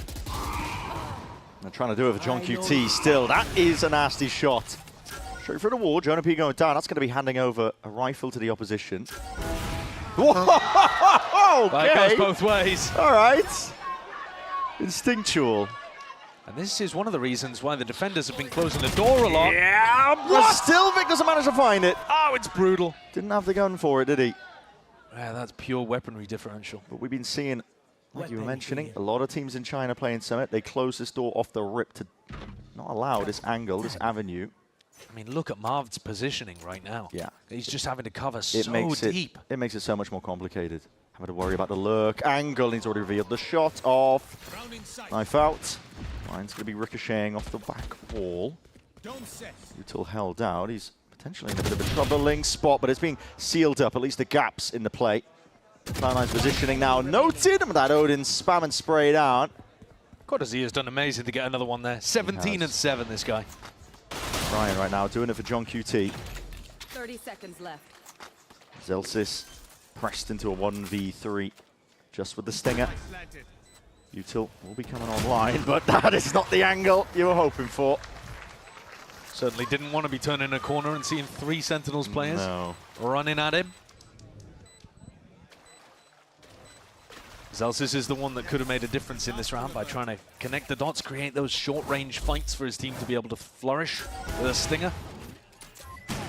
Crazy shots going around over towards B main to start this. I mean, how else are you going to react to that? Yeah.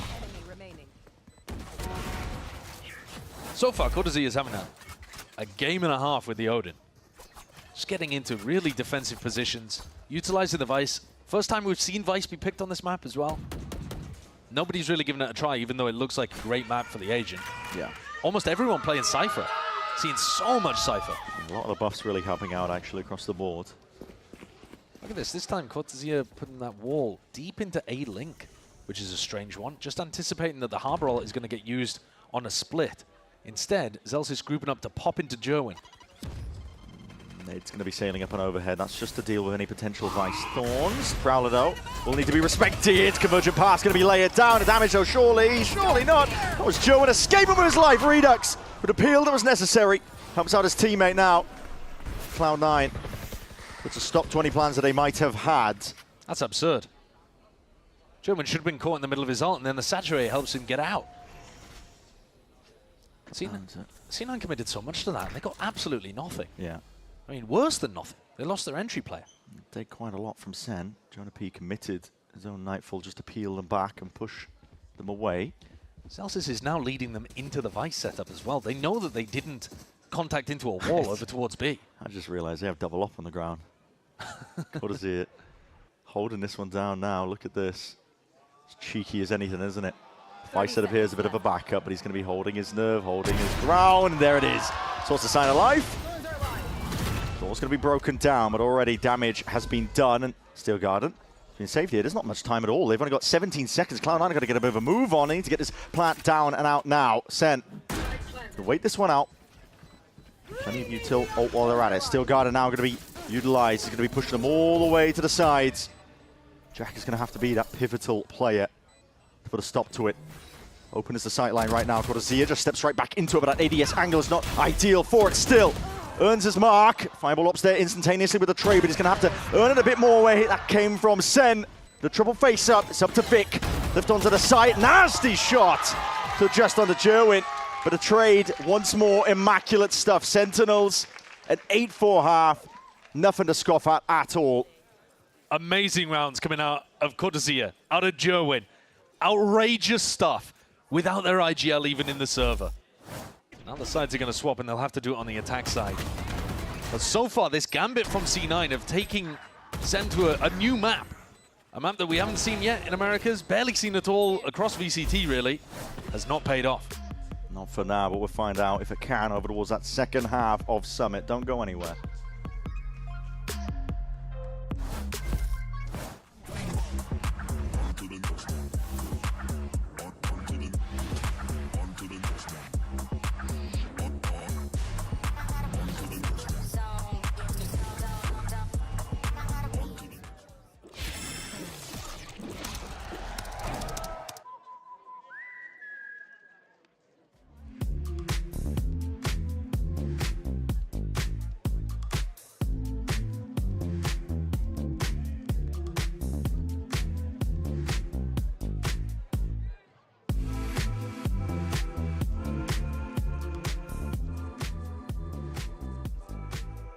I know people talk about flexibility and they think about Forsaken, but I just feel like you guys are not talking enough about Redux. You have been willing to play whatever the team needs since last year, since you were in that academy, and now what you have been doing for Sentinels. But where do you actually feel the most comfortable, Redux? I mean, I like Omen and Phoenix the most right now. It's my, I mean, I don't mind playing like, kind of like any role, to be honest. But my most comfortable is probably those agents. Maybe some other duelists too. Some other controllers maybe. We'll have to see. Okay, a little bit of a spoiler. Can we see that keychain, please?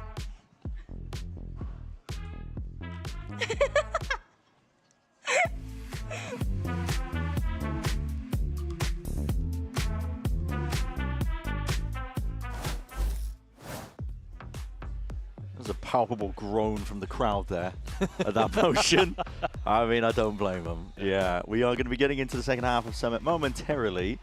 8-4 currently. And Sentinels, I mean, this is about as good as a beginning as you could hope for, with John QT having to sit out for this one, bringing in Marv out of cryo freeze. Right? Yeah. Like, it's just, this guy has just been out of action for years. But coming into this, whole squad is putting it together here against a Cloud9 squad that has been battered around. They've been chopping and changing themselves with the players and whatnot. We're seeing there is a slight delay. Settings are being messed with. It all comes down to that little swap. Jack was talking about how Sentinels couldn't retake, and yet 5 of the rifle rounds that they won out of 6 were retake rounds, actually. some powered by absurd performances coming out from Jerwin or Cortezia being able to find those picks before the plant even got down. But this is so far so good for SEN, and C9 have really got to show us where the theory is. Interestingly enough, Cypher raised the agents that C9 are running, more of their kind of comp. They haven't lost so far in non-mirror win rates on this map. It's small sample size, but people that have been playing the Cypher, people that have been playing the Rays, your Billies of the world, for example, it's been working really, really well for them. But down 8-4, they need a pistol. SEN took the first one, but I mean, it was the rifle rounds where they really ran away with it. Yeah, it really was. We are just waiting to get back into this one. I mean, in terms of what's being changed, I don't know. I could speculate for you. Maybe Oxy's looking for the perfect crosshair. It could be. Could be. You think that'll make the difference? It's a nice, I mean, it's a great way to de-stress during ranked. Things aren't going well. I love to mute all my teammates and change my crosshair when things aren't going well. It's a stellar strategy. We're getting into it though, second half of Summit. As our timer ticks down here, we get to see, is it going to be Sentinels closing this map out?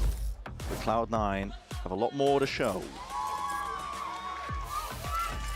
C9 are grouped up pretty heavy over towards B main. This is a very standard defensive setup. You have your Cypher anchoring A, and people fighting over B main instead. Lots of teams around the world choosing defense setups like this. Cortezia doesn't seem like he wants to be holding on to this. He's just got the wall and the rest of the team looking to go and take mid. It's an interesting smoke, isn't it? Gets you a lot of space in through mid nice and early. Door's going to be broken now towards mid, and that does cut off available avenues now for Sentinels to potentially lurk through, but they're going to be setting this one. Flying forwards now through A-Link, just Jerwin taking it. He's trying to cut away the door, peels all the way back with the refract. Bit of working of the map here by Sentinels. Yeah, real heavy emphasis on mid. Wow, just double dash again. Fakes on fakes of a Prowl and a bit of util. They're just trying to pull rotations all the way around here. Bait and switches abound, but now with that high tide, it does reveal their hand. Yeah, and Oxy's full pushed out B main in this mid time. Seeing a cam, it's going to be catching that contact. Fireball ops though. Play to do something about it, but he's just going to be playing to hold and control over towards Cave. Let's see how Sentinels play these post plants. Smart from Fireball ops to just back up. After they'd lost yard control, very hard to hold. But he just maintains control of Cave instead. That is going to allow C9 to be able to come back in on the retake a bit better. They want to fight this one. Sentinels gearing up for it. It's going to be a clash. Bloodbath potentially occurring out towards that Cave area, but Horns dissipating, and now the Cove's up. Calling for a bit of a rolling retreat here. Sentinels just looking to bleed time off the clock. Hopefully not paying with their lives, but Cloud9 still find a way forwards and through him out. He's just out of bullets. Cortezia, it's all in your hands now. Whistle down, Vic is barely alive at all. Swing out, but it's half earned. Potential win cons now. Jack to tap, and now a full stick potentially! Slight swing, slightest of adjustments. And all the aura in the world there for the Red Bull clutch. Cortezia, no slowing down. 21 kills, 21 and 7. He's having an astonishingly good map. So clean with these one taps as well with Bandit in hand. Deletes Jack at the end. The more pushed up position in the post plant, C9 actually managed to barrel their way out through the cove. Didn't help. And that's double pistol now for Sentinels. Up 9-4. It's going to be incredibly tough for C9, who picked this map to be able to come back. This was their gambit. Okay. Seen teams do this as well. You just want to deny the orbs. Yeah. In real time. Celsius couldn't join the rest of them, so he's going to look to see if he can do as much damage as possible. And he dies to Redux as he's peeking over the top of his monitor trying to lock eyes with Cortezia. I don't think you can really get in the head of a guy who's 21 and 8. No. After you just kill him in a pistol v pistol duel. He's not worried about that. Sentinels looking at an incredibly healthy bonus round coming up. I don't mean to be rude, but Celsius has almost as many kills on his teammates as he does on the other team. he just got a 4K on C9. It's absurd. I don't think we've ever seen that before. It's quite funny though, isn't it? It's quite funny. Yeah. And that's a stat for the ages. All right, Sentinels, you got a lot of guns. And you're running away with this map now. Big reveal off onto the one, but no spam in sight. Jerwin Pinsard over towards that drop angle. Redux on a deep TP. They weren't anticipating that at all. It's a crazy timing to take. Vic taken out of the picture. How does the retake look now for Cloud9? Tide ready. Celsius. That's it loose now, just to the sides, but it's going to be difficult. It's just going to be partitioning it up. Take it into one direction. That nade should be good. Yep. It's going to be pushing these players right onto the open. And that's a pick your poison situation. It's a lovely nade. 2 players immediately removed. Earns another one back up. But Jonah P looking to see if he can play off the back of all this chaos. Weaving in and out past the cove. And he's found his mark. Found his timing. Strikes true. Puts a stake through the heart of the opposition there. That is 11 rounds now for SEN. C9 had the idea of what they wanted to do on the retake. They throw down the harbor wall. They get into position. Slowly work their way through the site. But the smokes on the site just allowed Jonah P the perfect angle to play around. And a 3K from this spot. Yo, Cortez, what time is it? What time is it? Timeout. Yeah. 3 timeouts, apparently. Don't think it works like that. If he could, he would. Yeah. It's the final timeout being used here by C9. At this point, it's pure desperation on Summit. The gambit of picking into the newest map in a pool. I like the idea of it, the concept being that, listen, if your scrims have been going this poorly, then we'll go on to a new map where the playbook isn't quite as fleshed out. I think it makes a lot of sense. I think also, C9's ideas have not been that much worse than SEN's. Yeah. I'm not saying they've been lighting the world on fire either, but a lot of the rounds have come down to they can't remove a single player from a spot. Yeah. You know, in that round, it was Jonah P. In the round where Joen aces, it's very clearly Joen's individualism that carries SEN across the line. Cortezia has also just been a nightmare for them to deal with. It's dominating. Fairly solo in a lot of spots. He won a retake on his own, just mowing them down with the Odin. It's half armor across the board. Outlaw might thrive in Cortezia's hands. We'll see. I think Marv is going to be wanting to pick up this ult orb over towards B main. Yeah, it's a lot of big ults that potentially coming online soon. Got to be worried about traps though. This map with its congested extremities, very strong trap plays for the defenders. It's very claustrophobic, isn't it? Yeah. Tap. Marv is worried. Yeah. He's got the cove that he can activate there. He was waiting, he was baiting it out. Trying to see if the spam was online there, so he does get his ult in the process. I have the spike.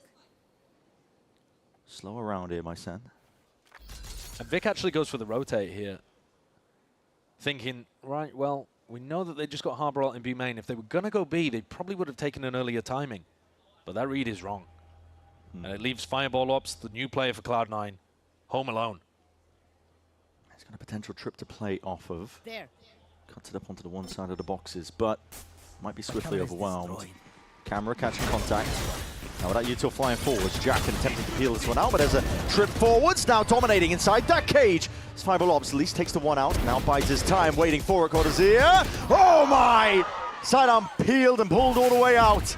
It's Celsius' head that just rolls straight off.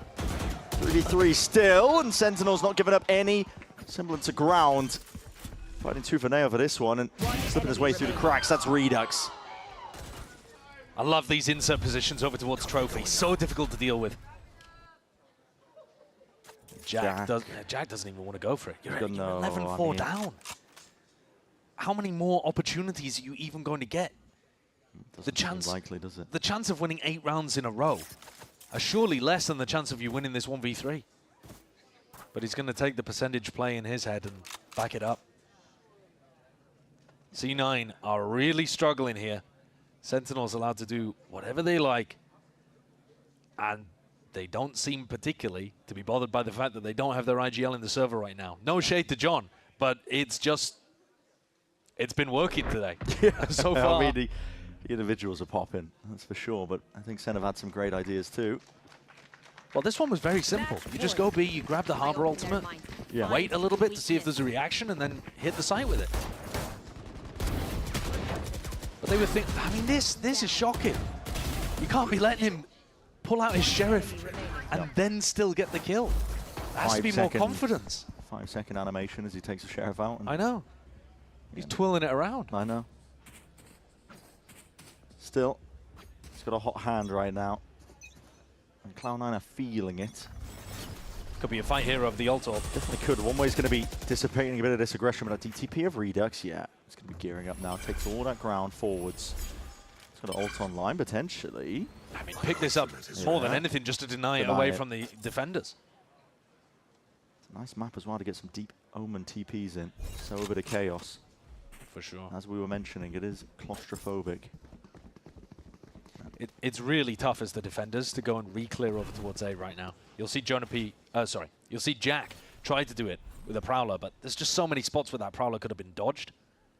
C9 are never really confident that this A repop isn't coming through. No. See, they do have a stack of bodies over towards A, but... Yeah, they're going to go for the B fake. Yeah, it's Sentinels trying to fake with the B pressure, at least deep smokes overlapped. See if this gets sold to Cloud9. Double dash from German, going to be sending him all the way in. It does have the Refractor peel back anyway. Deep Omen TP into Cave. This is layers on layers towards this one. It's a masterclass from the Marved IGL. Yeah, he's just worked him. Cloud9 trying to play this one full-on retake. Because here, what is his position? Underneath the doorway, does not matter. Still guarding just to buy them critical seconds and push Cloud9 all the way back. The Vice ults have been so good for positioning. Yeah, but now looking to see if they can play this retake again. Just trying to stutter step, peel out and play out their way forwards. It's Redux out from behind. He's got that rifle in hand. He's layering him down with lead and bullets.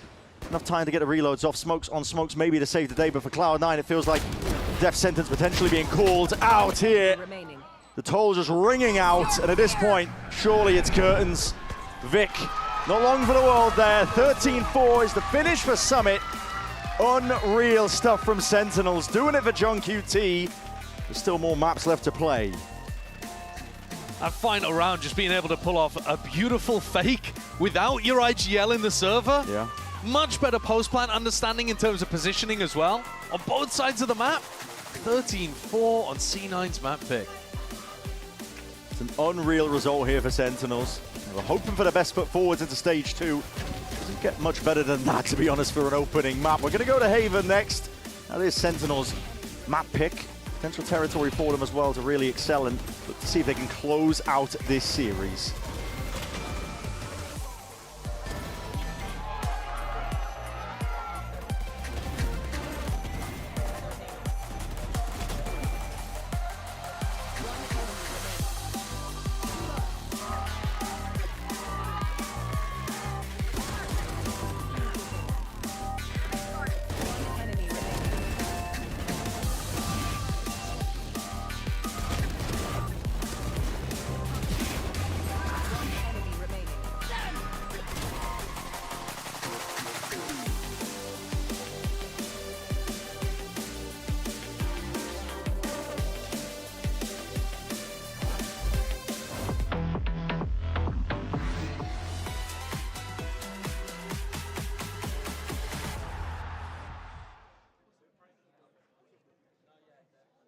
Want to find your fastest server every time? Express like a pro and optimize your connection in one tap. Express and game without ISP throttling. Express and shield yourself from DDoS attacks. Express and choose the VPN trusted by gamers everywhere. ExpressVPN. Experience gaming the Express way. Fast, stable, competitive. Outplay the world. It's time to Express. Unlock free cosmetics, including Lightning Kicks Buddy and more. Scan to subscribe.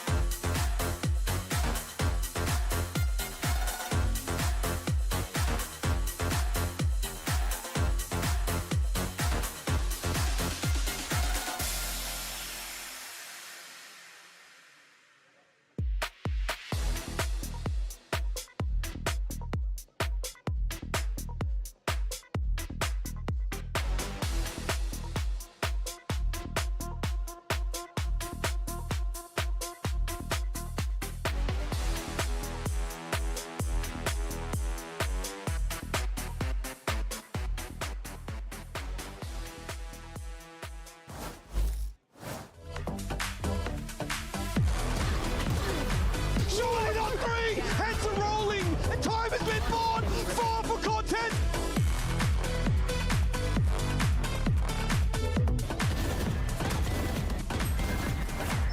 Oxy gets 4 to his name on that.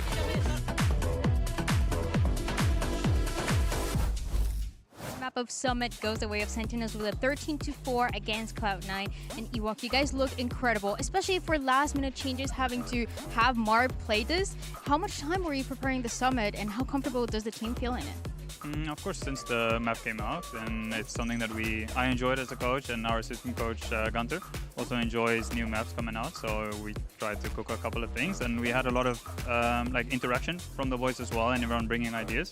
So I think that's a big reason why the summit looked good. The vibes look amazing. Best of luck, map 2.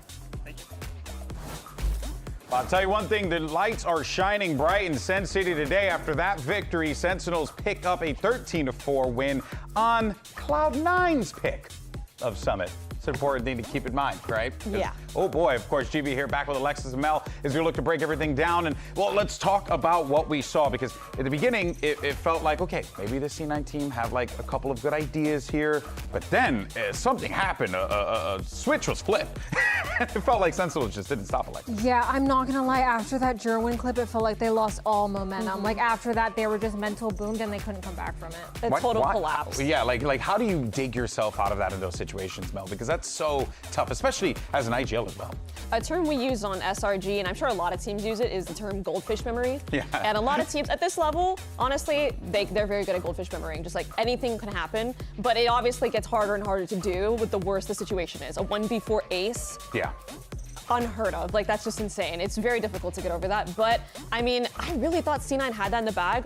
Even after my prediction of Sen, I'm like, yo, the first 6-7 rounds were pretty good, actually. Sen, I was ready to break down one of the Cloud9 runs of how well they played it, how well drilled they were, but Sen said, shut up. You know what's funny? You guys said you were going to do it, and I didn't believe that you were going to do it. Yeah. It's going to come up and again. Somehow, yeah, no, I believe you, damn bastard. All right, in any case, though, let's go ahead and talk about what we were seeing from those players. You mentioned Jerwin, but another player was also outputting just as much as he was. That was Cortezia. We were seeing the stash put in some big work out there, and I mean, Alexis, if these players are hitting like this, and you have a Sentinels that feels this confident, that is going to really set the tone for this series if they keep the vibes going like this. The Vice looked good on the map, but I don't know if it was the util uses or just Cortezia hitting insane clips. I couldn't tell. You know, going into this, when we were in the green room, I was saying, I feel like I just like Cypher more in this map. It's kind of like pseudo info initiator. Use your cam, get info. Out the bag, out the window, throw it all away. Vice, I mean, Cortezia makes Vice look insane. He was hitting so many clips. He was also using the Odin. Yeah. Can't gloss over that. He's and the new Brock. Op as well. I saw him pick up the Op one round. Yeah. What do we think of Summit as well? Like having now seen it being played at the pro level here, a bit of a crazy map with so many angles that you got to watch out for. Players are running around here like heads on a swivel nonstop. Yeah, I was gonna say, I feel like people are gonna lean more into the double wall comp, a lot of smokes. It gets really, really hectic once you see double harbor wave, double viper wall. It's gonna be insane. Yeah. Yeah, I feel like it's really interesting because Sen was running double controller, but not in a normal way. They're running double bubble, where they have Harbor, and it was Omen, I want to say. I know I got some of the agents wrong earlier. Not Astra. Not Astra. Astra, there was no double Cypher, but it's really interesting because, yeah, you normally see the teams that run the Viper and the Harbor, like the Wave comps, they are the ones that end up winning double controller, but to see them do it on this is really interesting. Yeah, I mean, it goes without saying too, right? We don't really, this is the first time we saw the map, so who knows? This could continue to evolve as time moves on here, but one thing is for certain, the vibes have been utterly immaculate. Because look, folks, they're having a good time out there. Look at the amount of times they got up and hit the mark. I mean, just every time. And it was great too, because you can see the players, right? Like, these guys had to have been watching Marv win his championship, and now that they're getting that opportunity to play alongside him, do the things that he did as well, it has to be invigorating for those players. And it does kind of feel reflected in that scoreboard. I mean, did I not say they You need did. to get up and hit the pose? You did. And they did. And it worked. Like, they got to do this for the next map now. we just got to go play the lotto. Okay, Yes. we just got to make some money off of this. Absolutely. She's got a gift, everyone. We got to find a way to take advantage of it. But look, folks, there's a lot of pressure here for Cloud9, without a doubt here, and Coach Imi is certainly going to be feeling it. So let's see what he has to say as we get ready for map 2. sometimes at practice and the matches don't usually end up getting the same kind of results. But Amy, you guys had some great ideas going into the map of Summit. Unfortunately, it just didn't really go your way. What do you think was going wrong for the team? I actually felt like we had control of the game until the 4v1. I don't know what round it was. We've got a lot to learn in a very short time. And as long as we stop those things happening, and we can recover, if they do happen, we can actually recover our mental. It felt like our mental just completely boomed. That's it. What about this upcoming map of Haven? Are you a lot more confident in the team as well? Genuinely, if we can just play with confidence, I think we'll be okay. That's the main thing. I just want the boys to play like they belong on the stage. Yeah, we definitely want to see that map for you, so best of luck. Confidence is the name of the game, and it feels like Coach Imi, mentioning that multiple times now, speaks to potentially larger issue going into this map too, where if you get a situation where Sentinels, Mel, have a hot start, you know, maybe 2-0, 3-0 even, that confidence, how do you dig yourself out of that hole? I think it's a really good point to make by Imi. Really, when you look at the composition of this roster, Yeah. not talking agents, but in terms of rookies, famously, right, they've brought in so much tier 2 talent into this roster. So I really loved what he said there at the end. Play like you belong here, like play like you deserve to be on the stage, right? And that's exactly what they need to do. They got picked up for a reason, right? Yeah, that's right. Ultimately. So tapping into that and reinvigorating that confidence in whatever way they know how is a really important shout. And honestly, I can get behind that. Yeah, of course, but Alexis, you have Sentinels in a situation here knowing that they can very well lock up this 2-0. They have to be feeling good. I think so. I think they're feeling very confident after that map win. Yeah, they have every reason to feel good about that one. Whether or not they could close it out, that's going to be the question on our minds. Brennan Sideshore going to navigate you through the action as we get ready for Haven right after this.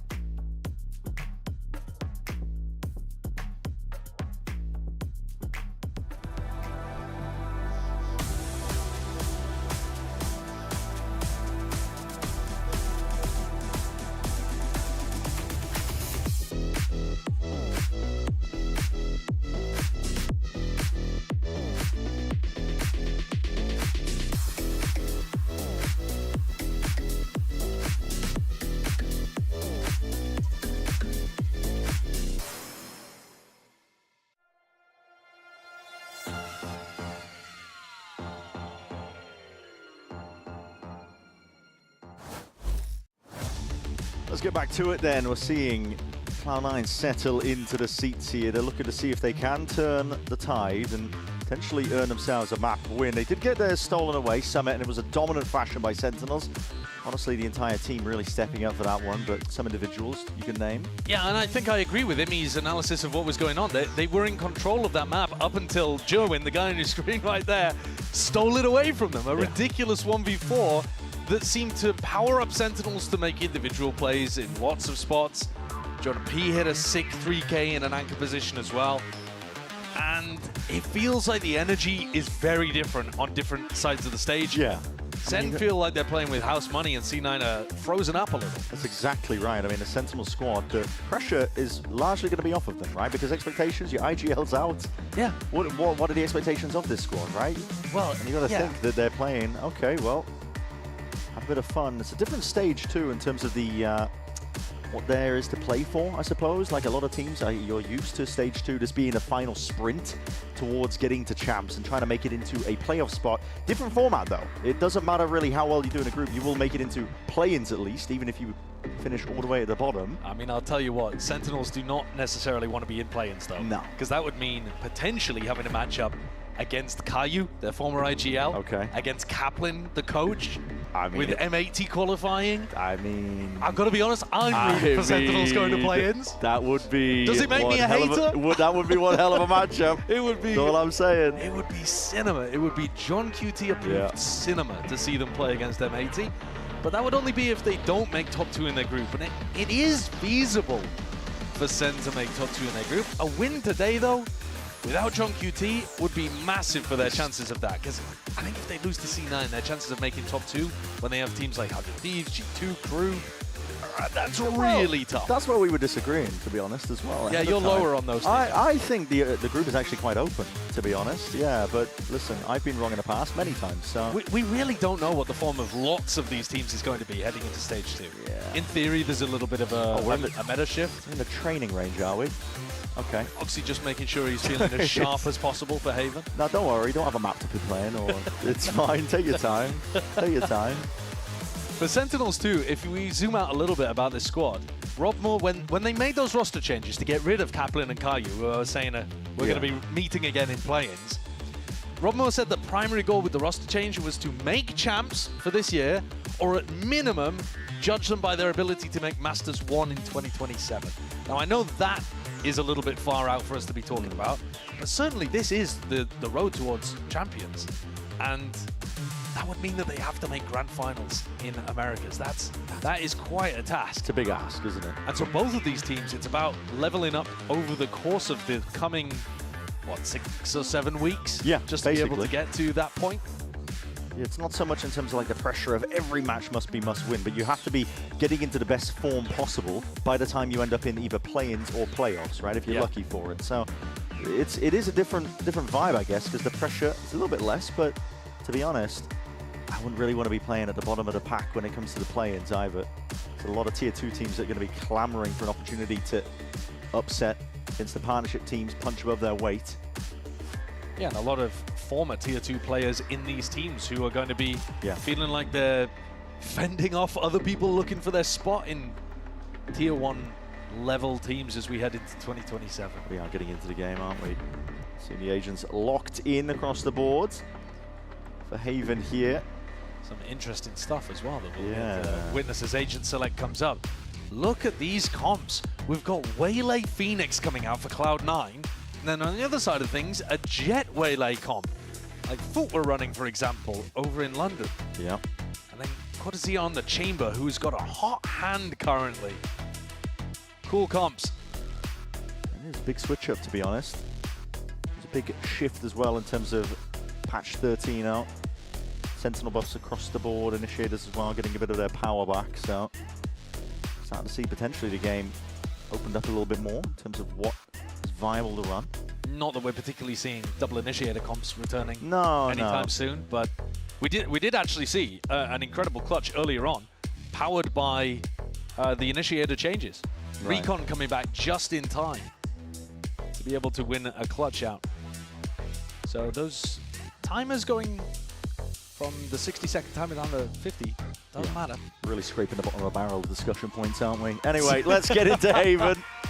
There's about 5 seconds remaining until we're finally in the action. The emphasis being placed onto Cloud9. Can they batter back and find a way in to take it all the way to Lotus? That's the question here. Sentinels, though, not messing around, are they? Shot down into the corner. Double dash into the Cloudburst too, so getting all the space in the world here. Fully given up and conceded. Zelsis is not going to want a piece of this. He's got the cam for the retake. Rest of the team closing down the gap towards Jonah P. Oh, they're actually starting to pull away now. Didn't want to go for the flank retake. Yeah, they were thinking about it, maybe. It was pinged down by Jonah P. I think he heard a couple of footsteps. We'll see now. Rest of the pack now rejoining up towards the usual positions, but how do you deal with this one? It's set up here by Sentinels. There's a nice little wall that's going to be cutting this up and away. Cuts out the angles nicely. Still Redux. Yep. ISO'd and sitting just tight to the corner there. Okay, Cortesia. Okay, he's going to make a go for it. Gets the 1 kill.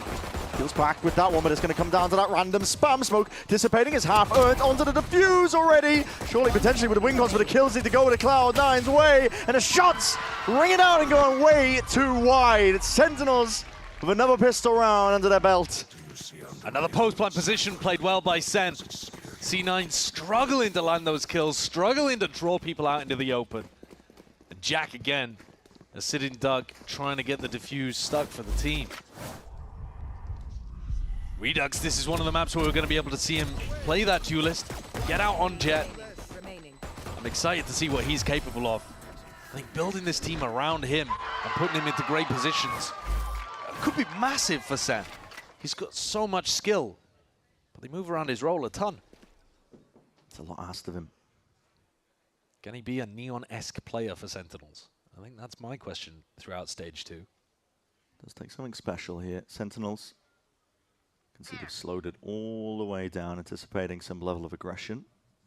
Instead, it's a quad high-low stack from C9. Devious. It's just devious. Bit of spamming away, just in case it was a trip layered down. We're seeing how this one gets played out. Guns are being swapped around, exchanged all the way around here. Eventually the Bulldog making its way back into the hands of Redux. That's going to clear most of this. SEN navigate nicely. It's a completely open B side. How do the post plants look? Yeah, I mean a little bit of a teaser. Things to come here, because Cloud9, they don't look like they have any intention of playing into this. No, they're not even going to attempt it. What was this, setting up another little high-low? Yep. Yeah. And just looking to die to spike as well. Yeah. Just playing for min-max, deny, send a chance to generate some of these ults. They might want to go hunting, though. Possibly. Potentially, but they do have gearing up, I think, for a pretty good bonus. So. Yeah. I mean, Jonah might go and look for something. He's almost halfway up to the Hunter's Fury, but he's decided to go in the wrong direction here, so. Well, yeah, it's unlikely. Oh, he might catch Jack. Footsteps. Oh, there it is. One kill for the Troubles. Lovely. Big stuff. Yeah. So SEN able to get another little old point out of that, but C9 are playing this game heavily to deny any opportunity for snowballing to happen. Same thing that they did on Summit, just allowing the pressure to crush them of the door, I mean. Not true, yeah. Cloud9. A team that have been having their struggles recently. I mean, we mentioned it earlier, but it was their manager who was talking about it. Chopping and changing. Obviously, they were the center of a lot of discussions about what the hell they were doing with their roster. Bringing Vic back into the fold, but now we're going to see some, again, testing over towards the C site. Peeling back the way. Zelsis just looking to play this one fully onto the retake. Zelsis had help there, ready, but he still chose to drop off this time. Might choose to take it rapidly now, though. Here it is. Dashing up overhead. Oxy straight there. Zelsis off to the side. These players are caught, corralled now. Sentinels picked to pieces here. They need a bit of a bailout, and Jonah P now. Position going to be noted there. The C's connecting. It's nice by Cloud9. Okay. Patience in the right places. Absolutely clean. I had a little frown on my first there because I thought Zelsis, if he had hard anchored, would have played his team in a little better. But actually, the 5-player flood, basically, that they went for, the pre-take, just running out through the smoke. Zelsis hits a pre-fire on the Redux, wins a 1v1 against Cortazir, and actually plays the rest of his team in beautifully. Let's go! Come on! Not fast enough to take back site control there. So C9 fend off the bonus. But I think SEN is starting to get the read at this point that it is only Zelsis here early doors. They can push him off, bully him away pretty early on. We've been doing these execs all day long so far. Now we're going to see it once more. There's danger here on either side. Somehow Marv is going to be grappling most of this. Gets 2 kills, peels back, but he needs a double TP. He's the one with a spike. He's got to survive here. He's got to peel all the way back. What was intended to be a fake potentially over towards C is now turned into the real deal. Yeah, well, Marv and Zelsis are both lucky to still have their lives in the midst of this 3v3. Yeah, it's a paranoia just to give them the space to be able to cross and get potentially this plant down. They call for it. They got a plan for backside. Adjustments made. Redux and Jerwin looking to get active. Tatting up here. Ult earns up. Gets a bit of information. Garage control is going to be lost out here. Tapping away from the rifles. Lee's going down. Jerwin sidesteps now. Peels all the way back towards the site. Playing this one shoulder to shoulder, but Marv is taking liberties. It's 11 HP.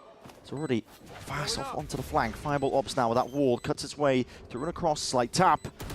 Waiting for the insurance policy. There it is. Marv seals it all up. What an outrageous round from Marv.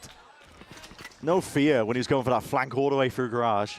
And who is calling these elaborate fake rounds from SEN on the attack side? Look at this. Oxy walks up, gets a free 2K, and yet Marv cleans things up, outplaying Vic. The mechanics are absolutely still there from Marv. And then has the presence of mind to be able to get away. It really is a beautiful round from him. 5-1. It's been cracking. The form is looking nice. Haven't skipped a beat. Seen a lot of Emphasis being placed over towards that lobby control. Whoa, that's a seize into a molly. Yep, Redux burnt to a crisp and then just spotting the barest of angles. Tiniest of margins really to work with here. Vic unaccounted for up onto that corner to Paranoia. Enough to potentially bail him out here. Sentinels struggling for anything at all. Deep TP. Evacuation by Vic. Gonna fall back here. Sentinels that are in a struggling situation here. These are the kind of rounds, though, that C9 cannot afford to lose. It was the 4v1 Amy was talking about. Well, this one's a 4v2. They've given over access towards a spike. Is potential there. Handing over a 1v1. It's all handled, though, in time. Cloud9 only trailing by the 1 round now. Looking like not letting that previous map affect them too much. Oh, those are the kind of rounds that you need underneath you. You need the foundation of just being able to convert your advantage situations. Look at this. Redux, I think for a moment there thought that he was going to be able to get away with that. Cute set play from Cloud9. Comes away with A lobby control, dominant player advantage, and C9 pick up the second round. They also break the economy of Sentinels. They're not working with much, are they? There it is again. Another play over towards that A lobby control. It's one of the things that the Fade gives you. Got to respect that with the C's. Yeah, the Fade is really good on this map. Jack's just going to be jiggling, looking for info. Picking up the Odin. A lot of noise being made here by Sentinels. Not worried about taking risks here when they have the weaker money. Paranoia being held. Dark Cam does need to be broken. That Paranoia does swoop forwards, like you were saying. Held for the moment. Potential timings though to be taken. Trip taken out. C9 looking like they've got more ideas here than they did on their map pick, actually. Deep space by Oxy. This is the operator against an eco. There's danger here. Jack, though, just looking to see if he can jiggle. Catch the contact, and he sees those signs of life. The Prowler's going to give him the additional confirmation he needs. The question is, does he want to try and play onto the site anchoring? He's asking for a bit of backup. Fireball ops right there to flash through and over towards the side, but that saturate is pretty picture perfect. Zelsis just trying to work his way all the way in. A bit of spam and spraying him down. Better weaponry will win the day, at least it looks like for now. Marv, not long for it. Patizia can't quite nail those shots with a headhunter. 3-3. Sentinels are going to be able to get their money back online here, though. Rifles available for the attackers, and this is where C9 have got to hold on. Because it's all well and good being able to clean up rounds like this. The test is just going to get a little more difficult now. And this is why there's going to be attack timeout here as well, because this next round coming up, super critical for both sides. For C9, it's about establishing control over the game. For Sentinels, it's about stopping a snowball from happening for the defenders, because this is a round again where they would be fully bought up. Yeah. Tough tidings, really. I mean, immediately noticing Cloud9 lobby control early on, paying off for them. Sentinels, they don't have the luxury of having a cipher. Normally you can lay down at least a cage. Did it a little bit later. Feign like you've already crossed up. No, normally it's going to be the anytime you see a chamber composition on this map, it's the chamber looking to control the line with their gun, rather than threaten like you could be lurking down there with smokes. Sentinels, I would expect to go back to what was working for them early on, which was going towards C, pushing the anchor away, because C9 are really happy to play C retake.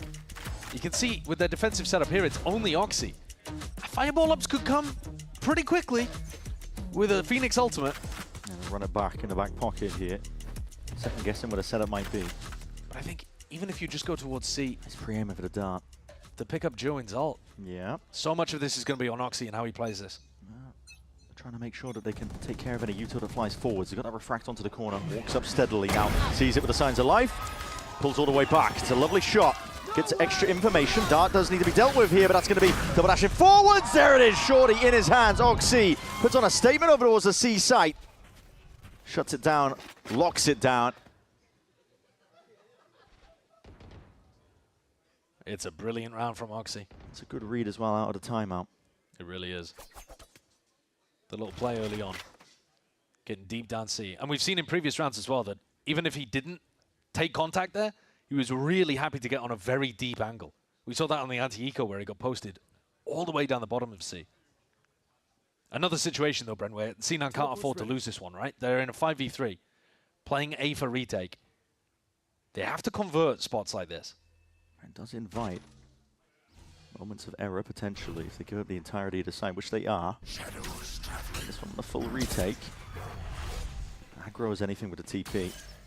Utility still needs to be dealt with, but you're not seeing any sound cues or any pressure being made off the back of somebody who's still being triggered. You've got to realize nobody's home, and yeah, you should be worried about it because Cortezia, he's still home, still locking it down. Celsius is good with a trade. Important. That was essential. No longer have to worry about that one. Straight up through to be... God, now we're seeing that neural theft. Reveals a positioning now and run it back. Just for that extra element. Layers it up onto this retake. Ensures that nothing goes amiss. It's a round on the board for Cloud9. But I'm not sure Fireball Ops will feel great about the fact that he had to use his Phoenix ult there just to feel safe. That Phoenix ult is so good for being able to do stuff like flood defend over towards C, put pressure on the B plant. At the end of the day, they get the round on the board, and it's an important one because SEN's economy is now not going to be that great. Yeah. Amazing round from Oxy as well. He anticipated every piece of pressure coming into it.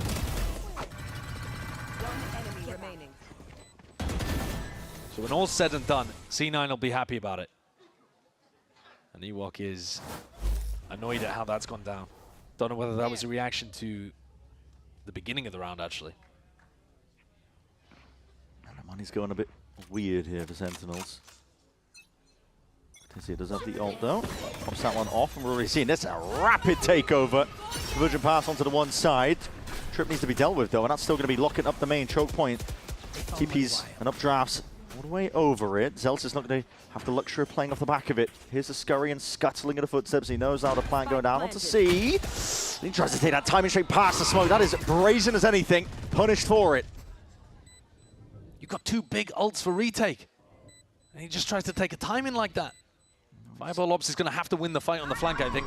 Still going for it out. Nightfall conversion pass to cover all the extremities of this one here. Forces the play. Redux with that Blade Storm in hands. Looking to lock this one all the way out and abounds. It's Oxy instant with the trade. Along with that Op, and it's Fireball Ops just trying to cause chaos and carnage off to the side, but they're giving it up. They're caught for it. Oxy not in a position to see if he can play off of it, not with the operator in his hands. The flank was so quiet, so sneaky for so long. And then Fireball Ops gave away where he was playing, and now these kills, they're immaterial. They don't do anything to the outcome of the round. C9 have already given up control.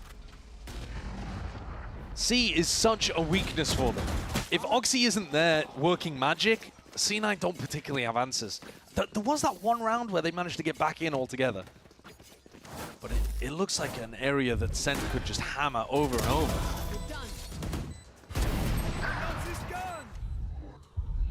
And that's a critical round win for Sentinels. There's a ton of ults being used by C9. Yeah. But they used the Blade Storm, they used the Tour de Force just to mitigate their economical problems. Now back up to even level. 4-4. Bit of parity as well with the weaponry. We're seeing that Horn going to be broken. Cloudburst as well to feign across. Let's listen in to see what SEN have got. Take garage window, take garage window. Break it. Go garage window. Fuck, I think they're in already. I can't go. Focus one. Gonna paranoia backside. Ready? Yeah, waiting. Tell me when. I'll hold log, okay? Ready. Ready now. Could be black, guys. One backside for sure. Blinding me back. Can you wait the smoke? Just chill. We have up. I'm gonna drone. We're slowing it down. One flat tagged him. Flat backside. Flat backside. I'm playing fast. Logs. Spike down. 146. 146. All good. It is Cloud9. Seemed to sealed up the gaps over towards the C side, but they did have a very strong beginning and opening to the round. Yeah, the 2K early on is everything for them. Kind of spelled it out. You've lost both your duelists instantly. Yeah. I mean, it is a lot easier to defend the C side. When SEN are playing a double duelist comp and they both hit the dirt insta. C9 don't look like they have that belief that they can win rounds like that. That's good, honestly, off the back of what Imi was saying. Yeah, it didn't look like that on Summit. Here's Oxy back in this position. Here it is, another refract off to the corner. He's just spotted it, signs of life. Poking out to the side. See you there. The refract gives him that window opportunity! What a shot! It's Oxy the one punish, though. He's handed over a potential gun to be reclaimed. Redux all the way up now, dashing into the Cloudburst, trying to play this one off the back of the timings, and 2 and straight there. with the punish all the way into the back of the site. This is slapdash really from Cloud9. Held together with just duct tape and spit, and it's not really being put together well enough. They donated a gun with that play from Fireball Ops too. Just handed it over to Sentinels. But I don't really see a way back in for Zelsis and Vic here. Especially with the position of Marv. He's just got a backstab that should lock this one up. He's playing with no fear. Like you said, should be the player to really lock this one up. If they hand over a couple of individual kills, maybe, potentially, but Zelsis chipped down, barely alive at all. We'll just have to scurry away, tail between his legs. Mostly for C9, this has been a good map. Oh, But they completely lost control of what they were up to here. Again, C being a weakness for them. Oxy got outplayed and suddenly everything crumbled behind it. Thrifty. Zelsis not going to be keeping that gun into the next.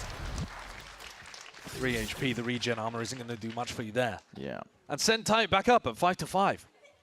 It's genuinely impressive how well they're playing without John in the roster. I think it speaks volumes, I think, for the work that they were putting in. They're already looking quite good towards the end of stage 1. Putting it all together. You can tell they haven't been taking the time off lightly. Putting it to good work. Ewok had a lot on his plate, didn't he? He had to prove that he could turn this ship around. Cloudburst is nice, at least, to feign like you've crossed up into A. It puts a lot of pressure onto Jack. He's going to have to clear that with the Prowler. But already he's going to be feeling not too confident, I think, about this. There is a possibility that somebody took a timing. It's a hard read in this round. The Sentinels are going to go over towards B. 3 players committed to this. Playing A full for retake. Trying to use that conditioning from earlier on that they were going to throw C's mollies into A lobby. And pack mentality here by Cloud9. The timing is good, though. It's going to let them get onto the flank retake. They at least need to break this trip, though, if they want to go back. No, Plant's going to go down. There's no pushback. We'll see how this one goes. Settling into the post-plant positions. Oh, trip broken with the Phoenix wall of all things. Yeah. It's going to be causing a bit of concern, I think. Marv, he's worried about it, potentially. But now we're going to see it. Util sailing up and overhead. That's going to be the C's. Molly on top of it. Cloud9. It's long-range artillery that they are just lobbing into the fray. The A site being dissected in the process. Flick of the wrist will not matter. Does not come up with the goods that they were looking for there. All Cloud9 here and now. Well, that's a lovely round from C9. Beautifully put together. That's methodical. They had a B trap, deliberately played A for retake. Threatened like they could have been flanking there as well. Fireball Ops hitting that blaze wall. Onto the trip, and look at the way that the Waylay clears Redux's position too. Is fantastic. Yeah. If they could put more rounds together like this, they'd look very competent on the defense, C9. It's just been inconsistent. Sometimes they look very good, sometimes it all goes to pot. Now a slight lead just by the one round. Cloud9. Let's see if they can take it all the way here. Jack's alternating it up ever so slightly, but he is still just one play over towards the A side. It looks like the read is online here by SEN, but calling for reinforcements. Jack looking to see if he can hold this one all the way back, but he needs help, and he needs it now. The Horns, good with the connection. Odin spam up and away, and there it is. Cloud9 flooding in. The reinforcements arriving, and quick up onto the flank is Zelsis. Trading that trip, though, he's going to have to get all the way back and out and Needs away. to play his life. He does indeed. Doing it nicely. He's got the cam as well to give him a bit of respite, and we're going to see how he plays this one. Of course, with the TP, Vic is going to be helping him out, and now a bit of a pseudo crossfire setup, but no one playing off the back of this one. Still, what a util and tags, but the darts being pulled out of them. That's when Cloud9 will strike. What a good round of finish as well. Using that conditioning of round 11, where they played A for full retake. This time they decide to flood. The call was made 5 seconds before the site hit even came through. Don't worry, Jack. Stay on site. The cavalry's coming. Paid off massively. Come on! Here. Let's go, boys! Let's go, boys! That's an injection of energy that was sorely needed here by Cloud9. It's a 2-round lead for now, but they are in control of Haven.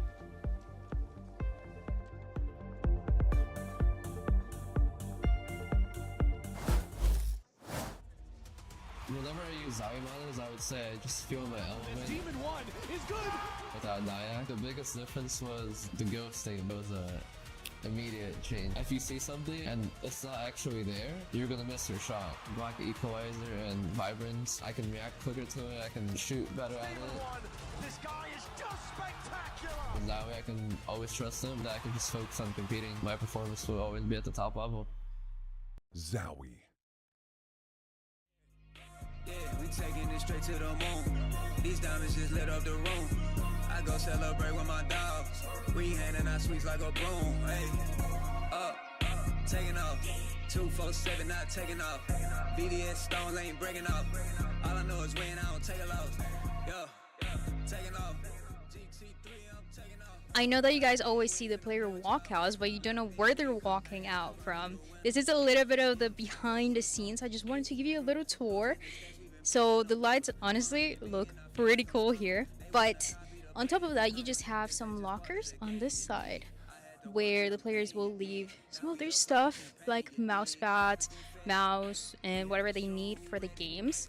They keep them here, so they always have maybe 2, 3 of the same mouse that they use when they're practicing at home, and then also the things that they have here.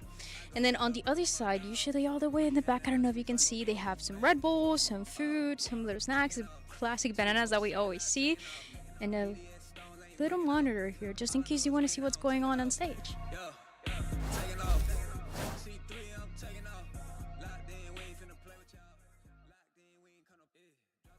Shall chew on the cables, but as we get into it now, 2-round lead here for Cloud9. Make sure to lock in yourselves as well with ExpressVPN, #1 VPN. You can scan that QR code on your screen as well to check that one out here. But for Cloud9, they have a narrow margin in terms of the lead they have on this map of Haven. The potential, it's in their hands to see if they can take it all the way to Lotus, a map 3. They've looked like they have a lot more belief in this map, C9, which is a little bit strange because it is Sen's map pick, but Zelsis has come online. 11-4. The team captain for C9, the more experienced player, the guy who was anchoring in a lot of these spots and was giving up space, but then trying to come back in at the right times, trying to coordinate with the rest of the squad. Sentinels, they've been dominant on the pistol rounds. We'll see how this one gets off to a great start. Still Redux! Dismissing them with a wave of a hand, a few stray shots, and he's already doing even more damage. Putting the fear of God into the back of the Cloud9 players' heads. Both of these duelists are going to be looking to take aggro angles, Redux and Joen. Cortesia too. C9 are going to be chasing shadows, working around these slow defaults. Chipping down his Cloud9 players. Sheriff's doing all the damage now. Vic, no fear there. Straight into the B site, straight there with a plant. Moves forwards now. What is the next stage of this one? Util held down as that smoke dissipates here. The paranoia, it's good for the connection. Smoke to see if they can cut out even more space and hold this one away, but Celsius caught unaware. Crosshair placement, not quite ready for it. Deep dart now in a double face. This is all Sentinels once more. They are just not losing pistol rounds. It's a big one for them to be able to take. Really nice shots coming through from Redux at the beginning of the round. Delight to see him out there on the duelist. Should be a good composition in terms of playing retakes as well. It's a lot of damage. It is. The Sheriff buys are just so powerful on pistol rounds. It's one of the highest win rates, at least it was. Nice! Has been for a couple of years, actually. At the end of London, right, for pistol rounds? Yeah, ever since Gen G started doing it a lot in 2024. Ton of value. Double body shot. And the headshot, obviously, but a double body shot kill is massive in rounds like this. Full eco for C9. They've been trying to deny ult points as much as possible in rounds like this. They're going to run it down here, though. That Marshall, it's going to be getting to work, isn't it? Horn needs to be dealt with, and he's right there, Joey by his side. Rattling away with the shots on the Sheriff. This is swiftly being overwhelmed. Chomped to bits, really, with the classics in hand, but the cutting up, crossing up. Marv to mid-ball up. He's really getting that done. Okay, that's all Sen. 3 players survive at the end of that one. 2 Bulldogs and a Guardian kept in. Let's see what ideas they have Who's even coming up and cooking up these ideas in the middle of the round like this? I don't know. I got to assume it's somebody like Jonah P. Maybe it is Marv coming back in. It's usually a team effort. Yeah. I think it's... to carry the burden with John out. Yeah, and even just in general, I think a lot of teams, they put a lot of responsibility on the IGL shoulders, but it's a lot of calling that goes on across pretty much every team. I know Jonah was extremely vocal when he was playing with G2. Oh, yeah, with the listenings, you could tell. Yeah. Even with SEN.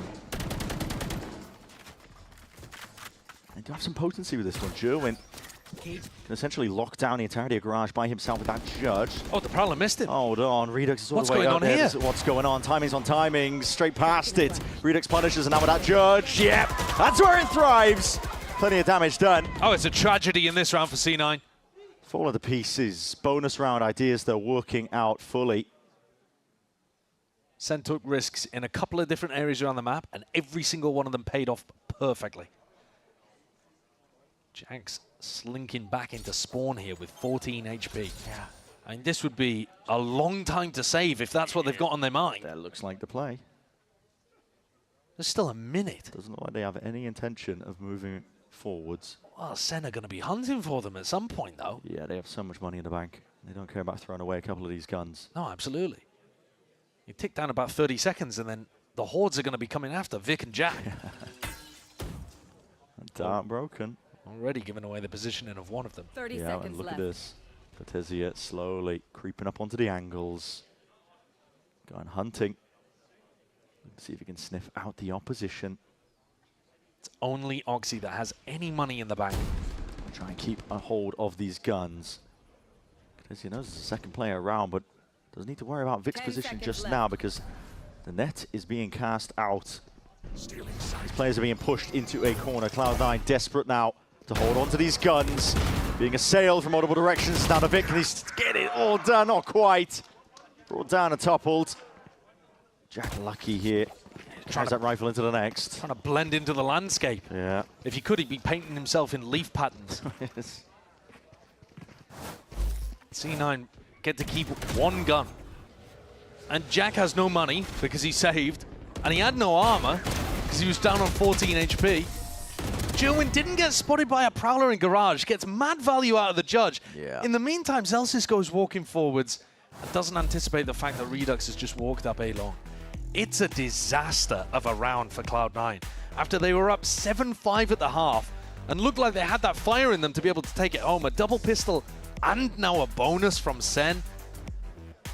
That's got to send the confidence spiraling. Yeah. I like they were taking a page out of Lev's book as well with some of these setups. Not that it was Lev who pioneered holding a Judge in Garage, but I do, listen, I think about it. Yeah, King loves King holding loves it. aggro like Spike that. does it.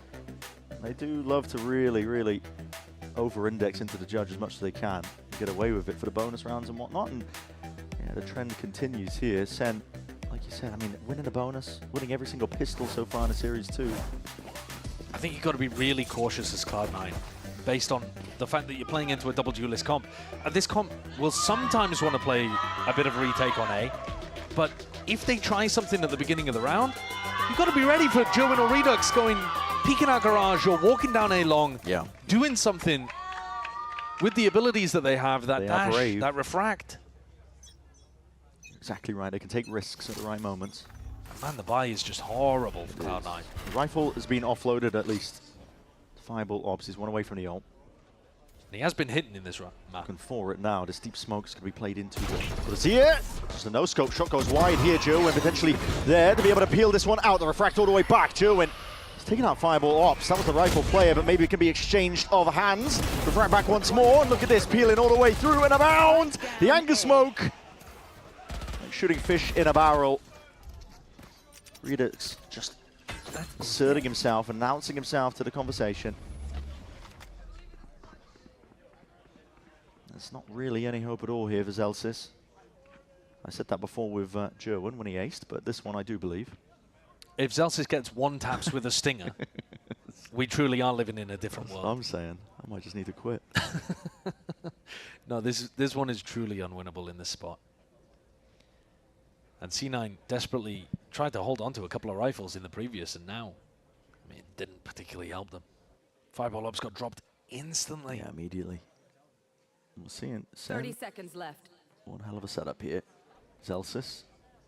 Not going to want to save the Stinger, are you? Here. No. Trying to do any chip damage to the economy that he can, but Sense is out of control at this point. And they also know he's there, I'm pretty sure. They've also got Waylay Ultimate for the next round. They could play a trap play with it. They could play retake with it. There's tons of stuff that they could do. Sen are firmly in control of this series now. Yeah. Okay. And Zelsis, who was 11-4 to end the half, who said coming into this match that Sen was the team he wanted to beat most in America's Stage 2. It's got to be a sad feeling watching it slip away from you. Not over just yet, but certainly in control. Neon-esque. Cortezia. We'll see how Cloud9 do. They've got a couple of guns in their hands now. 5 rifles. Bit of Odin spam into the corner though. That's not going to be able to get the punish off onto Oxy. The double dash forwards is being disrespected here. Deep drone almost used immediately. Convergent pass off from the side. This is a play with multiple avenues, and layers being piled on it still. It's Cloud9 that dissipate it nicely. That's such a sick idea though. Love the use of that ultimate from Joen. That was from behind. Yeah, what an angle. The push down mid. There's a couple of little gaps there, and Cloud9 did get away from it, but I respect the play.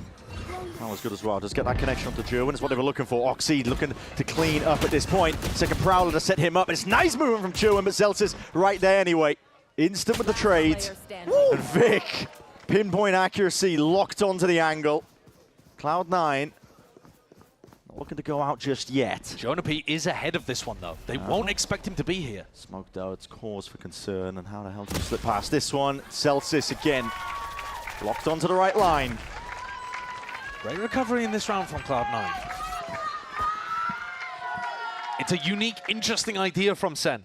Push down mid with the Waylay ult to trap them all over towards A long. It's cute. It almost worked. But C9 got a couple of players that just managed to dodge this one. Bunkered down, didn't they? Vic. It's this position from Vic. Did actually get caught, but still was able to grab the kill. Unexpected, uncleared. Good here. Fireball Lob's got to save the ultimate. Oh, this is rapid again off the rip, deep dash all the way through. Paranoia on top of it, blinded up, and that cuts it up entirely. Joen just slicing and dicing through the opposition. Marved, eager to help out and get involved in the action. Retrieve the spike. Tripwire destroyed. Zelsis, tough task ahead of him, a 1v3. Has the spike. Free reign over towards the B site, but he's going to try and ISO these kills, and he's up against a tall order. Cortezia just barely not on the line. He caught the timing. That's a crazy timing that Zelsis has caught there. Drifts past this one, and he might be able to put a bullet to the dome. It's going to come down to the timing still. Cortezia holds his nerve, and Zelsis might be wading right into it, and there it is. Good patience. Yeah.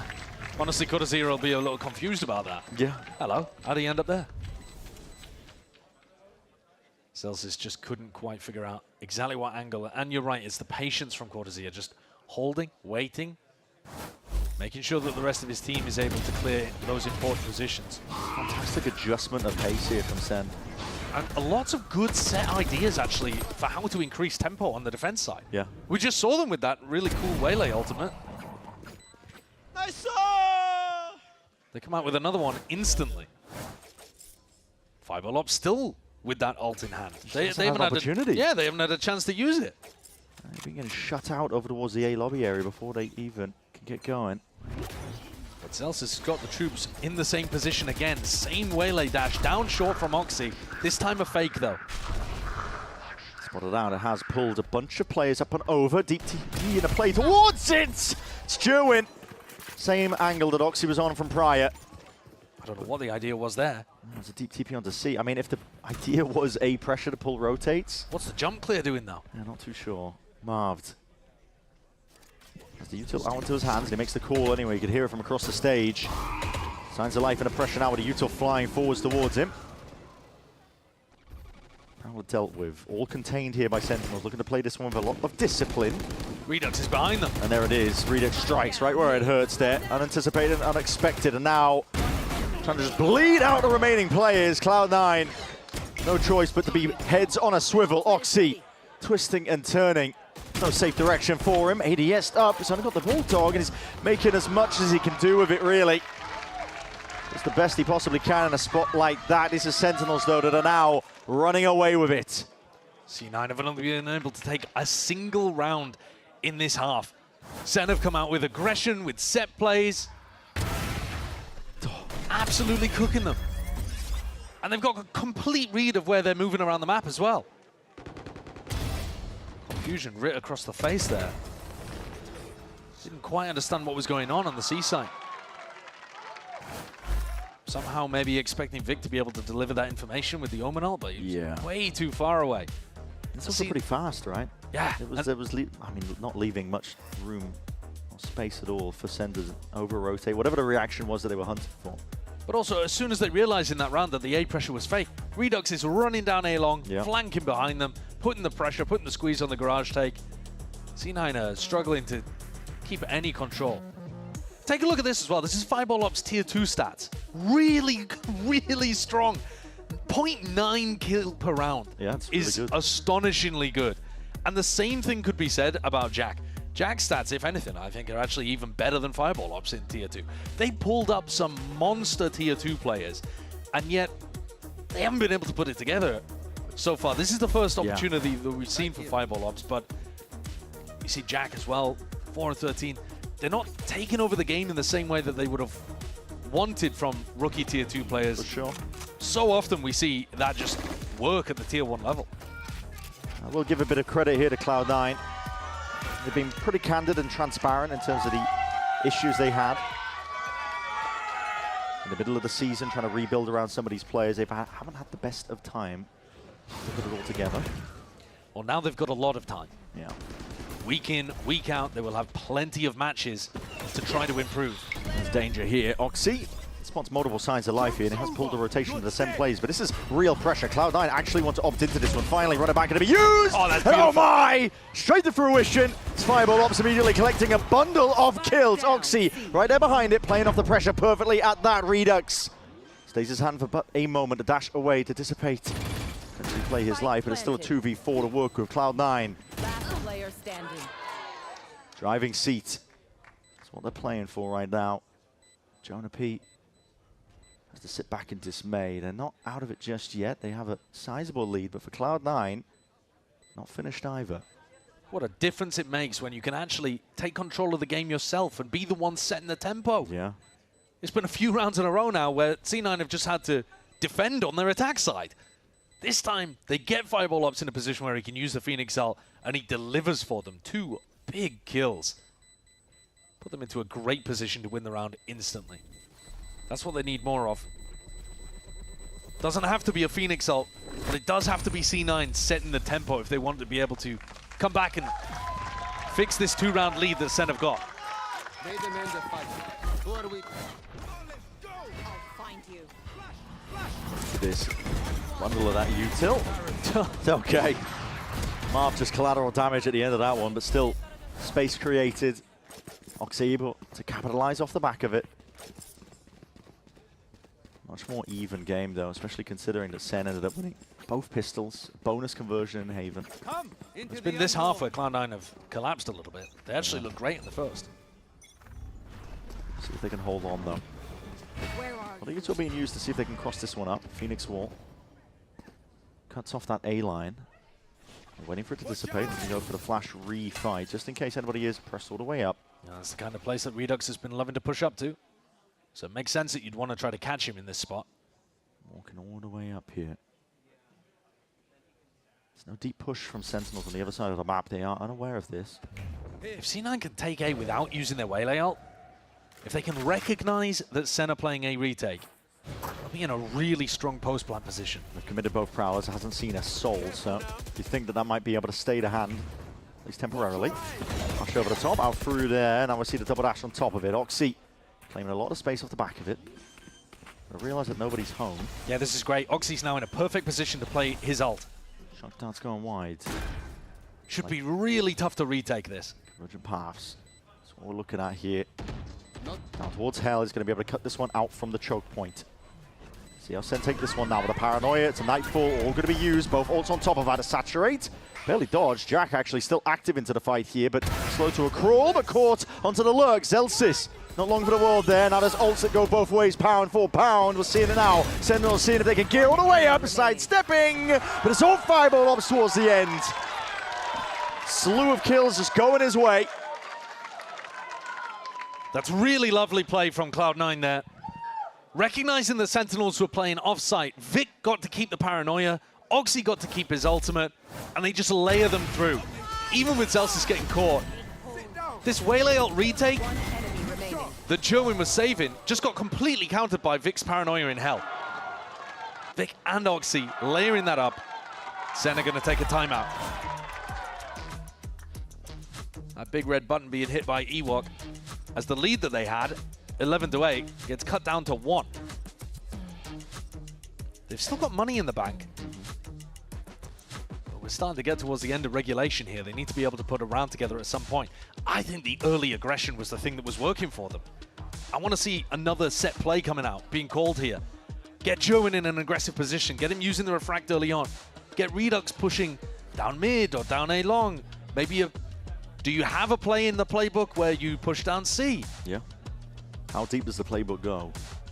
That's what we want to see. It's going to be difficult as well because you're incorporating Marv as this late element, right? But they've been doing well so far. And a lot of the pre-barrier calls, Marv's just going to have a Paranoia in his hand. You would imagine, right? And even in the listening, he's been quite vocal. Asking, what do you want me to do? Where do you want a Paranoia? And I think if you hadn't taken a timeout, this would be one of those moments where you're expecting John QT to be the difference maker, to call the adaptation. But with John out, Ewok's got to be the guy, hit the button, and give them an idea to get them up to that map point, that match point. Jonah P's going to have a lot of early Odin spam just through the doorway. And that's actually going to set up Marv on an aggressive position down short. Chips down Vic ever so slightly as well. Redux, cheeky angle. Almost anticipated there by Fireball Ops, and now making moves into a different direction entirely. Over towards Garage, Prowler with that connection. Dash to cut it up. Refract pulls it all the way back here. Oh! Stutter steps. Vic is going to be catching a kill into Marv now. Blaze Wall cuts its way forwards and through. Does cut away these angles as well, but the slightest a pocket to play in, and Oxy anticipating it. It's a head clean off of Jerwin. Cloud9 managed to barrel their way through here, threatening multiple areas of the map at once. And it's immediately taking the danger out of the round. Whatever that timeout was for does not go to the plan that SEN had in mind. Yeah, well, SEN heavy indexed in short control. They put 2 players down here in a bait and switch setup, expecting perhaps Oxy to go for that double dash that he's been going for down short. Or maybe to even catch Vic when he was on his lurk. But on a timing play and based off the Garage control, Sentinels had to dissolve that trap setup, and Vic just walked in and won a 1v1 against Marv. That certainly didn't help what was going on the other side of the map. To some degree, I think there's a bit of luck involved sometimes with, you know, what strat do you happen to call coming out of the timeout? Sure. C9 went in the opposite direction of where SEN were expecting, and they hold on to enough guns. They do indeed. But it's 11-11. It's 11-11. That's the big difference maker here. Cloud9 have done especially well, I think, considering the circumstances. Looking at that timeline. Pistol round's not going their way, bonus round not going their way, and yet still finding a way into this map, potential to drag it all the way to Lotus. Yeah, the amount of rifle rounds that they're winning at this point of the game is really impressive. The last 3 in a row have turned the momentum enormously. Still with the op, still with the Odin. I'll find you. It's a fake with the TP, Haunt. It looks like Zelsis is just controlling this space so that Fireball Ops could pick up another ult orb. Yeah. But he will still be 1 away. Redux has got a ton of space over towards A. It was an early drone. Set him up onto the line, and Marv's going to be getting the acknowledgement now. Anchor smoke. Drop down, propped up. Double dash though, it spots him out, but a Refractor pull all the way back here. Paranoia to be pulled out early. Fireball Ops there with a flash right around the corner. And a collection of util pays off massively. Like a wrecking ball, man. He just runs his way through the site. Yeah, when they set him up, when he is the player that's involved in this death ball that goes towards the site, if they can get these rounds where SEN don't throw them off with some defensive aggro early, Fireball Ops is really clean on these site execs as a Phoenix. Been winning them a lot of rounds, and he's managed to generate up that Phoenix ult again. Redux is going for it. He's going to blaze on for the next round anyway. Doesn't really care about throwing this gun away. He wants to do damage. Take it now, but that Horn's just revealing it. And Vic more than ready. Still that Odin spam. This one have to be saved. A potential final chance and away. That operator too precious to really throw away a chance.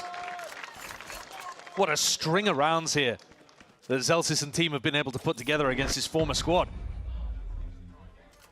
It's been incredibly impressive, and SEN still struggling to come up with the answer. No charges left. We asked the question, how deep is the playbook in terms of these early round aggro plays? It kind of feels like they've run out, because a lot of the setups right now are more passive, are more defensive. Enemy remaining. All right, boys, keep carrying me. Come on. Jack's 4 and 14 at the bottom of the scoreboard. Not an area that he's used to being in. Like I said, his stats in Tier 2 were monstrously good. It's relatable, though. Oh, yeah, that's me in every rank game, man. The Cloud9 are doing it. One more round, and they can drag it all the way. Lotus abounds. It is desperation at this point, isn't it? Cuts it up close now. Close quarters for Jonah P. Leaping into the fray, though. It's Fireball Ops. Leaving no stone unturned. Off-angle Redux is already there, and he's whipped away at least 2 of the heads. Still to run it back to save the day up draft and around. Blazestorm just going wide on it. It's everything being thrown into the maw and attempting to play towards it, but they hear that gun exchange, and it points them directly towards where the action is. All down to Jerwin now. Looking to survive, stringing it together, and it's too much for him to overcome. Lotus abound, Cloud9. An insane amount of resilience and grit on display. What a recovery late on Haven. Some brilliant rounds being put together towards the end. Vic, who returns to the roster, goes 20 and 12. And what a surge up the scoreboard for Fireball Ops as well. Late into that second half, ends with 21 kills. Fantastic stuff. We've got a game on our hands, don't we? Don't go anywhere. I know you don't want to miss the conclusion of this.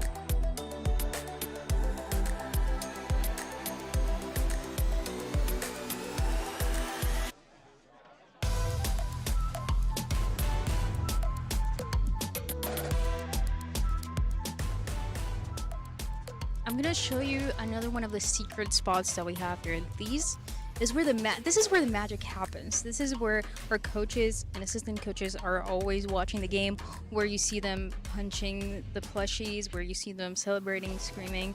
It is pretty much behind where the players are, but it's just this tiny little room. They have a few screens where they can see all the players, and also, you know, get mad, get happy. You get a little bit of everything. You guys know how those coaches go.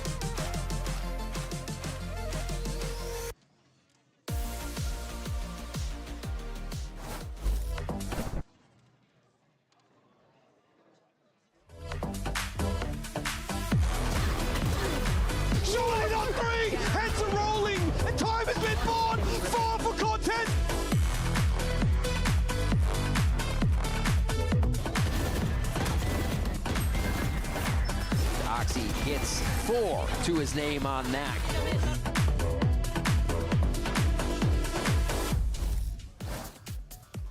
Well, ask and you shall receive. Map 3 is happening. What a way to kick off stage 2. And with a great matchup like this, and C9 managing to force the issue, pushing this series to its final battleground, which will be on, I believe, Lotus later on. So that's going to be exciting to watch here. But of course, folks, with that victory, C9, they show that they have what it takes. We heard earlier from Coach Imi talk about confidence being the name of the game here. What better way to build that confidence up than not just win, but win from coming back into the lead. You had the lead, lost the lead, bit of a topsy-turvy game. C9 pulled it off. Yeah, exactly what Mel brought up earlier with the goldfish memory and how Imi was saying they need to play like they deserve to be on the stage. They did exactly that. They were able to bounce back from that first series, or that first map, I'm sorry, and they came out on top. Yeah, and I think what better way than to do in a double duelist dive comp. Like, not only was I saying, yeah, this guy's really good at Cypher and Chamber, that was Fireball Ops' first ever game on Phoenix. Wow, really? I wasn't expecting it, but I think they're trying to avoid having that thing happen where we see with other teams like Furia, where they have their IGL on Phoenix. Yeah. And in my opinion, it doesn't really bode well historically. So it's really interesting to see Fireball Ops take more of that duelist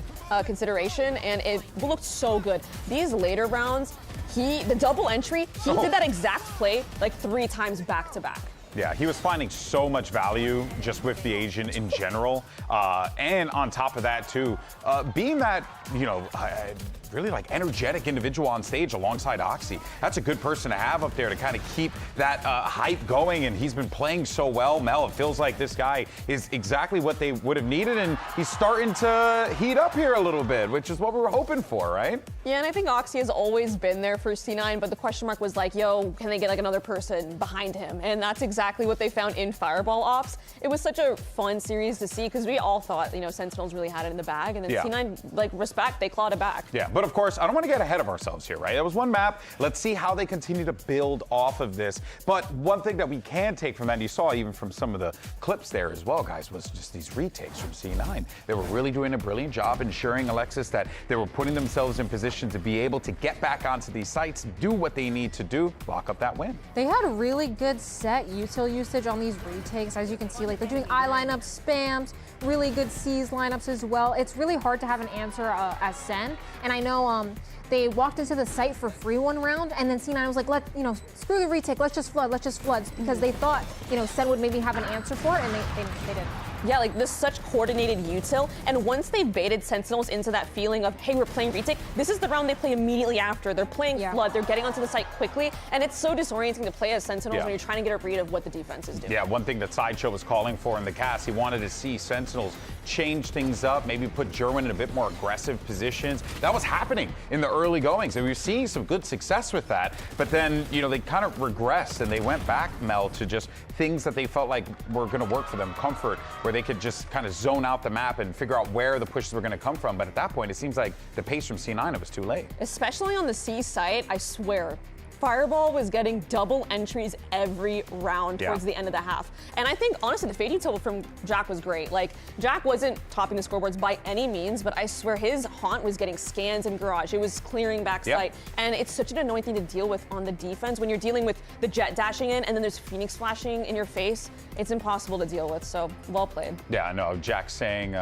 carry me, guys. That's me in ranked all the time. So, hey, I feel that, He's Papa. so real for that, You know, I'm sorry. I respect it. I respect it. All right, but let's go ahead and set things up here. Let's get ready for map 3 and where we're going next, because the pressure is on. We're taking a trip to Lotus, another 3-site map here, Alexis. And after how things played out on Haven, you know, you got to be feeling pretty good for Cloud9, but I think we're going to be walking into a potential, you know, slugfest here between these two teams. Yeah, absolutely. I mean, C9 had 2 role swaps, and they looked the most comfortable that they've looked so far in the series. So I'm curious to see, like, are they going to do another double duelist, put Fireball Ops on a different role, or are they going to go back to their normal everyday comps? That's the question on my mind as well. It seems like they do play better when they put him on the double duelist. The only thing that's sticking out to me is Fireball Ops is relatively inexperienced on these double duelists. We really see him thrive in Tier 2 on the Senti, so can they replicate that success again? Yeah, it does feel like the plan might just be, okay, Fireball, go kill, figure it out. Like, hey, and that might work out for him, right?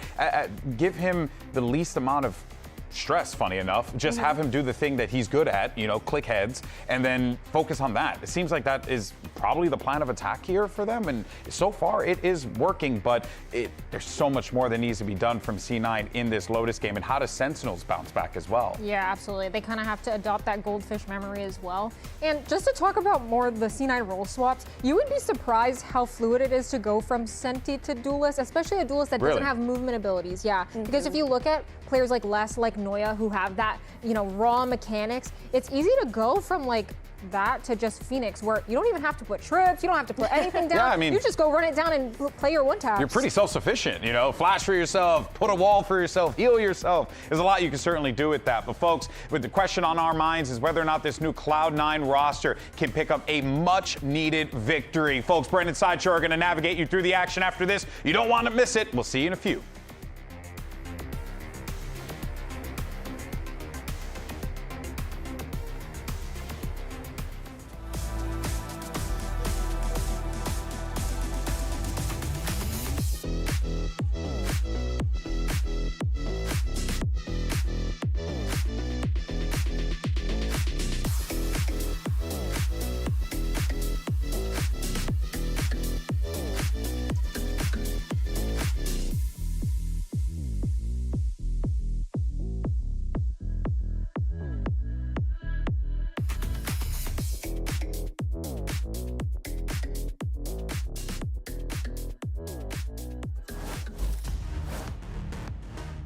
Well, let's get to it then. It is map 3 up for grabs, and it's Lotus going to be the staging ground between these two teams. I got to say, a lot of resilience on display by Cloud9. They managed to overcome a lot of the odds against them, despite the fact that SEN were taken away. Pistol rounds, a bonus conversion in the midst of it. We are going to map 3. It's a great point, but I think, again, you have to set the context, though. Sure. It's great resilience from Sentinels to be playing without their IGL, without one of their most experienced players who's been there all the time for this squad. And they are still pushing C9, even on the map that C9 won, to the limit. It looked like Sentinels were going to run away with that 2-0, to be honest with you. And now we go to Lotus, which, funnily enough, is a map that neither of these teams have won on this year in VCT. Both teams 0-2 on Lotus throughout Stage 1, didn't play it in kickoff. So for one of these teams, they're going to be able to pick up that first win on the map. Sentinels, from what I was looking at, did look a little more competent on this map when they played it. They were playing against tough competition, people like NRG, G2, those kind of teams. Sure. Because it was a tough group that SEN had in Stage 1. So we'll see if any of that translates, whether they've got new compositions, new ideas, all of that good stuff that you expect when teams are debuting at the start of a new stage. I mean, it's been about 2 months, right? So it's been a long time. You'd expect these teams to have improvements being made, especially on maps where they weren't as strong as in the past. I mean, both of these teams, I think, lucked out a little bit, I think, as well, with the map rule changes. Yes, both of these squads were banning Pearl and Fracture. Yeah.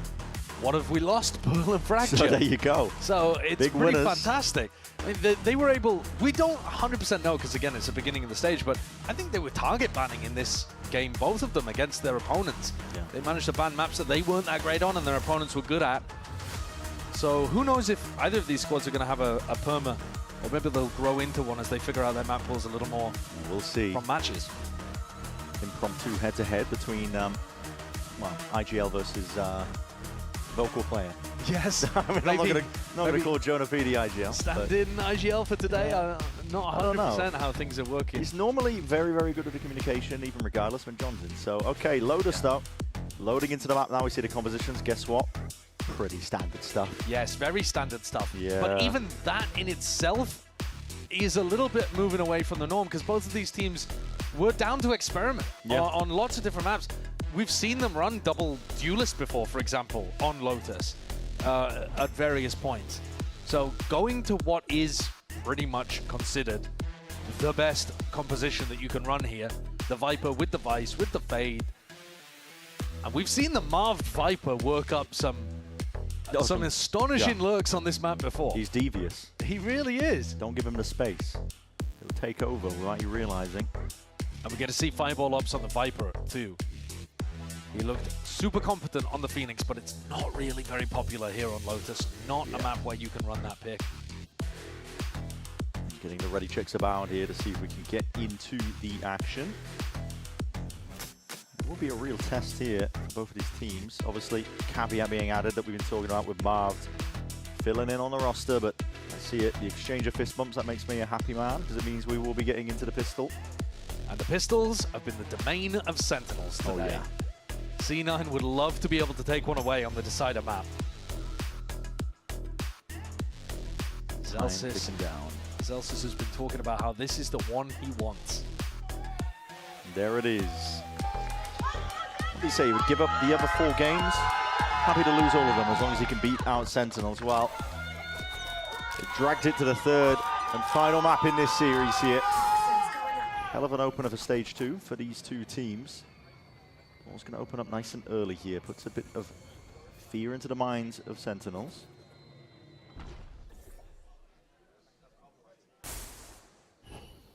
They're all up though. Yeah, they're anticipating it potentially being a B finish here. Putting Zelsis on A. More than other Vice players, I think. Likes to move his setup around from C to A. There's a lot of noise being made here. The Vice Util is going to be stalling out Sentinels, waiting for the timing though, and they do coordinate well, at least stepping up and over towards the wall. Zelsis, couple of pot shots. He'll be playing his way all the way back here. Order Util are going to be deaded in the process, but all that space regained by Cloud9. They've cleared out Rubble entirely now, and now looking to make the move over towards Door. Flip of the switch. Prowler going to be leading the charge on top of it. Backside positions though. Urgency really into the step of the Sentinels players, but they are really getting caught into a corner with a nade, rebounding off to the side, and there it is, kill claimed, along with that seize. Good connection, combination of the Util and out of the fuse. Potential for it being stuck away, but it is random spam, and praying away really that they can collect these kills. Though half earned up, they are, at least with these bullets, whistling down the opposition now and more. Jack having to sidestep it away. Half onto the defuse, a lot of damage done, but he just can't claim the kill. Finally there, twists and turns! Jack! Denied! In the final moment, it's the hour that saves the day for Redux. What a heartbreaker for Jack towards the end. Armor saving Redux's life. A player that was talking about post-plant situations for these 2 teams on Summit right at the beginning of the series. Put in a really difficult retake of his own. Had much more of a chance of being able to impact the game here in just this one round that he had over the whole course of Haven, really. Yeah. But can't quite get it across the line, and it's another pistol round for Sen. They're just racking them up. Another moment of pain for Cloud9 early on in a half. Now you've just got to make sure that none of these ult orbs are going towards somebody with a big ult. They don't have a trap player towards Mount. Sen are trying to sniff this one out. But the danger is lurking just a couple of meters away. Yeah, you do not want Jerwin to be the guy that mops up all of these kills. If Cloud9 can avoid that, that's at least a silver line. Access towards it. Horns broken. It does put some alarm bells, I think, into the mind of Sen. They don't want anything to do with it. Ult orb not taken as well. That's the kind of thing that you should be maximizing in a round like this. Not worried about it. Nobody was holding over towards B main either. I was concerned that they could have been crunched, I think. Yeah, but when you have full mount control like that, I think it's a little bit too scared to not be going for it. But they're taking the cautious approach. Yeah. 40 seconds remaining. Zelsis spots it now. Back in a pile of bodies now, starting to make their move over towards the A site, and that's going to be calling for the rotation. Shouldn't be too much danger here for Sentinels. Not unless they massively mess up, but they've been pretty disciplined all throughout this series. Snake bite and a nade. Sails up towards the back, but it just misses the mark there. Jonah P's able to sidestep most of the danger once more. Redux. Smoke's going to be offloaded, revealing a couple of these players, and that swing will be punished. Redux, it's bullet straight to the dome. Jack takes him out. It's a gun for Oxy. It is. The Bulldog picked up, and now they're playing these players all the way in. Hold on. Finding their way all the way forwards. Paranoia. It's a great connection. Lining up the remaining of these SEN players, and with that gun in hand, Oxy taking over now. Prowler spotting it out. German can't quite get anything online, and it's up to Marv now, just with that classic to ward and triggered over anyway. This is all Cloud9. What a way to get back into things. Who needs a pistol round? Not C9, just come back in. The swarm of classics. They have not been buying into these rounds either. Once they lose the pistol, They are full ecoing, and this is a full Thrifty round that they win. Redux just handed over the bulldog of his death there, but anticipated it would just be one player outed to heaven, I think, from the Haunt. Yeah. Yeah, wasn't expecting to swing into the Horde. And I was talking about silver linings being Sentinels not building up towards an ultimate. Yeah, how about a round win? Moxie, high ground, hold on. Walls overlapping, crisscrossed up. Trying to use his crouch here just to play over the top. Players right in front of him, though. Could be an opportunity to farm up a couple of kills, but he is caught into the corner now with that nade. Satchel, trying to skip his way across. The bullet tag, slow to a crawl. Will be paying for it with his life. Trying to peek. Hello. What's going on there? Slipped his way through. Absolutely bizarre scenes. Jonah B trying to like no clip into the wall? Don't know. It's just. He may have been pushed there by the Vice wall. Oh yeah. I think they'd laid the Vice wall over the Viper wall at You B. might be onto something there. I think there was some weird interaction. It was quite comical though. Yeah. Well, they had a gun to be able to work with in this round, and Redux has got a Vandal towards the end of things. So there's still a chance for Sentinels to be able to pick this up. But it's a low chance. No, he said that about Cloud9. They at least had the bodies to be able to work with. There were swarms of players with classics. Sen don't have the numbers here. Rick is on a low amount of HP.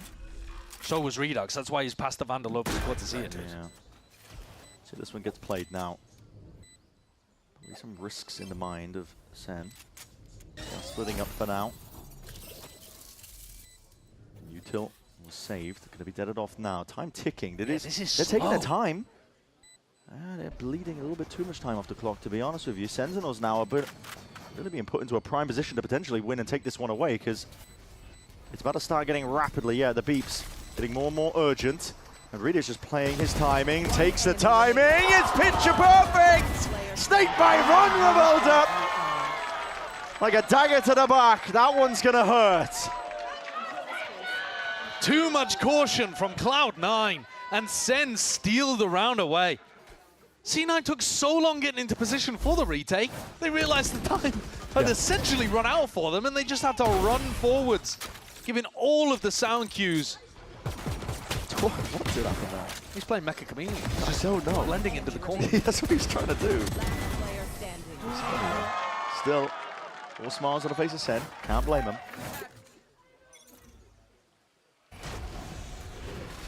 On that position there from Cortesia, he's looking to see if he can pre-aim. Defensive haunt that might get thrown out, but... Oh, and what a weird buy it is from Cloud9 now. Yeah. They've got 2 players with classics and 3 with rifles. Because this economy has not been stable for either squad. 2 of the players with rifles holding over towards that C mount control, but one section to B. Trying to bait out the wall. It's a successful operation. That puts a bit of fear of God into Oxy, because at any point this door could be tapped. It's good. They'll be pushing them all the way back here. Sidestepping a lot of this util. Fireball Ops. Trying to take that peek here, but he doesn't really have the weapon at hand. This is Joe now taking a lot of space off the back of it. Still, it's a good paranoia. Vic there. Rifle in play. Oxy. Waits it out, waits it out, waits it out! Oh! Unfortunate tidings. Instant snap back. It's good from the Professor. Celsius.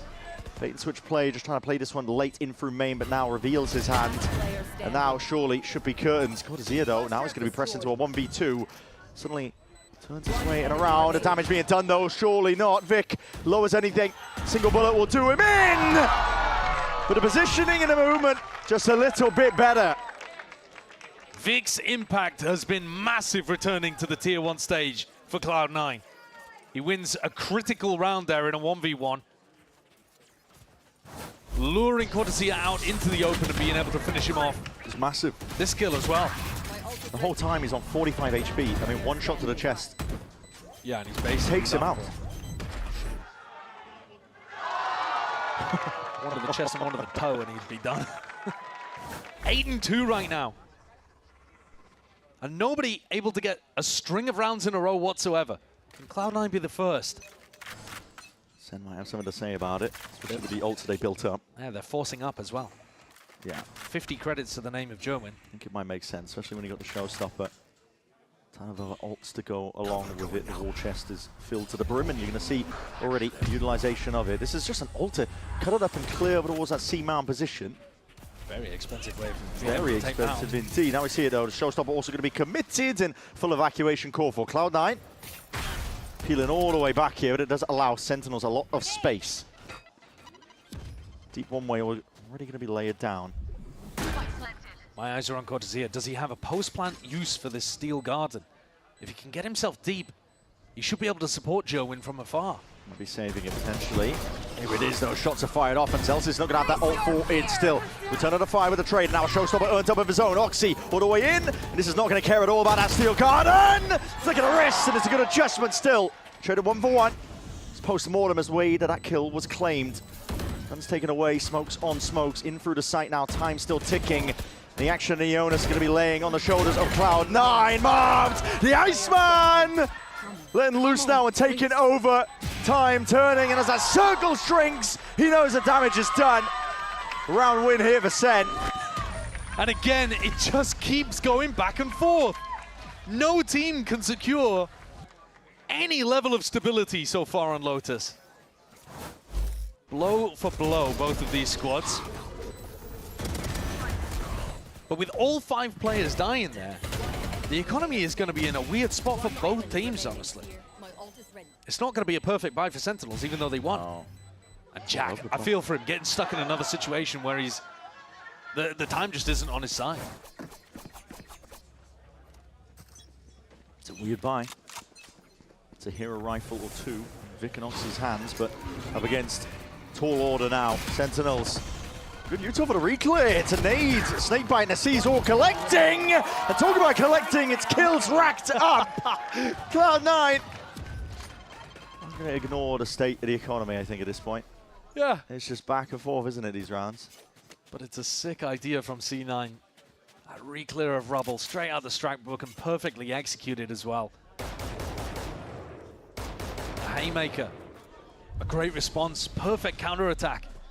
And back to 3-3. Yeah. it's just instantly put the pressure back onto Sen's economy. And they didn't have to use that many ults for it either. Celsius and Jack still with big ults in the back pocket. Trying to dodge and avoid the Prowler, but spotted out. What a scrappy game so far. It really is. Incredible stuff. Surely, though, surely this is where C9 are going to be able to put 2 in a row on the board. He says. Confidence. And these kills, hold on. I played a significant part of this one, but still, okay. Goes down, 3 surviving. C9, 3-2-3. When you get back and forth rounds like this, it means that both teams are on minimum loss bonus, right? So that means you have almost no money to be able to work with when you lose a round. So SEN are coming into this next one with absolute bargain bin buy. Yeah, it's nothing. There is no world in which they win this one, Brent. It's not happening. Look at it. It's classics. No, it's a sheriff and 1 bandit. I mean, it got buffed. No ults really either. It's not happening. C9 are winning 2 in a row. It's happening. Surely. Surely. Surely. Surely. Cloud9 do it. Would have said that about round 2 as well. Yeah. And playing it well though, SEN. A lot of space given up over towards Mound, so easy pickings with the orb. Starting to look to see you can generate some ults. When you're the team that's on the lighter buy, you're not as worried about the trap play, so you can just go and disrespect that. Take the orb. Barely able to get out of there, but the sound cue's potentially heard. Yeah. So, aim trained off onto the cross. The Haunt getting good information too. Maybe you are right.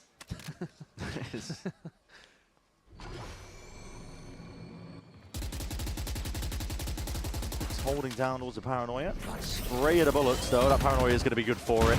Double dash forwards, blind as anything. Sharp shooting. Vic. 1 enemy remaining. Walking onto heads here. This guy's like a Terminator, man. Don't stop him. He said he was excited to be back in Tier 1. Learn a bit from his journeys down in Tier 2 as well. Yeah.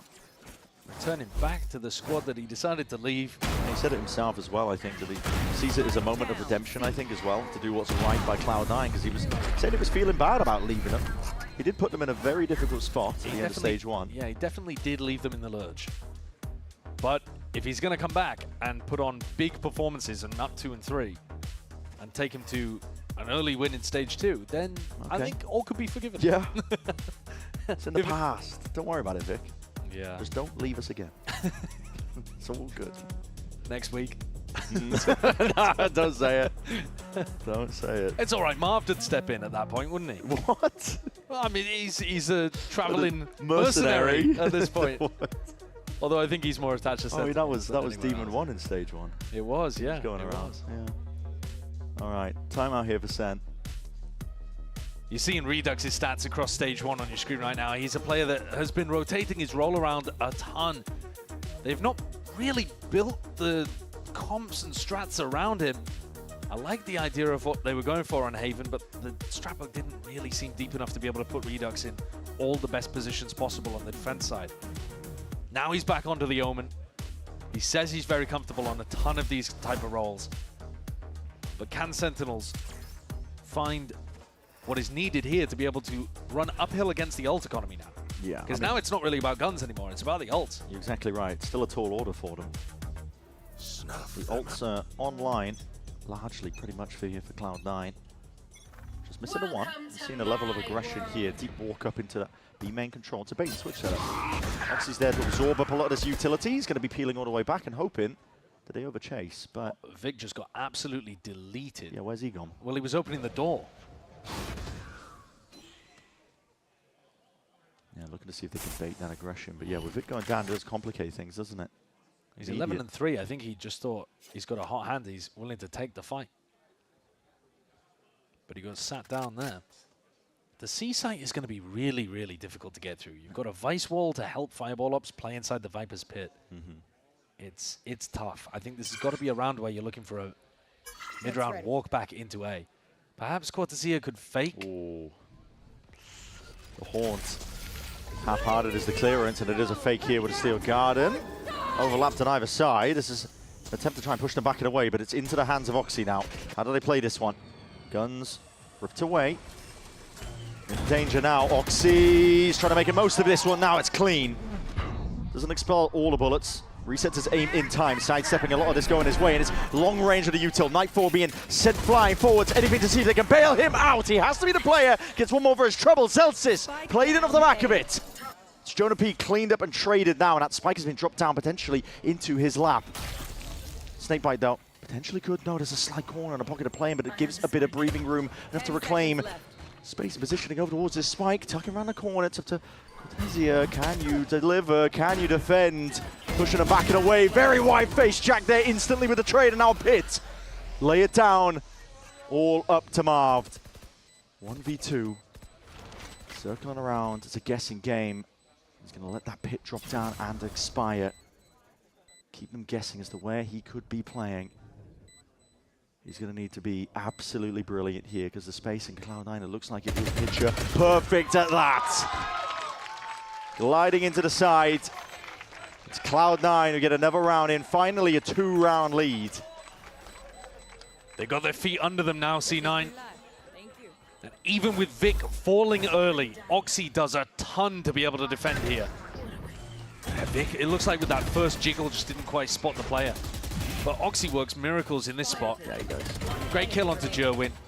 Great delay as well, just to buy time for the defensive rotates to come through. He's been the guy for C9 for so long. It'll make a big difference if the others are able to step up around him in stage 2. But when questions are asked of him, he's rock solid. He delivers. And now he's got his showstopper. Defensive protocols look good from C9. Their retake ideas look good as well early on. The pathing's clean. Ooh, got to be careful of that one. Marv lucky to be alive there. The Haunt did catch. He's been pushed back and away there. Prowler, the supplement as well, was chasing.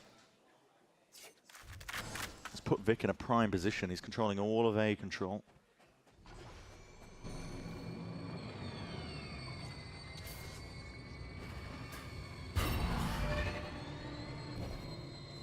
See that slowly gearing up over towards this B side. Looks to be the goal, at least to pull some of the util out initially. There's the wall. He's going to be used. Paranoia offloaded. Vic Needs to be careful about overstaying here, but he is so confident. Yeah, Vic's doing a great job. Still holding this one down. Slight pixel line. Crouched up. Spray of bullets here. Narrowly avoiding a lot of the util going his way. Finally, just has to give up this position. But the hit is coming over towards C. It's so brave that he's got so much info. Yeah. No one's budged off the C site. And Oxy is here with Showstopper. 30 seconds remaining. SEN are going to have no luck here. Oxy, Showstopper in hand, and now looking to put a stop to the round entirely. Straight to the skybox with that one. Zelsis, unaware the corner that was just occupied by Redux, but it might matter. Or it might not at the end of the day here. Redux has got a lot to do from this position. 15 seconds remaining. Hold on, ult. He's got the time. Yeah, that's his ult now. Only just. Only just. Pulls it back from the brink here in this deep position. And Jonah P could have been a critical kill, but Jack stays alive. Plant down. In a prime position here, 2v4 to play around. Everything to do from this spot. Jonah P. ISO'd, but still collecting the kills and brings it now into the 1v1. The damage has been done. And somehow from the brink, somehow, Sentinels in the right place at the right time. Redux with the 3-piece. Quick thinking all around. They had one out in that round. Only one. The teleport away with 2 seconds still spare on the clock. Redux puts the plant down and they had to play for a kill. They've got to. And Jonah just holds this angle beautifully. It's so good by SEN. Lovely as well from Redux to be getting up and aggressive in a position where he can play off Jonah. Yeah. Up until that point though, Cloud9 played the defense wonderfully. You know, Vic making himself look big over towards A. Giving all of the information to the rest of his team. C9 absolutely crushed the C exec. But another situation where they lose up players, that's what killed them on Summit.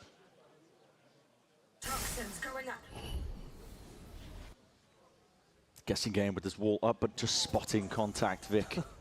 Seeing it, signs alive. It's such a gamble. Still holding the angle down. Takes the timing there, rattles off a couple of bullets. Those wobbles of the Viper wall are client side, so you never are really sure what your opponent's seeing, what you're seeing. Door open up though, it's going to be ults committed with a nightfall off the back of it. No one's really home, other than Vic still. This guy just will not give it a rest, will he? Doesn't matter. He's home alone. He's got some supportive util now, but he's going to be throwing it out himself and caught unaware. Redux. Bullet to Dome. Oxy straight there, though. And Jonah P just trying to cut up these angles from below. Sees sidestepped. Only avoided. Still, the spike is dropped down into the middle of nowhere. Just spotting out these players. Satchel abound. Cortez, he is nice with the movement. Makes himself a difficult target now. And the 2v3 suddenly in favor of Sentinels, but he still need to get this spike down. It was early. It was aggressive from Oxy. He's left his team in a 2v3. Jack is very committed. He's as good. You're gonna know that that's occupied up space. Hold on, the pre-fires Jack. Lighting them up. They still don't have this spike left. There's 12 seconds remaining, and Sentinels just can't find a way back in. Cortez he's grabbed hold of it at least. The spike is down. He's bought himself at least a chance, a win con, but he is being assailed from multiple directions. It's Cloud9 that weather the storm and find a way through it regardless. When the pressure is on, map 1, they crumbled. But here in map 2 and map 3, C9 have been resilient. They've had a backbone to them. It's impressive to see. This looked like another one of those rounds where they got themselves into a difficult position, but it's actually the spike just being lost in no man's land that ended up being the perfect thing for C9 to play around. Are those words of encouragement? I don't know. I mean, Vic has a lot to say. Yeah. I don't know what Vic was spitting there. But I didn't see that. They've killed the economy for Sentinels. Yeah. The timer paused here, so was his last timeout now for SEN. Yeah, double timeout being used in the first half of Lotus. They're really being pressed into a hard spot here. I think SEN have done incredibly well considering all the circumstances. We've been talking about it. Yeah. The viewers at home aren't blind either. You can see it. John QT is not playing for them, so they've done incredibly well despite these circumstances. Yeah, if you're a SEN fan, you're taking this as a bit of a freebie, this opening game. It's an exhibition match. Yeah, you don't know exactly what your true level of the team is going to be. You just know that it's going to be some level of improvement above what you're watching today. But I think, you know, you can still have an idea about player form. You can still have an idea about what the coach's ideas look like on certain maps, the comps that they're going to be looking to play, that kind of idea. Here, though, it does look like C9 are grinding out the rounds that matter. The early beginning to Lotus could have gone in any direction, but it was C9 that got their feet under them first. And it is C9 that are winning the crucial rounds to knock Sen's economy down. And it is C9 that have been able to preserve those 2 tack timeouts. Yeah. Whereas Ewoks had his last chance there, of his own volition at least, to go and have a chat with the team. Sen, no chance to catch your breath. Outlaw in the hands of Oxy. Well trained there. Jowen's one away from getting the showstopper online. There is a chance that he could do some magic with the Bulldog and then his ult. That's exactly what Sen would be hoping for. Deep smoke laid down over the Prowler. There's a bit of clearance here. Cortezia, hold on, they've flipped the switch. Zelsis is caught out into a corner now and he needs to bail out. Oxy provides it.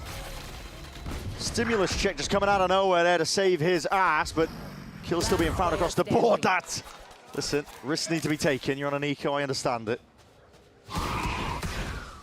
Leaves it up to Marved. With it all to do, and the main goal, don't feed Oxy another ult point. You've got yourself an advantage into the next round. It's going to be the final round of the half, and Jowen can make magic happen with the showstopper. But last time they were in a spot like this, Oxy had the other one on the other side. 30 seconds left. Vic spots it out now, and Oxy, there's aim trained on it. Collects the kill. And there it is, that extra ult point. Oxy now only 1 away. He could definitely try to hard lock down a Rubble and play for that. Look at this, it's actually Zelsis, I believe, who tapped the door. Okay. So it wasn't the attackers going for that B default trying to clear Mound. I think it was Zelsis deliberately opening it so that Oxy could get that sightline. Nice! Hey! Good shit, friend. Yeah, just so happened to invite the pressure onto him, but all good. And it is going to be that Rubble clearance that I was talking about. Here we go. They're going to try to hard fight here over A. Clear some space for Oxy to grab that orb. Jowen has a showstopper. It's going to be played on watch now. It's going to be offloaded. Sends it flying forwards, Oxy. This is best to try and avoid most of that one, but like a clay pigeon, decimated in the air. Nade rebounds to the Paranoia. Line it up, pushed into a corner. Fireball Ops can only do so much from this spot. Vic, hold on. Bails him all the way out, but the damage surely done. Low as anything. And Redux is right there.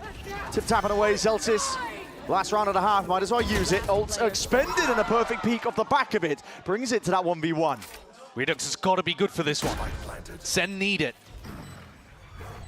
A lot of utility play around here. Make his mark known. Deep TP up towards heaven. Zelsis unaware of it. 7-5, that'll be the half. And Sentinels, you can see, out of their seats, smiles on their faces. Yeah, because the read was correct. Great idea here, knowing that Oxy would look to try to play for that ult. Jowen's there, ready for the punish. He gets a critical kill. Oxy forced up, Marv cleans him. And then Redux wins the 1v1 towards the end. Come on, Jordan, what's up? Sentinels are winning every pistol round. And if they get another, they could easily be drawing 7-7 here on a crucial map 3.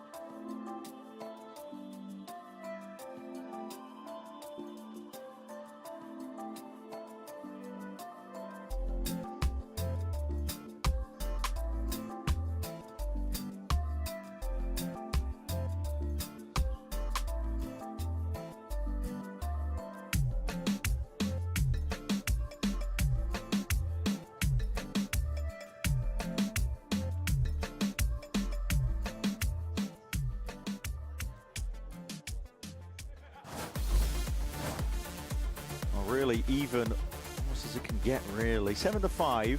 And with Sentinels, the track record so far in pistol rounds, they've been the one collecting all of them. Chances are, might be seeing an even scoreline soon enough here between these two squads. And it's a Cloud9 that are looking to try and capitalize off of a weakened Sentinels circumstances. Having to play without the IGL, Marv stepping in for them, and SEN have been making the most of it, really. Playing with that house money as we've described it. For Cloud9, pressure's really on them now to close this one out. Yeah, they've got another good opportunity to win a critical Lotus.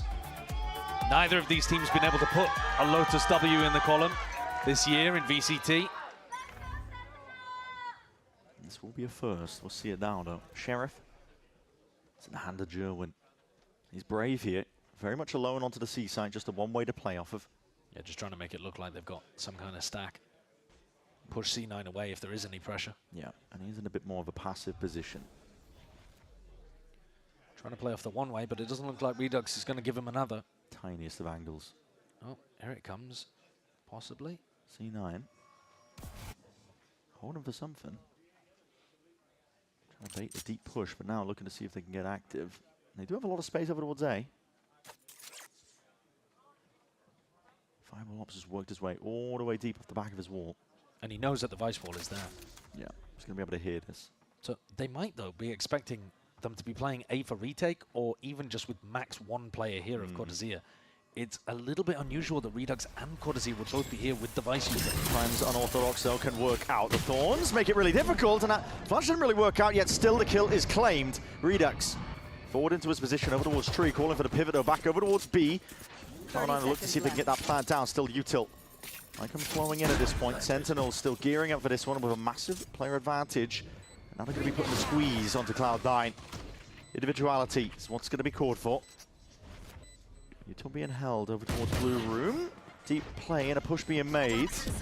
Nado is going to be flushing these players all the way out into the open. Sentinel surely set up for success with a couple of these kills going their way, but dominating the space. Control over the Blue Room is critical. Vic barely gets it under control, and now he's the last one left. Smoked to potentially play himself in. Right click's not going his way to defuse. Fully stuck all the way in the action. Blind fires going to miss, and again, the trend continues. Pistol rounds, every single one cleaned up by SEN. C9 cannot win a pistol in this series. That's been brutal for them. At least on Lotus, they managed to immediately eco Sentinels back, but it seems really unlikely to be able to put something like that together again.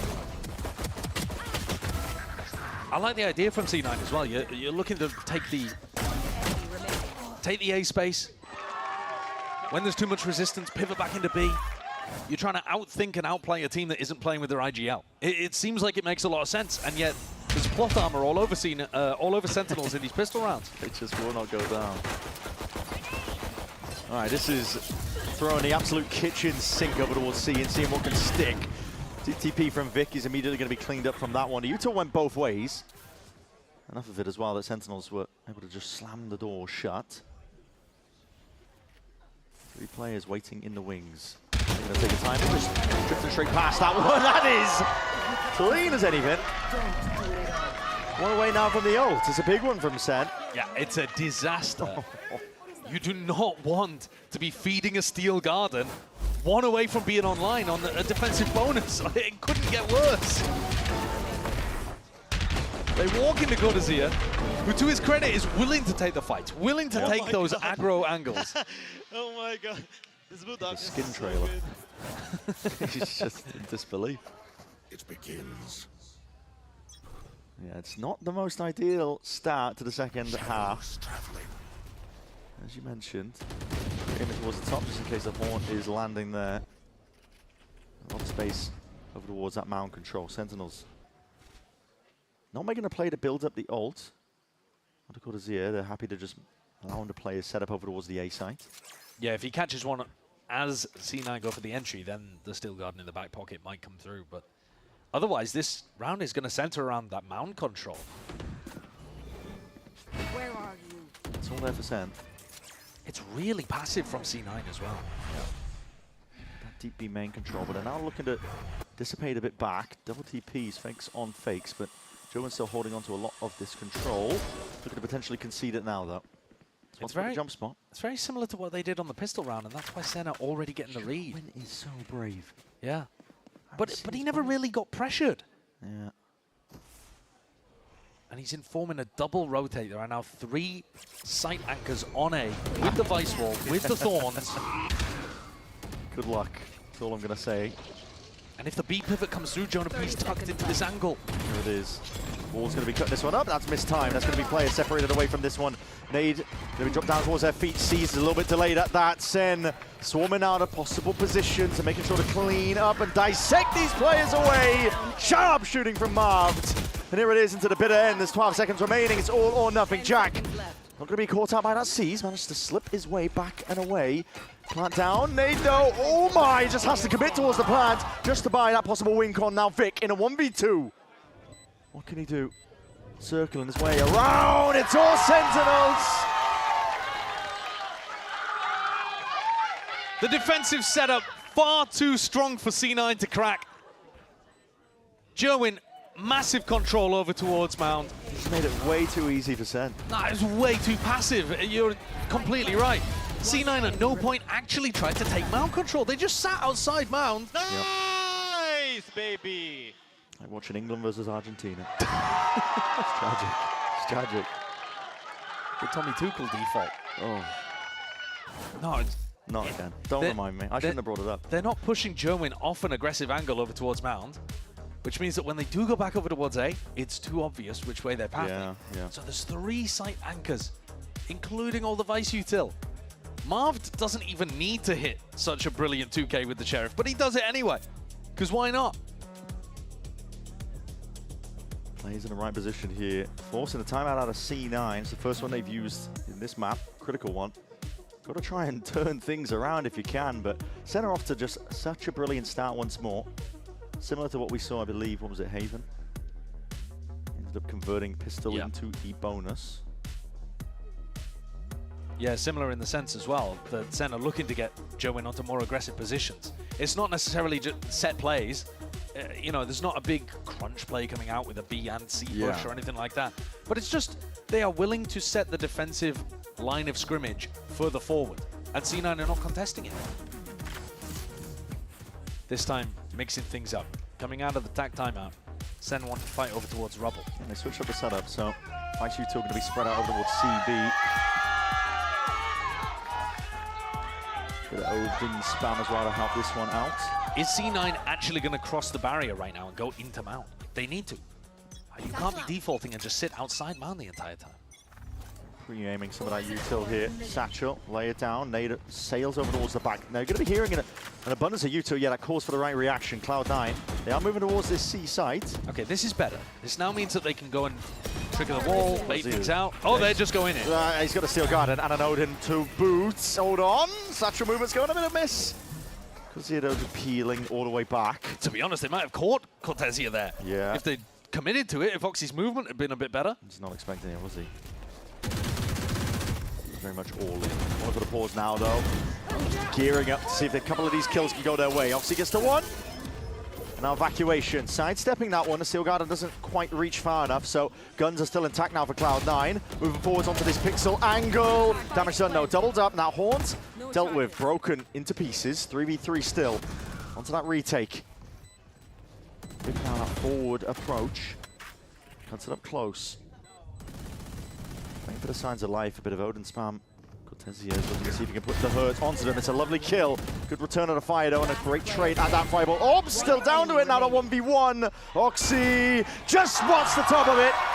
And that's more than a haircut, more than Cortezia bargained for. Lovely work by Oxy. C9 go forwards, take control, grab control of the round themselves. And Oxy cleans up with a 4K. Again, working magic. Gets that entry over towards Waterfall. Sits actually in quite a passive position in the post plant as well. Lets the rest of his team take the contact and die to Redux, but he mops up at the end. But from Cloud9's perspective, they have to do that more than just once. And they have to do it sometimes where they don't hit into C. Okay, so again, similar level of open, but this time, nobody as yet dips a toe into Mount. No. Are they going to? Yes, they do walk forwards this time. Looking to try to pick up the ult orb. Worried about the trap play. My ult's ready. SEN have also dropped off from defending Mount as aggressively. They're now trying to play anchor positions with the op on Joen. Trying to bait potentially the overextension. Jonah P is close here. That ult does need to be dealt with. Potential information gathered. Yeah, I Too think sure how much Vic saw. I think they saw the operator there. Yeah, they're gone. Nah, they're gone. They want nothing to do with it. These are positions, though, in the past where we've seen C9 run up into a stack on A. This time there's only one player home. The B pivot as well looks fairly empty at the moment. Celsius with a lot of options to call with. Nice util, though, is going to be bogging down Cloud9 in the attempt of a fast play. Look at it, the Thorns just stalling them out now. To the back of it. There's only 30 seconds roughly remaining. You can't really stop them taking space, though, with these ults. No, you really can't. Having to be utilised now, both the Showstopper and Nightfall. Leaves a path forwards. That is a cheeky angle. Where's the top rocket of the box? going? Rocket's gone absolutely nowhere near. Redux. Healthy as anything. Holding now. Well, that util. He's found the slightest of corners. Margins to play around here. That blind is perfect. Jonah P just wanders to his death. We're seeing it now to nade. Push them back and away once more. Time being bled off the clock. Cloud9 holding this one. Tooth for nail up towards that heaven angle. The one way back online as well. That's going to be calling it here for SEN.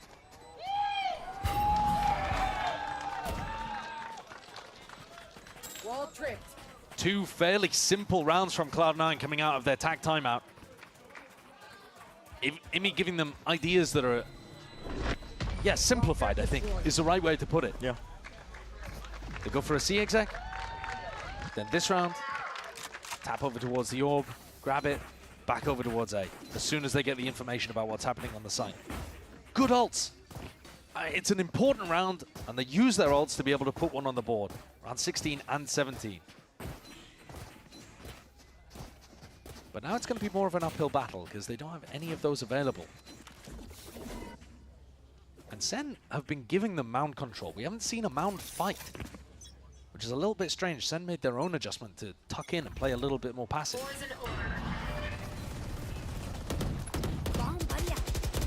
Early spam from Cortesia. Yeah. Doesn't do too much. And C9 again are given control of this area of the map. Confidence this time. Taking a space. Slowing down over towards that mound area. It's a good adjustment. You do have to be concerned about this one, though. Operator held. There's a passive angle from Jerwin. Not pressed up deep here, just holding for the inevitable peak if there are players over towards C-Mound.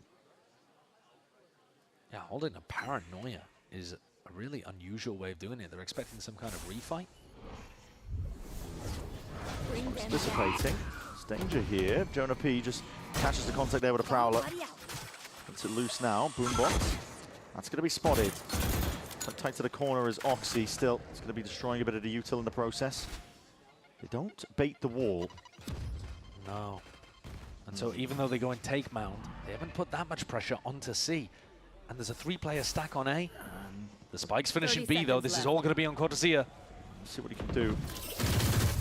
All the way back here with the Odin spam in his hands. Potential now to do some serious damage into the corner. He knows the angles well. Going for the right timing onto this one. The plant slightly ajar. Jack's going to be holding his breath there in that position and spot like that. Still with a hail of the bullets. Nade on top of it. Barely alive. Lucky as a result of it. Wide swing in the face now with a paranoia. It's perfect to try and set this one up, but it goes both ways. Util to try and cut out. Send from the pitcher. Away from this retake, still gearing up, comes down to the trades at this point. They'll just collided up together here. Still, Sentinels, they have their ins down as that 2v2. Sharp shooting, Jonah P. Sidestep most of this one now. Ticking away as the spike. Fireball Ops needs to be dragged out into the open here. Slight tab with a fade away. Bullets raining down, just not working out in the Professor's favor. There's a shrug of the shoulders there from Fireball Hops towards the end, as he backpedals and hits a fadeaway headshot. He's gone from top of the scoreboard to bottom of the scoreboard with that agent swap on map 2 to map 3. But he's coming up big when they need him to in a 1v1 here. Take a look at it from his perspective. It is an unusual one. Vic and Zelsis popping off at each other towards the end of some of these critical rounds. Jerwin's traded the op for the ult. You're seeing it now, the lost corner's really kicking in, hold on, showstopper, that's gone wide! Straight into the back wall, still need to deal with this player, what is that? Bullet to the dome! Just about connects. Magnetic is the aim, and Redux looking to snap back away from the C's, but he commits now into the smoke. First gives him a bit of cover and away, the Prowler chasing down at the heels, needs to defend in time! Bullets through the walls, there's the slightest of dings, but no kills claimed. This is carnage occurring, and it plays directly to Cortesia's hands, just the top. Barely an angle to be seen. What a pacey round. And you're right that it favored Sentinels in the midst of all of that. Some wild stuff going on. And Joen absolutely misses that ultimate, but this shot, absurd. While he's moving, manages to control the rifle in the midst of it. And the aggro play, that 1-2 combo from those duelist-esque players of Joen and Redux, comes through to put an important one on the board and stop that momentum. 3 in a row for Cloud9 and the streak is broken. Yeah, it's inspiring stuff from SEN. Holding on, but still, okay, early damage being done with a kill there. Cortesia, no setup, but all the play around. Redux matters into his own hands now. He's going to have to be the playmaker. Twists and turns! Oh my God! Spilling it out entirely for this opposition. C9, wondering where the hell has he gone? Thorn in their sides and still active, still kicking. Marv spotted out. Util going to be layered down at his feet, but he's more time now for the rest of the pack to arrive. Oxy, bullet straight to the dome to answer that one back. Sharp shooting again ordered up here. Individuality raining through. Cloud9 piecing it together bit by bit, kill by kill. When Oxy's alive, anything is possible. Plant still needs to go down, but they have plenty of time to really peel this one back. It's all Jonah P! Onto the line, but a return of the fire is straight there by Zelsis. 2 huge opportunities past Jonah P by. He's normally absolutely rock solid in clutch situations, but there is some madness going on here in this match towards the end. It's the right play to make by Redux. It's a crazy play to make as well, though. I mean, he's very good at that. He's spotting in a moment to do high-risk plays. And he is beat for beat alongside Vic. 20 and 14 against 20 and 15. Despite all of that, it is Cloud9 with the lead. There. 2 rounds. Nothing but resilience and grit. Oxy's making the difference for them. He really is. It's a classic Oxy game. Surely should be Cloud9 in a prime position to close out the series. Yeah, they've had a lot of really useful anti-ecos. We're up against an eco again. You can generate these ults. Oxy, shots going wide here. Jonah P does the best he possibly can in a spot like that. Oxy one away from ult, Jack one away, Yeah. Zelsis one away. These are massive ultimates to be able to convert once you get up to 12. It was C9 that had the grit to be able to come back on Haven, to pull it away, steal it away from SEN, who looked like they were in control of the game. Jerwin, it's risky business. He's on the eco, might as well just see if he can be that playmaker, but inserts himself back onto that line, punished for it. Switch being flipped, Vic unaccounted for. 30 seconds left. Look tight to the corner here. They're just looking to see if they can pull out these players. 2v5, 24 seconds left. Plant does need to go down at some point. Not enough pressure to stop it. Planted. My ult is ready. These ults are racking up. Oxy's death is going to be earned in this one up. 1v3 now for Redux. Going to make a good go of things. Looking for a gun. Redux can't quite find any upgrades in his vicinity. No, the 2 C9 players that have died are in tree. Yeah, peeled back all the way here. Redux smoke's going to be fading, dissipating now, time ticking. Look at that, pure discipline from Cloud9, not looking to throw away any opportunity. And up to 12 they go with every single ult online. 3 opportunities to close out Lotus. Get a big win on this map. A big win to open stage 2. It is. Can be had, but it is against a weakened Sentinels, but One enemy remaining. in a position to take an early win. I think the important thing for C9 as well is if they have a hope of being able to dodge play-ins, they have to be able to get wins like this. Yeah. And it's a great opportunity to steal a win away against a weakened opponent. Here it is. All or nothing. What could Sen do in a spot like this? The flip of the switch. All's going to be going open wide. But all those ults earned up. A lot of pressure over towards that C mound. There's nobody home, really, so Sen have got full control over towards it. Going to be aware that this is potentially going over towards A. I think you need to be in unexpected positions here. You need to be trying to steal the tempo away from Cloud9, because if you just let them walk forwards at you with the Raze ult, how are you ever going to hold on? Cortezia, Redux' ult now going to be offloaded. Oh, Paranoia, that is crazy! Redux! He knows when to take the right timings. He knows when to strike when the iron is hot. No better moment than that. What a play to make. He's a master of finding the right time for the right risk. 23 kills. We said you couldn't just allow C9 to walk at you with those ults. That's what it looks like to take the tempo into your own hands. 30 seconds left. Still a 4v2 for them to close out, though. Still, how does Jack get out of this one? How does he evacuate the spike? Spike down A. Deep space gained by Fireball Ops, but to no avail. For Sentinels, how the hell have they pulled it back from that? I have the spike. It's going to be spelling it all the way out. There's 9 seconds remaining. German's going to be holding down the fort over towards the B site. Along for the ward there. Still alive in it.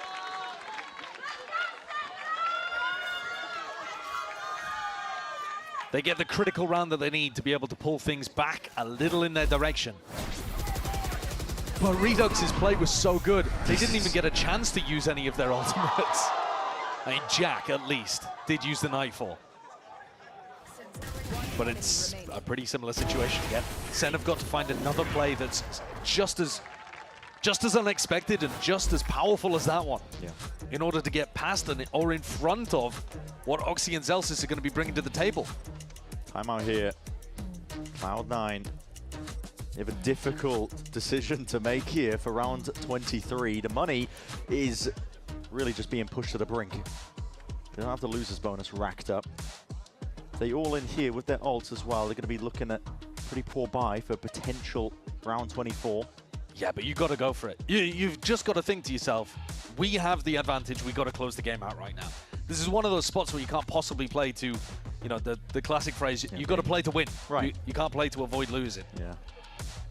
They need to be the ones to set the tempo, to have their idea, their game. And for Sen, if they can hold on for one more round, Jomin's going to start to activate with the showstopper that will actually start to level the playing field a little bit. And Jomin and Cortezia are one away from being able to get ults that would equalize the playing field. And Jomin with his op is the guy to try to shut down the showstopper right now. Yeah. The Raze v Raze is massively important here in round 23. They've been using resilience, grit terms to describe Cloud9, but same as applying for Sentinels now. If Sen were able to hold this on and come away with a win in OT, without John QT, that really would be unreal for them! Hold on. Part 1, obstacle removed. No more showstopper. Takes out the Raze adversary. Couldn't have better anticipation of where that was going. He's been up and over towards C the majority of these rounds. What a time to swat it up. Jonah P. This is a dangerous position to be in. Just speed. Okay, seeing it. Signs of life now. All the way out and around. What a paranoia. That's an incredible paranoia. Long range with the util. Redux just supplementing and augmenting, helping it out entirely. Flawless. And the ult's now in the favor of Sentinels. Oh, the tables have turned now. Sen have flipped the table. Jomin's the one with the ultimate. Cortezia now has the Steel Garden. It's C9, whose money is crumbling.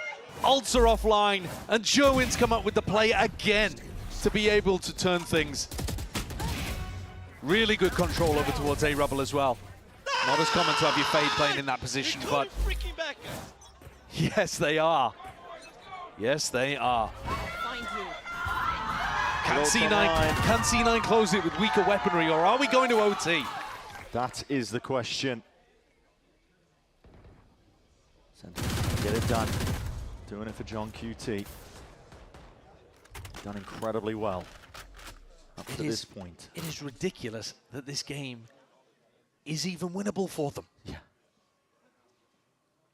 Finding ways to do it. Very cautious here. Cloud9 not willing to overstep themselves too much. TP cancelled out in time. Still Garden now going to be used. See if they can clear these players all the way out, but this is Joen catching up onto that lurk. Meanwhile, action occurring. Somehow Mark going down to the nade.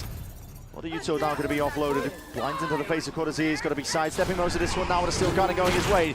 Nightfall on top of it. All this util, all these ults being used to try and peel them all the way back, but Oxy, it's like a rabid dog. It's all the way in there, forwards and through. Joen now an ult of his own. Showstopper, looking for it and finds it. Target acquired. Like a heat-seeking missile. It's a Ray's adversary taken out now. 30 seconds to try to get the plant down. They're being bled down to the bitter end here for Cloud9. They need a miracle. Try and close out this series here and now. The Sentinel, they've got OT in their minds. OT in their hearts. They got the weaponry to do it on top of it. Tiptoeing around into this one now, but a kill to claim nevertheless. The issue being forced here for Cloud9. The Sentinels! Blinder of a shot here to bring it all the way to OT. Mirroring what Cloud9 did to them on Haven. Astonishing rounds to be able to put together with the dying embers of Lotus. Redux's play is the one that starts it. That monstrous paranoia TP stuff over towards Tree. Rounds ago. And it's Joen's op really that closes it from there. Shutting down Oxy with the showstopper, getting a 3K there to be able to close things out. And Sentinels drag themselves kicking and screaming into OT. They really do. It's unbelievable stuff. It is remarkable that they have a chance of being able to beat Cloud9 without their IGL in the game. Just refusing to go down. It's crazy. Refusing to give up here. And granted, this is an opening from both squads where they are looking wicked unexpected, but for Cloud9, I mean, we're talking about roster changes that they made, they opted into. The Sentinels, circumstances not of their choosing. But here we are, 12 to 12. Early take of Rubble. One's going to be broken here. Vic reveals his hand, will have to TP. Backs himself out of that corner. A slow take here. Neither side willing to opt in too much. Celsius is keeping that jiggle peak information over towards C, which lets them have a 3-player stack A. Can Sentinels, without their IGL, find the B pivot? But as he is moving up, it does seem like that's in the back of their mind. They would only have to get through Oxy. It is by far the easier path for them to be able to get the spike down. We're opened up here. Prowler forwards as well, looking to see if they can bleed out some util away from Cloud9. It has pulled out at least a paranoia. Now they're going to be moving over towards that B direction, like you said. Oxy nade is going to be set down ahead of time. Doesn't do a lot though to help him out in that fight. It's Joen again, getting the better of him. Nade sails up overhead, denies the space over towards Heaven, and that plant is down. Sentinels in a good spot here. The post-plant positioning, pretty immaculate.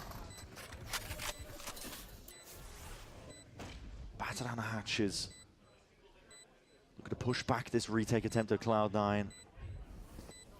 Oxy down, the chances are slim. It would have to be the world's biggest horn from Jack. We've seen it now. Util flies forwards here. The angle's impeccable. Joen has been a monster. Oh, he has woken up for SEN. Redux has been a constant all throughout Lotus. And late on here, Joen has activated, man. Jonah P with a couple of lovely ones as well. But C9 had no retake utility at that point. No. They did not expect to have to play B for retake like that. He's bled out from the first tap of the door over towards A now. How the table has turned, you described it, the table being flipped at this point. Sentinels, 1 round away. Taking down Cloud9. It's a more passive hold over towards C. Instead of being able to jiggle peek and get that mount information, C9 have taken it away. They've remembered the adjustment that Amy gave them. So it's going to be tough for Sen to figure out where this is going. It's very passive stuff. It is. Marvd is very far back. I've got to imagine they'd be playing full C retake. I don't think Marvd is supposed to be committing to this if the pressure hits him. Yeah, Prowler forwards. Joan has a lot of deep space over towards that B angle. A lot of confidence in his aim, but his last few rounds, the way that they have gone.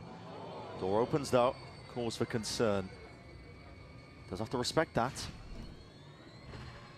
Missing the timing as a result of it now, sending it forwards now. Abundance of util, Vic with that deep TP. First one in to take that contact. Okay, Boombot has missed it. Definitely timing here, but a Prowler round 2 this time. No stone left unturned. Plan needs to go down here. Oxy hard committing onto this. It's not a great plan. It's not the headshot angle for Mound. They have to play on-site post plans here. But if Oxy gets a kill, this showstopper could keep OT going. It could be everything. All grouping up now. Players from Sentinels getting into position. Supplementary is the spam now. Satchel movement, Jerwin. Not too sure what happened there, but it went a bit amiss. Season and aid over towards the back of the wall. It's able to be sidestepped now, and Oxy's still alive here. Jack, spam again up into the angle. Players, collateral done, and absolutely slammed down to the ground. That is Cloud9. Dragging it to 13. We are going again.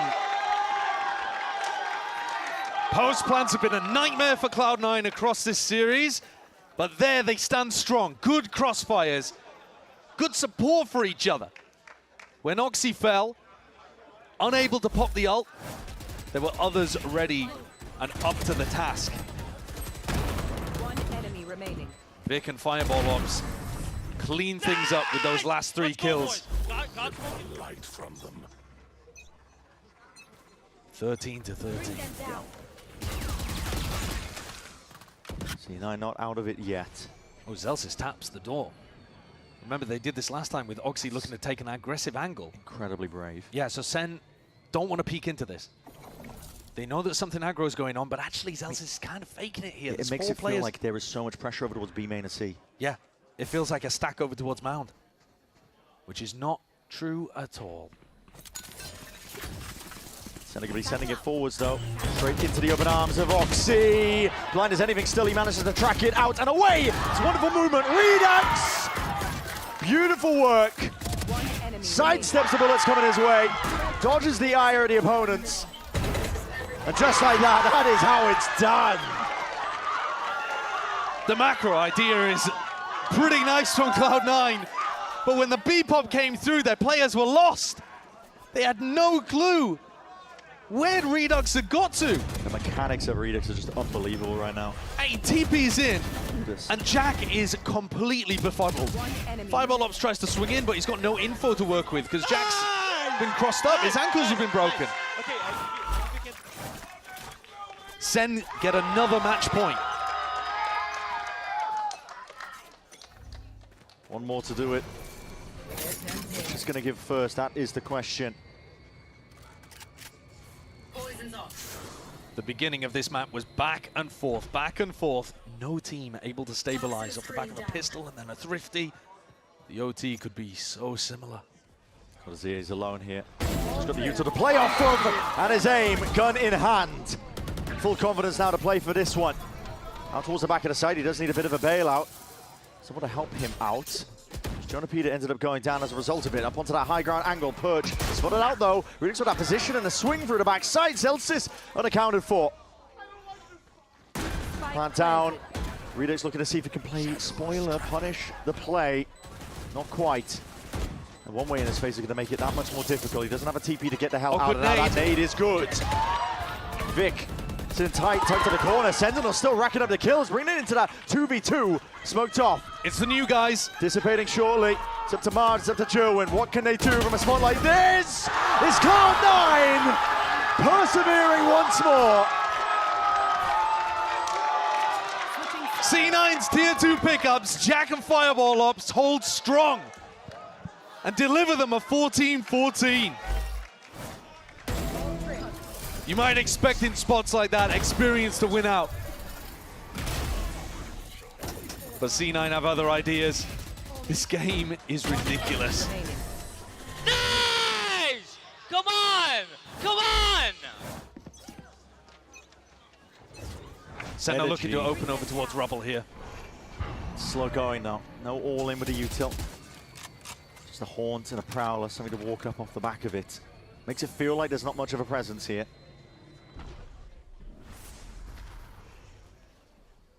Smokes are being layered up over towards A. This is no slow default, no spread of players from Sentinels.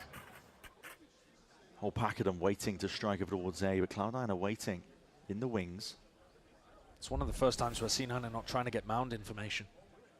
Yeah, very passive positions across the board, isn't it? Yeah, but they've stacked A and then strike. It's a good call. See if it pays off now, though. Slow siege being played for here. Pixel angles. Double Satral's in, though. That cuts it up entirely. And now Oxy's left unaware on top of it. He's trying to think of timing. Straight past that smoke to their own demise. Blink of an eye. It's all Sentinels. Complete control over towards A. So many bodies. The blast pack movement pulling the crosshair away. Yeah, they weren't ready for that.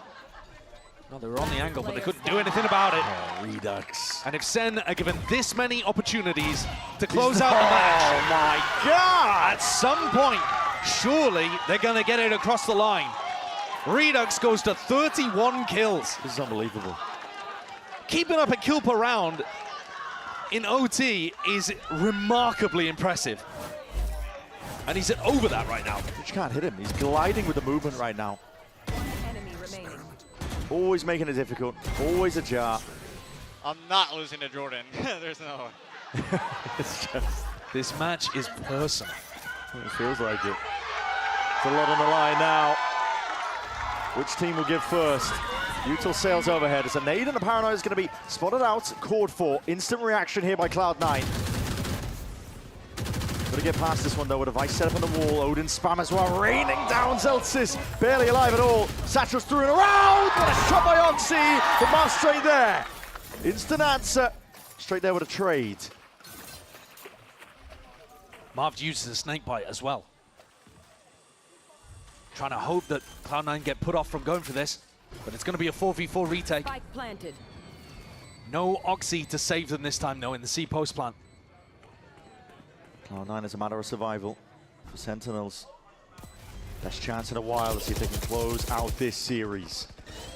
Double facing up now, dodge on a flash and a fight. Called for, that is an insane transfer. It's still bringing it to the 2v2. Damage done though, damage done. Bullets firing down and raining down the lead and the hail of it. It's all too much. It's all up to Zelsis, it's all up to Jordan. What can you do? Marved on a defuse, it's half already earned, the full stick, full trust, the swing, denied, and Sentinels persevere through it all. IGL on the bench, it matters not. It's a memorable match by the end of it. 16-14 in OT to get SEN the win on Lotus. And you heard it from Redux's mouth. They were not about to lose to Zelsis today. There was so much personal stock on the line between these two teams, Really but that was. is honestly a devastating loss for Cloud9. This is a Cloud9 squad that had a grand opportunity to take a win against a weakened Sentinels now. It's not over just yet. Stage 2 is a very different game being played than we've ever had in VCT before. It's about the long con, it's about looking good when you get into play-ins and playoffs. Sportsmanship will be shown towards the end here, but today the day is Sentinels. Against all odds, everything thrown against them, they stepped up to the task. What a difficult task they had today. To be able to somehow persevere across 3 maps, playing the new map of Summit as well, all without John QT being able to be here. Well, they did it for him. And Marv made an impact. The culture spreading. The vibes were great all day. They were playing with house money. Yeah. They were bringing it to C9, pushed them close even on Haven, and got it across the line in a really tough OT, showing a ton of grit. Yeah, I mean, if you're looking for a heat check on Sentinels, I think you're feeling pretty good about them. Yeah, definitely, especially when you consider they should be looking better with John back in the lineup. Yeah. So, this is the floor, what you just watched. This is the floor of SEN. Individuals are popping though. Dude, I love watching Redux. He's unbelievable. I love the way that he takes the risk at the right time. It is. It's all intelligence. It's never a stupid play when it's Redux. It's always calculated. And the way that they've got him playing on lots of different roles makes it so difficult for him. Yeah. And yet he is up to the task. Some outrageous moments from Jerwin as well. The op shutdown on Oxy's showstopper to be able to start the run back into OT on Lotus, amazing. And it wasn't even close to Jerwin's best moment because he got a 1v4 on Summit. Crazy. Unreal stuff, honestly. Unreal stuff. Sentinels are going to be proud of themselves on that one. That is ridiculous to be able to pull that one all the way back from the brink. Cloud9, though, gutting stuff for them. It was an opportunity, as we were saying, to take down this weakened squad early. Yeah, I think in the broader scheme of things, you know, they're guaranteed to be able to make it to play-ins. They have a long road to try to improve time over time. The only issue is they've started out with a game that they should have won, and they failed. Yeah, not quite the case, was it? Well, let's send it down to Dryad. She's on the stage now for the Verizon post-match interview with Jerwin, so please take it away. It is really hard to believe that that was only the first game Sentinels and Cloud9 played on this stage too. Jerwin, congratulations. This was incredible. A back and forth, and I feel like we have to talk about your impact, both in that map 1, in that clutch that you had, and also here to finally close it out. Tell me about what it took to finally win today. It definitely took a lot. You know, coming back from like such a long break, coming back on stage, the nerves were definitely back. But I don't know, we stuck to our game plan. We put a lot of prep into this match, and it finally paid out. And also, you are playing under different circumstances with John not being here, but Marb stepping in. It felt like you guys were vibing with him. So what is it like to have him as a sub? Jimmy is like one of the funniest people I've played with. He always brings the vibes, but obviously it was a little bit hard losing our IGL of all people. So everyone had to step up, especially Jonah and the coaches put in so much work. It made it a lot easier. Yeah, and you guys have been looking incredible. I think you are showing the individual potential that we've always talked about, but especially because you're playing things that you feel really comfortable on. So I want to talk about the composition that we saw on Haven, where you were playing that Waylay and that Jet. How does this come to be? Is it just talk of what works for everybody, or why did you decide to change it? A lot of it is the coaches working with the IGL, you know, like looking at our strengths and how we play, and you know, they look at like our play style, how we work as a team. So, you know, whatever they want to talk about, we always just agree. And you talk about the coaches. Today you had perfect pistols. How much have you been practicing the pistols? Was it just like a great day? What happened? It's a lot of work at the pistols. You know, after prac, long day of prac, Ewok says no one move, and he puts us in a pistol DM versus each other. Okay. So, you know, he definitely put in work for that. It looked incredible. Jerwin, congratulations once again. Today you were the absolute difference maker. And this is everything that we have for the Verizon post-match interview. But if you think we're over, this is not over just yet. We have the big matchup coming up.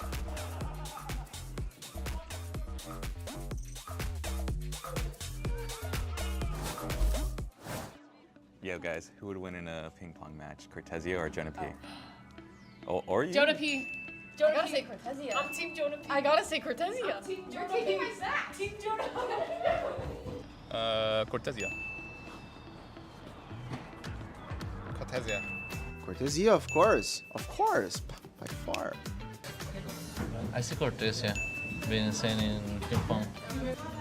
I've never seen Jonah play. Cortezia is pretty good.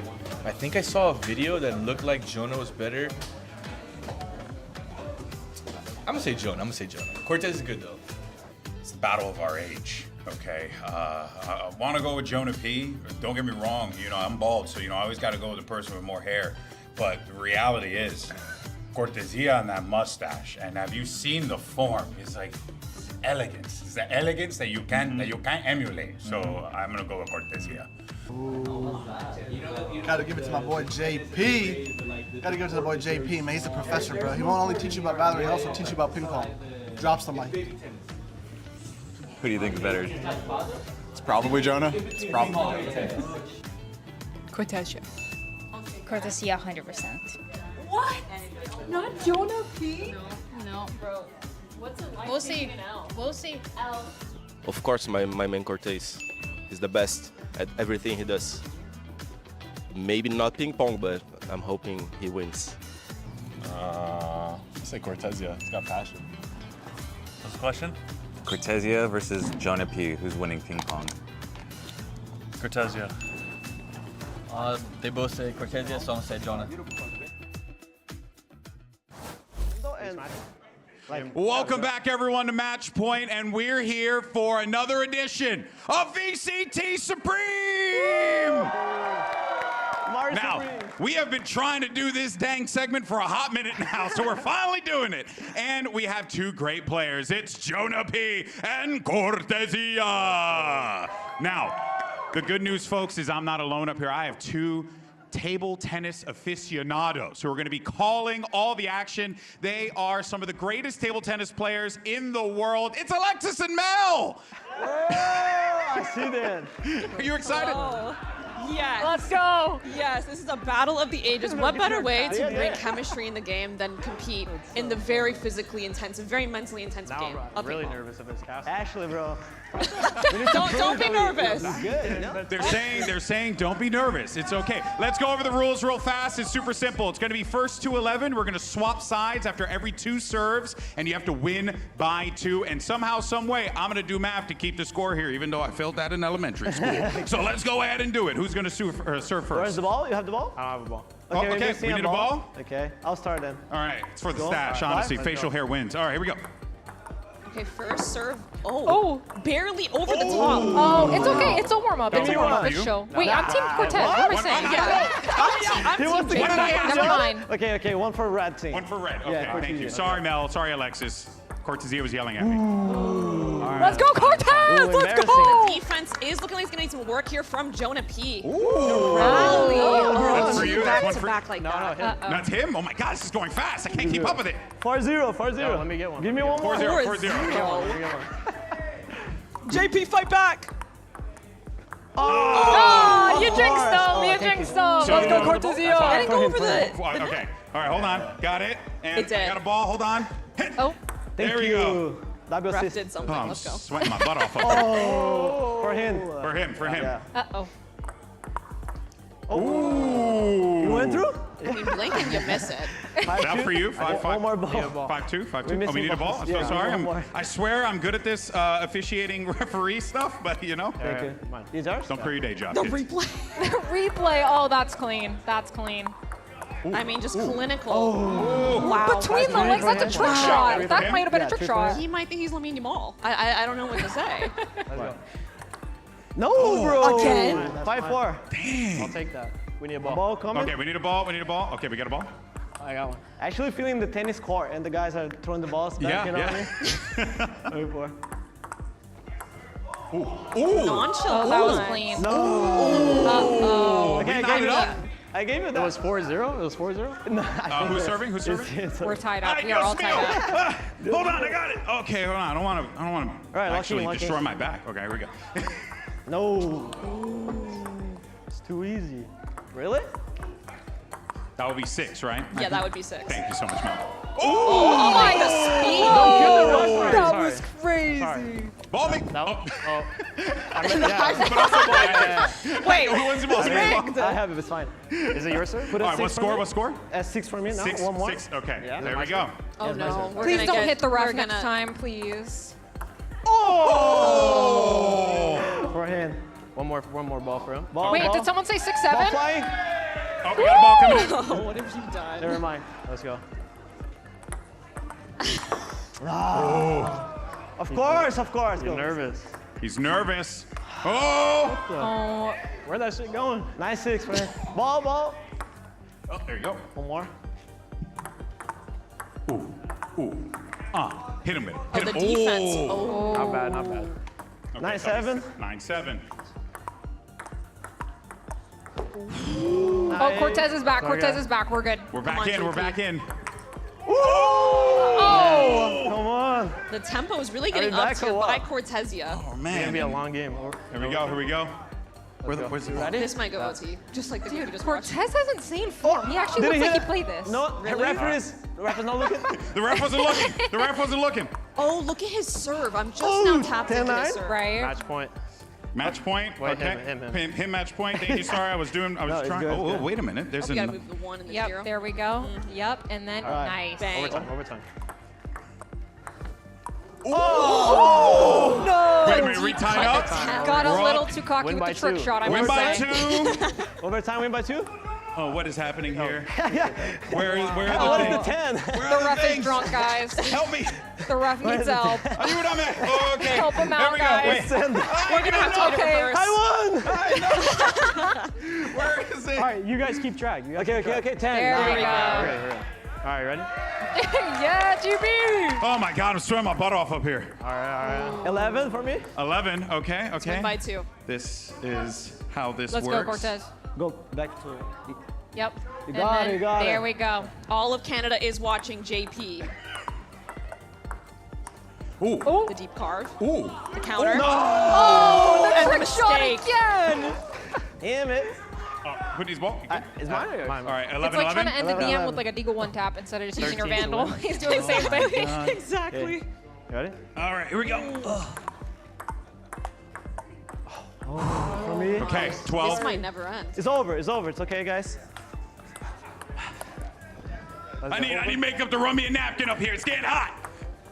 Oh! Oh my. Oh! Execute. Did that curve off the side? That counts, The precision. Again? That's crazy. That is impossible to That's hit. illegal. Cortezia. That's crazy. Ooh! Oh, we're Okay. missing. Okay, here we go. Ball referee, thank you. Got you. Yeah. 13-12. Beautiful. I went for it. Wow. I don't hear. GG. What a Absolutely stunning. Absolutely The stunning from Cortezia. the composure at the very Let's end go, there. mate. Unknown. No.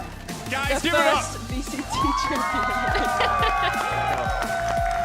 All right, folks, it's a late night, so yeah, let's go ahead and get y'all out of here. We have plenty more matches coming at you tomorrow. Great games you don't want to miss. But for now, enjoy your Samsung OLED Fast Replay. We'll see you mañana, folks. Get home safe. Bye, everybody. Woohoo! Thank you, everyone.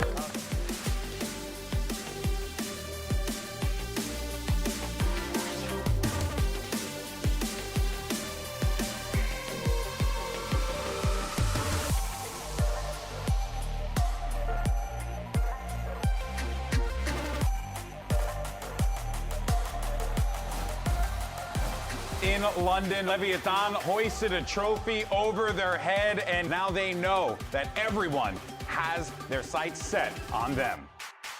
That's just gross. Oh my God. King's able to find the frag, and all of a sudden, this might be on for young and old. EU is full health. King just doesn't have the time. Let's go, baby. It's a 1-for-1, but this knocks Fury now down to 3 players. But Sato to claim the frag. Could be finished off here with a shock dart. Oh, Spike not falling back far enough. King is still a wrap around the corner. EU can do this. Miop's forced to get off the defuser, and EU keeps him busy, catnipping him. There's got to be a defuse at some point, and they know they've got to fight basic. And he's looking like a rain box right now. Sprays King down. Fury have found a bit of vindication. Sato is going to test the pit, try and make some space. Oh my goodness! There goes the Viper's pit, and 2 players are knocked. Oh, killed inside to run it back. He's already on 6. Crossfire he's got to respond to. EU, okay, it's way with its hand fisted, and it falls apart. Koala Noob just stands there, and he gets it. Are you kidding me? Artson in mid. It's a trade. Does see a fair bit of it at EU here, though, fighting for his life. Over the top, the Masters London MVP fights purchase. It's your Masters London champions who find the final word. This is a game, honestly, there's a lot to play for in terms of this one here. Stage 2, 2 teams that are looking to get off on the best foot forward. As you're going down, and this should just be matter of fact. Jerwin. Saturate flying forward. Ace claimed. Jonah P looking to see if he can play off the back of all this chaos, weaving in and out past the cove, and he's found his mark. Found his timing. Oh, yo, Cortez, what time is it? What time is it? 13-4 is the finish for Summit. Unreal stuff from Sentinels. Zowie straight there. Zelsus off to the side. These players are caught, corralled now. Sentinels picked to pieces. Nice, here. boys. Let's go. Oh, this is rapid again off the rip deep dash. Line it up, and that cuts it up entirely. Might be wading right into it, and there it is. We're seeing it now. Sentinels seeing if they can gear all the way up, sidestepping, but it's all 5 up towards the end. Lotus abound, Cloud9, an insane amount of resilience. See if a couple of these kills can go their way. Oxy gets the one, moving forwards onto this pixel angle. Still down to it now, the 1v1. Oxy just wants the top of it. Dangerous position to be in, just speed. Okay, seeing it, signs of life now. All the way out and around, supplementing and augmenting, helping it out entirely. But Oxy nade is going to be sent down ahead of time. Doesn't do a lot though to help him out in that fight. It's Joan again. Util flies forwards here. The angles impeccable. And Sentinels persevere through it all.